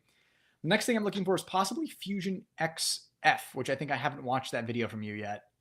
I did a review on the XP Pro. I don't know, is the XF the same thing? But yeah, so the XP Pro is the one that I can speak to because that's what I reviewed. It's a really good gun. It ran really well. It does feel like it was put together in Turkey. It is what it is. The thing ran. That's the important part, right? But I think it's cool. I think it looks cool. It shoots well. I wish it had better grip texture. And like I said, it feels like it was put together in Turkey. Feels like a Turkish gun. Whatever that means to you. Got my first M&P was 450-ish, so Apex Barrel and Trigger 400 plus, totally worth it, but I'm Smith & Wesson fan, a little biased, LOL. See, this is why I'm telling you, like, instead of getting the carry comp, get a standard M&P 2.0, send it to Vinny, get it ported, and then first of all, get a match grade barrel for it, then, and fit it to the gun, then send it to Vinny at Monsoon Tactical, have him port it, put an Apex trigger in it, you have a hot rod of a striker fired pistol. Like it's hard to go back and shoot other striker fired pistols after you shoot an M&P with that setup. Replace all factory springs with new springs from a parts like Armory Kit, Armory Craft, NDZ, or other reputable brand. But again, there aren't enough aftermarket trigger bar springs at 365s with high enough round counts to know whether or not it's a design issue with the 365 or if it's cheap Indian springs from SIG. Like at what point will those snap? There's not enough data. Monsoon will GMGK anything over 4-inch. All right, good to know. Brett, any thoughts on using gas pedals or attached to lights on handguns? Is it a performance boost? No, I think it's a preference thing, but I don't think it's a performance boost. I don't think that you could take a high-level competition shooter and toss a ledge on a weapon light and give it to him, and I don't think his times or targets would look any different. So I don't think it's a performance boost. I think it's a personal preference thing. If you want a place for your thumb to chill out, go ahead and put it there. If you want that there's a reference point so that your support hand is in a good position, go ahead and put it there. But it's not a game changer. Would you get a Monsoon Lucky 7 or Chunk port on an Apex match grade M&P barrel? Marlon, my friend, I did it. And I have a video on it if you want to go find it. It's like fixing the carry comp or something like that. I'm like holding up the carry comp and then my Monsoon tactical gun. I think that's what it's called. I lucky sevened an Apex match grade barrel. The thing is still shooting like one hole at 25 yards with the ports. It works. Highly recommend. 10 out of 10 recommend. I want like 10 more M&Ps with that setup. That's how good it is. So I read this one earlier that it does help with muzzle rise control. I think that you would get more juice from a better grip technique and not having your thumb on a ledge. Like, listen, I look at people who are better shooters than me. Like, I'm pretty good. There are a lot of dudes out there that are a lot better than me. And one of them is Ben Steger. And I'm looking and Ben Steger's not throwing, thumb ledges on his guns. And he shoots very high above my level. And with the level that I'm at, I feel like I don't need one. And I did a video on this actually, where it did not impact my splits. It did not impact my times. It did not impact my targets. It literally did nothing. So I don't know. Maybe it just depends on your individual technique. Maybe my technique is just different from your technique. Maybe Ben Steger's technique is different from your technique. I don't know. To me, it's just, I don't know. It's like a Band-Aid. I don't know. You want me to say, I don't know, like 3 or 4 more times? To clarify on the 17L chunk port, that would be hilarious. Just to have this long 17L and then have this chunk port on the end of it. You could see if he would do like an inch long chunk port, like going all the way back. That'd be cool.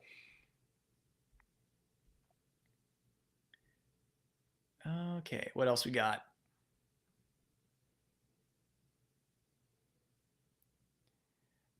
Nightwood, his life, but I don't have time to watch because I have to go jogging, shower, shopping, and build an entire cedar script canoe from scratch. Good news, he's still alive. Yeah, go out, run all your errands, come back. I'll still be here. Sig is dead to me. It ended a while ago. Yeah, the thing is, I had written off Sig before they even responded the way that they did. Once the trigger bar spring thing came out, I mean, the drop safety thing, not recalling it, having just an optional upgrade service, that rubbed me the wrong way, but I wasn't off of Sig for that. It was the P365 trigger bar spring that becoming more common knowledge that was a problem, a design flaw that they knew about and were not addressing. And then the mysterious Sig discharges. That's when I'm like, you know what? I don't need any more of this. And then after that, everything hit the fan with them. And I was like, well, I'm glad I got out when I did. I was going to get a Romeo X for my M&P, but K can't give them any more money for their behavior. Oh, yeah. So, yeah, I don't want to give them any money at all.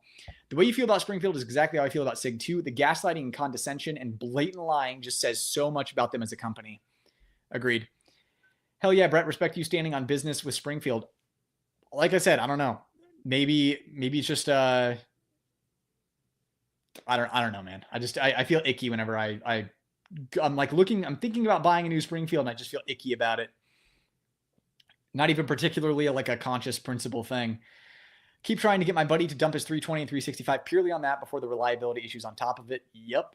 I spend the extra money on the M&P carry comp simply because it looks badass regardless if the port makes a difference. That's what I said in my review. I'm like, if you want a cool looking gun, then it's worth the extra money for sure. Brett's reputation is not worth that dirty Springfield money and other gun tubers like ARFCOM are taking. I don't know about them, but it's certainly not something that I would do. I don't know what other people have going on. My Mantis X10 has been a pretty good training tool. Yeah. Is it a need? No, but it's a useful tool. The interesting part of that statement is that's what I think about shadow systems. Review guns seem great, but those who bought them have QC reliability problems far more often. Yeah. And I don't think that those shadow systems are massaged. Well, I know some things that I don't want to say because I don't want to out the person who told me.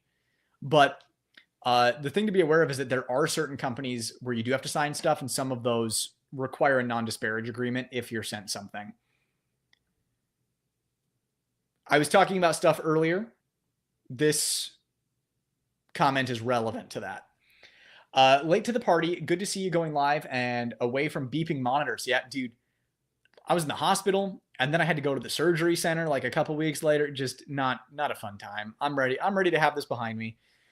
Did you see the Bob Vogel CP charges and such? When Ben first made a video on it, I got him confused with Joel Park. Oh man, no, man, that would have been terrible for a minute, and my heart shattered. Then I realized I was luckily just dumb. Yeah, so one of my buddies, it doesn't look like he's on here now. It's probably past his bedtime. He actually went to a Bob Vogel class with a couple of his friends that he's a range officer and helps with training and like shoots with cops and stuff like that. He went to a class with a couple of his friends that they all go to the range together, went to a Bob Vogel class and said that it was a disaster, like a major safety issues, major safety concerns.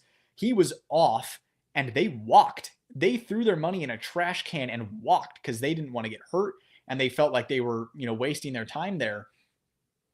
And then this came out and now we know that it was this stuff that was going on. And he was probably, that was top of mind for him, as he was either worried that the situation he was in was going to get worse or that he was going to get caught or whatever. And he came out and made a statement about what happened. Believe that if you want, even if that's true, sorry, a dude's still a scumbag. To me, anything that involves anybody underage is instant execution if proven guilty. Proven guilty.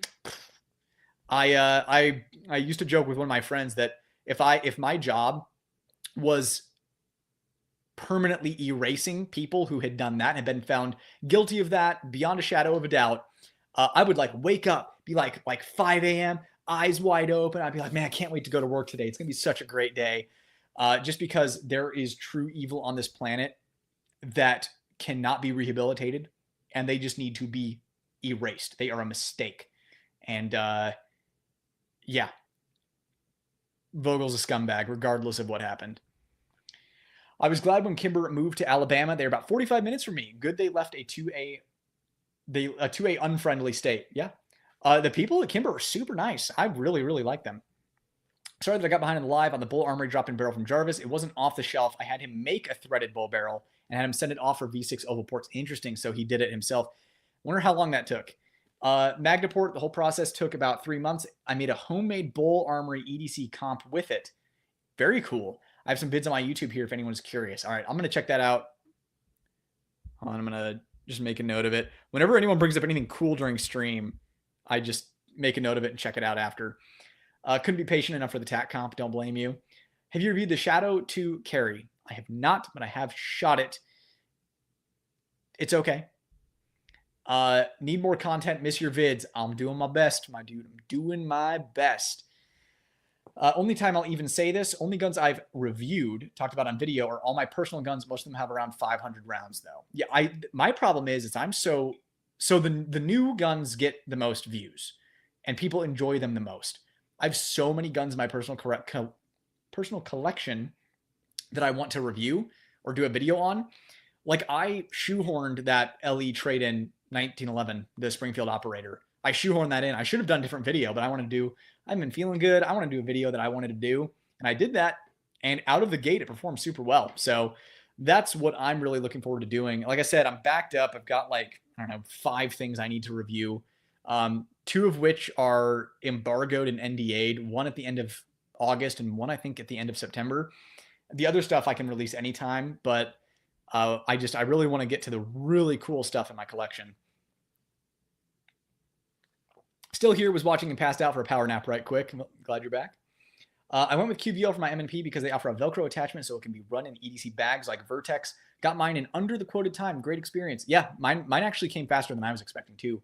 Muddy River Tactical is still my second favorite holsters next to Tier 1. If Tier 1 doesn't make a holster for it, I go with Muddy. Their sidecar looks really good. Got one coming Monday to test it out. Let me know either on Instagram, email. It's all in the descriptions of my videos. Or leave a comment. Let me know how you like that sidecar, because I'll try one out. Because like you said, they make holsters for everything that no one else makes holsters for. Yep, exactly. I got the QVO Gold Kydex with black multicam cover. I bet that's sharp. Roger did a YouTube video of my build. That's awesome. Oh, that was your holster, Mitchell? I watched that vid. Awesome. Yeah, that's super cool. The cool factor of comps and ports from factory is a real thing. I'm not going to disagree with that at all. Best range ammo brands, grain for ported guns. Just not anything plated. So like Blazer Brass is out. If it says on the box, don't shoot it through a ported gun, don't shoot it through a ported gun. Do your research to find out what labeled FMJs are actually plated. My just blanket recommendation is Buffalo Creek, sponsor of the channel. Their ammo has been fine in my ports. PMC Bronze, if you want something that you can like go into a shop and buy, has been fine in my ports. MagTech has been fine in my ports. But yeah, like actual grain doesn't really matter. The hotter it is, the more it's going to work the ports. But like, yeah, it just, they feel different, right? So like a 147 grain is a heavier bullet. So it comes out with more of a push. Similar thing. I know a guy on X that has CR920 problems with FTE, FTF. I sent it in and Shadow Systems returned it with parts changed, but didn't say what was wrong with it. After he got it back, it had problems and then sold it. A tale as old as time. Got here 3 days after he posted it. The intro of Way of the Gun is hilarious. Yeah. Collateral, always good. No Country for Old Men, also good. Even though it's more improvised firearms, but still gun stuff. Heat, of course, more Michael Mann goodness. Falling Down has a cool assortment of guns. He basically upgrades his carry throughout the movie. Speaking of Falling Down, there's a movie called Faster that The Rock uses a Ruger 454 Alaskan in. That's a fun movie. The main villain, well, not main villain, but one of the villains uses a Glock 20, which is pretty cool to see a 10mm in a movie.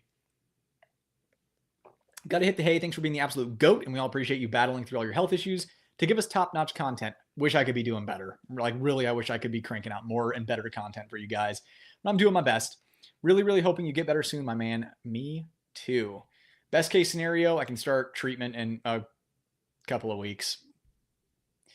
Sicario, yeah, I think he mentioned that he had seen that. I've seen both Raid movies and they're peak action movies. Yep, the second one's a little weird, but the first one is all around great movie. We'll be watching this whole stream back tomorrow. When you get to this point, tomorrow, and this is me in the past, but you in the future, I wave to you hello. Heat. Death Wish series is good. First movie's slow, but it's a good movie. First movie is slow, but good. And the other ones are kind of just like mind garbage, turn off your brain, watch people get blown away by a 45 Winchester Magnum kind of movie. Extraction 1 and 2 are fun, very John Wick-ish. The Getaway is such a classic. And the thing is, both Getaways are pretty good. So the first Sam Peckinpah Getaway is a classic, super good movie. And then the remake with Alec Baldwin is still fun in its own right. I need that all-steel M&P. I would take one of those too. I had an original M&P 1.0 40 compact back in 2013. I recently took it to the range for fun. And yeah, ever since upgrading to a 9 Shield Plus, I can confirm the hinge trigger was not very cash money. Yeah, I think everyone would agree with you on that. Yep, talked about Joshua.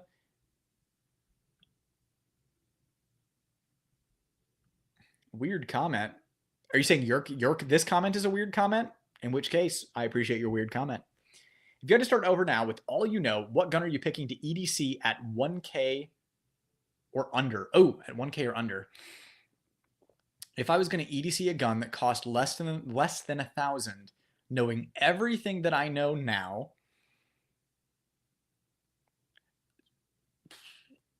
so this is tough because at under 1,000, I would want to make modifications. So it would be like an M&P 2.0, Lucky 7 ported with an Apex trigger. That would be an option.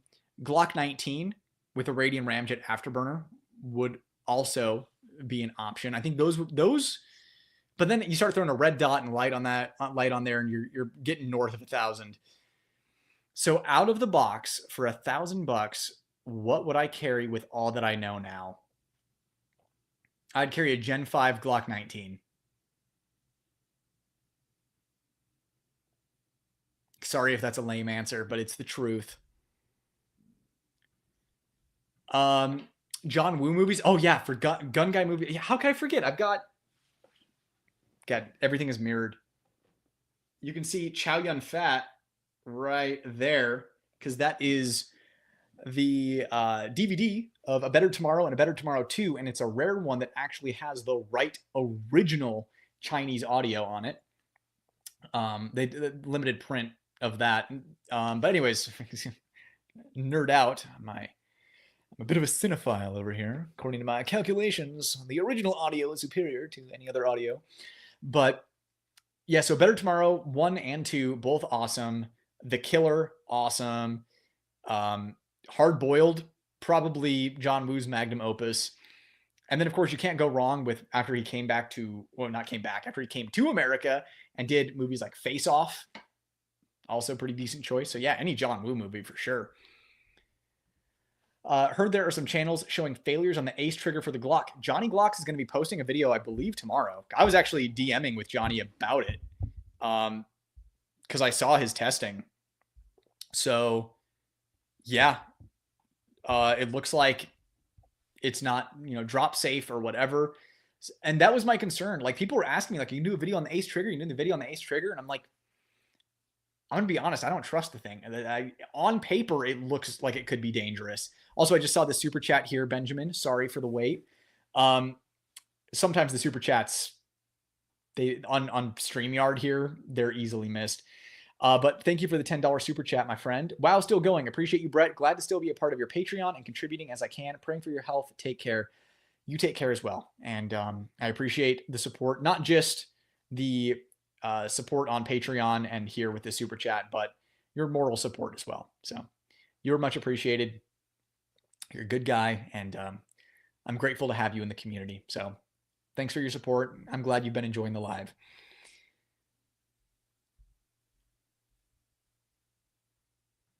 District 9 for gun movies. Yeah, that's if you're more into the sci-fi stuff. What is your personal opinion about ports or comps for an EDC setup? I have a whole 40-minute video on that. Short answer, comps are good, but vet it for reliability because it can cause problems with your carry ammo. And with ports, be aware that it can spall. So if you have to shoot it from retention or on your back, weird position, you could get some nasty spalling in your eye. And yes, it will go deep enough that you would lose your eye or eyesight. So that being said, massive advantages if you actually have to go to full extension and get into an actual gun fight. Springco makes excellent springs. I build 1911, 1911 DS pistols. I've pretty much gone to Springco. They make quality stuff. Any opinions on 38 super caliber pistols? Yeah, I think they're awesome. Most of them are gold and engraved with mother of pearl grips. And yeah, I'm all in on that. I will say this discussion has helped me decide to save about $460 on my M&P because you can buy the carry comp slide barrel combo now for that price. If you want a cool looking gun, then yeah, you can get that whole slide assembly. Great channel, great information. Adios. See you, Bad Karma. Man, that SIG P211 GTO looks interesting, but I just can't. Not with SIG yet. Yeah, no way, dude. Not a chance. I don't care what they come out with. At what price is there a diminishing return on high-end DS 1911, 2011? When you hit Bul and Staccato, you've hit the best, well, you hit the point of diminishing returns. So hit Bul and Staccato, and anything beyond that is diminishing returns. Like you jump up to like kind of like that Atlas level, and you're getting a little bit, but then above that even, it's just like you have to really appreciate a fine piece of craftsmanship to go higher than that. As far as actually on paper, on timer, Bul Armory, Staccato, everything after that is diminishing. Open emitter RDS for CCW, I do. 507 comp for me. The closed emitters are more convenient, keeps lint out of the glass, easier to just wipe it clean, but I run the 507 comp because of the window size and I can conceal it. So nothing wrong with an open emitter. Just have a few cans of compressed air on hand. Alec Baldwin, uh-oh. Yep. Just joined. Sorry to hear you're going through medical treatment. I too am going on my second year of treatment. I tell myself, if you're going through hell, keep going. Yeah, we're going to make it out of this. Sorry to hear you're going through it too, though, man. It's rough. Brett looks sad answering Glock 19. Yeah, I felt sad answering Glock 19. That's hilarious. I almost felt it in my soul you were going Glock 19 on that. Can't get away from old reliable. It's gold standard for a reason. Can't stick around, but glad to see you're live. Still love your channel, homie. Well, I appreciate it, Smoke Bang. Always enjoy seeing you on the live. Thanks for being here. Thoughts on the TAC comp coming out this year? It can't come out soon enough. I didn't want to directly ask about the medical stuff, but a post above gave me an idea. Super glad you're feeling better, man. Yeah. Sorry, an idea. Yeah, no worries. Yeah, I unfortunately not feeling better, but hopefully feeling better soon. It's been a long journey. Big ups, dog. Appreciate it, Smoke Bang. Thanks for stopping by, man. It was good to see you. All right, we have caught up with chat. Looks like we are winding down. Anyone who has anything else left to say, drop it right now. As long as it's here in the next 60 seconds, I will respond to it. Other than that, we're going to be winding down 4 hours, but I did start an hour later than usual. But I'd say it was overall good. It's a school night, everybody, so I hope you all get a good night's sleep for the big day tomorrow. Carpe diem, as they say. Man, get that rest, man. Best videos. Appreciate it, Jose. Thank you. Thanks for stopping by. All right, I will give like 30 more seconds. I came in about 1 hour in. I didn't realize it's been 3 hours. This was awesome. Thanks, Brett. Thank you for being here, man. You had a lot of really good questions today. Feel free to stop by anytime. I changed my notification so I don't miss anymore. Have a good night. Well, I'm glad you're able to make it, Benjamin. Have a good night as well. Hope tomorrow is a great day, and then enjoy your weekend after that. Thanks so much. I'm working on it. Why do you like the factory return spring more than the Apex return spring? And I'll talk to you later. It has a little more oomph behind it. It bounces back faster, if that makes sense. Prayers for great health improvement for you. Much appreciated. So integrated comps no go, but things like Radiant Ramjet not bad, pretty much. Now as far as like integrated comps go, yeah, integrated comps are no. But comps like the PDP Pro X, pretty good. Shadow Systems comp, pretty good. Things like that are pretty good. But yeah, basically a barrel where they just poke a hole in it. If it's a factory offering, no good. Monsoon Tactical Chunk Port, super good. And that's the thing is if someone hasn't shot a Monsoon Tactical Chunk Port, they don't know what they're missing out on by having that factory port. And I think that's where the disconnect is for a lot of people, and that's why they're selling. Feel better soon. Thanks, Jose. Take care, my friend. Don't punch your landlord when you get laryngitis. Feel better, man. Yeah. Kenji, appreciate it, dude. Thanks for stopping by. Thanks again for your super chat. And thanks to all of you for your super chats, for supporting the channel. And I'll see you guys in the next video. So take care, everyone. Thanks for being here. And catch you next time. See ya. Be safe.